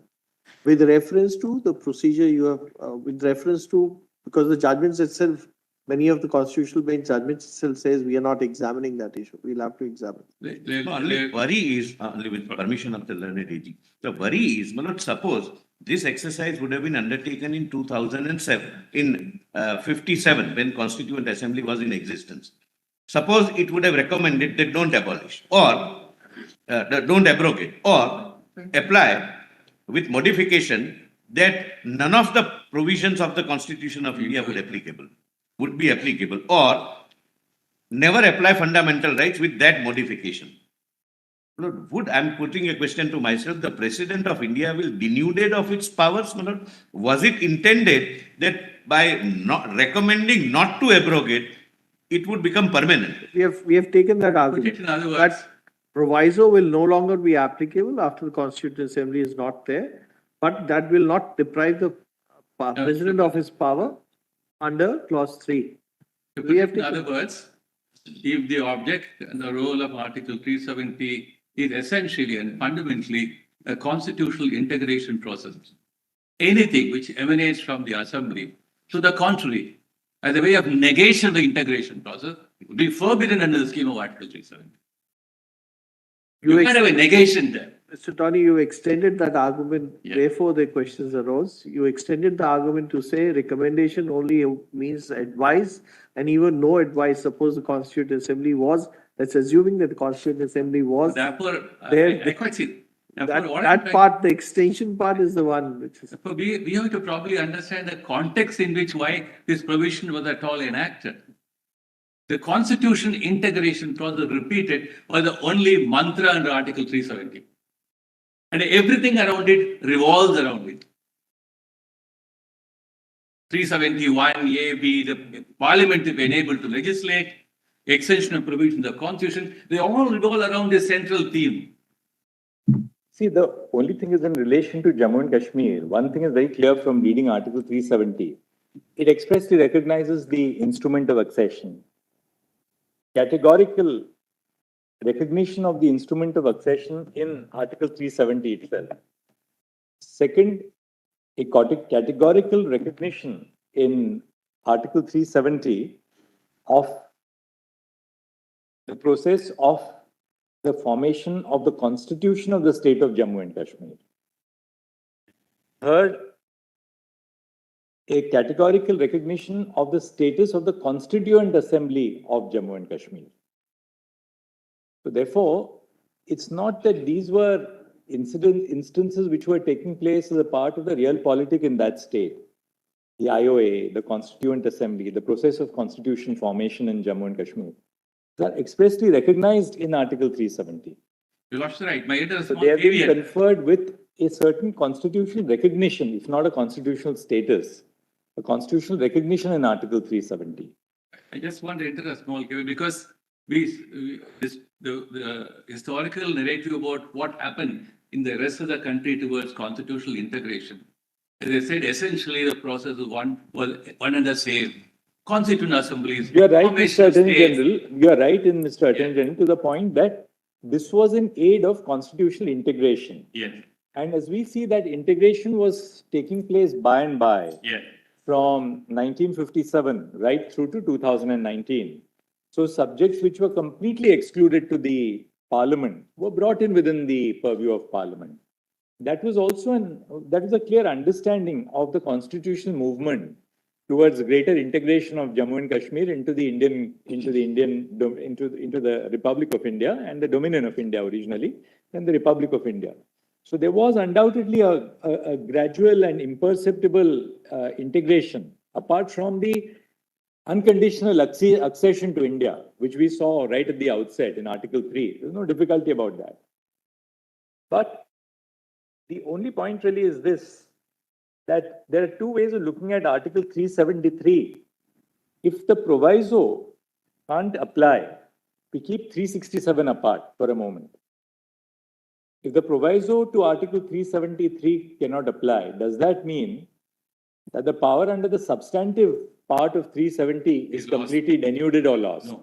The answer will be no. I'll try to. That's the The power is not issue we have lost. to- And if that power is not lost, is it a unilateral power then which can be exercised by the president? What Parliament really did was this. They didn't have a constituent assembly in the state of Jammu and Kashmir. There was no constituent assembly. They were exercising this power to abrogate. They followed the 367 course, obviously, with an idea that in the absence of a constituent assembly, there's no legislative assembly in the state. You go to parliament, which in that sense represents the broad diversity of the decision. You have the Rajya Sabha, which is a council of states, Correct. which represents the overall diversity of the nation. You have the Lok Sabha, which consists of elected representatives of the nation. But in that process, there's one, I wouldn't say casualty, but one dilution. And that dilution is the role which was ascribed by the provisor to Article 370(3). Now, that role can, as you are trying to sort of elaborate, that role is merely recommendatory.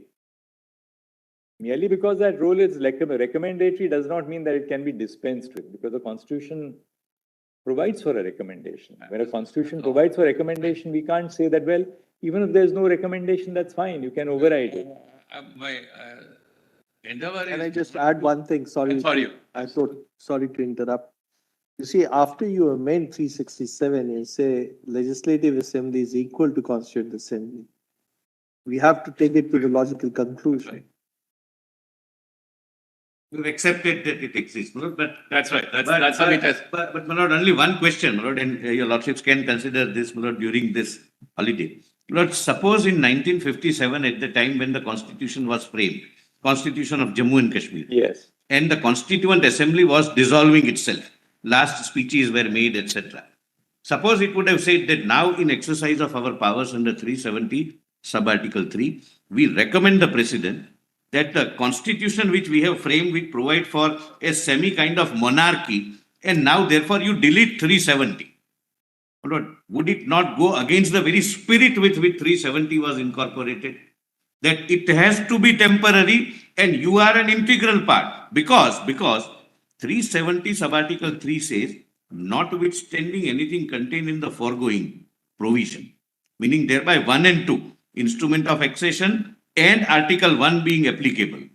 So, Constituent Assembly technically was not bound by 1 and 2.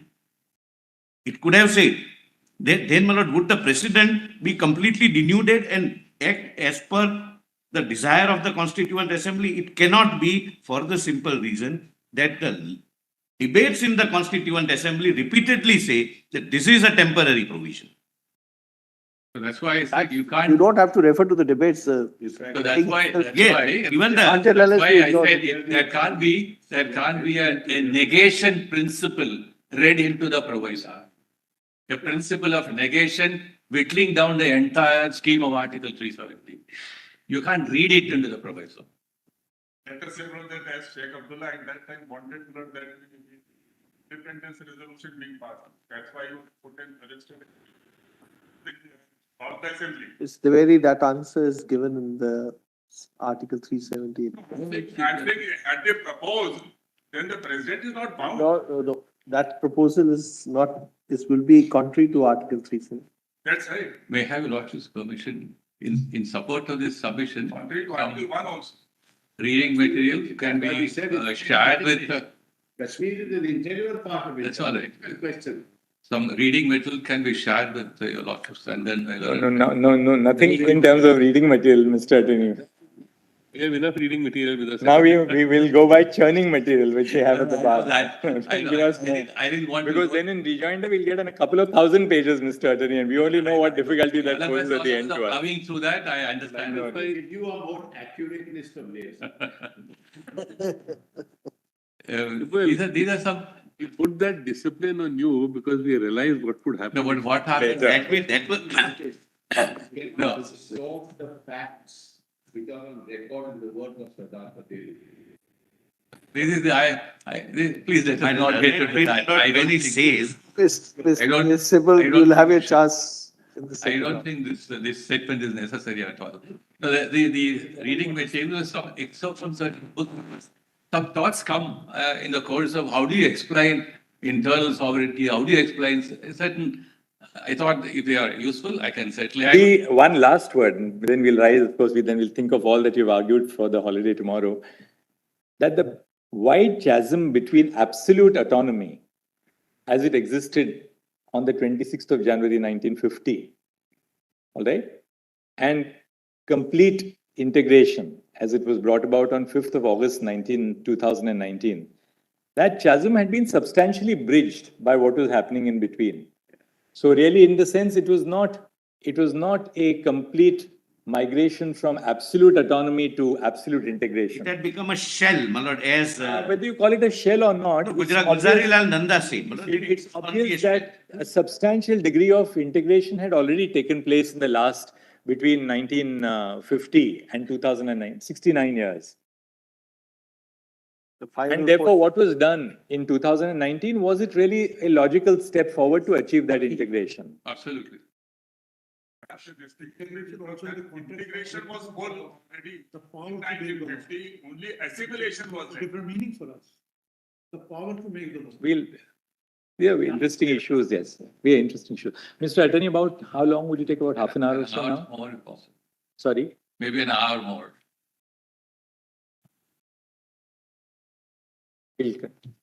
After that, Mr. Dwivedi will. Right.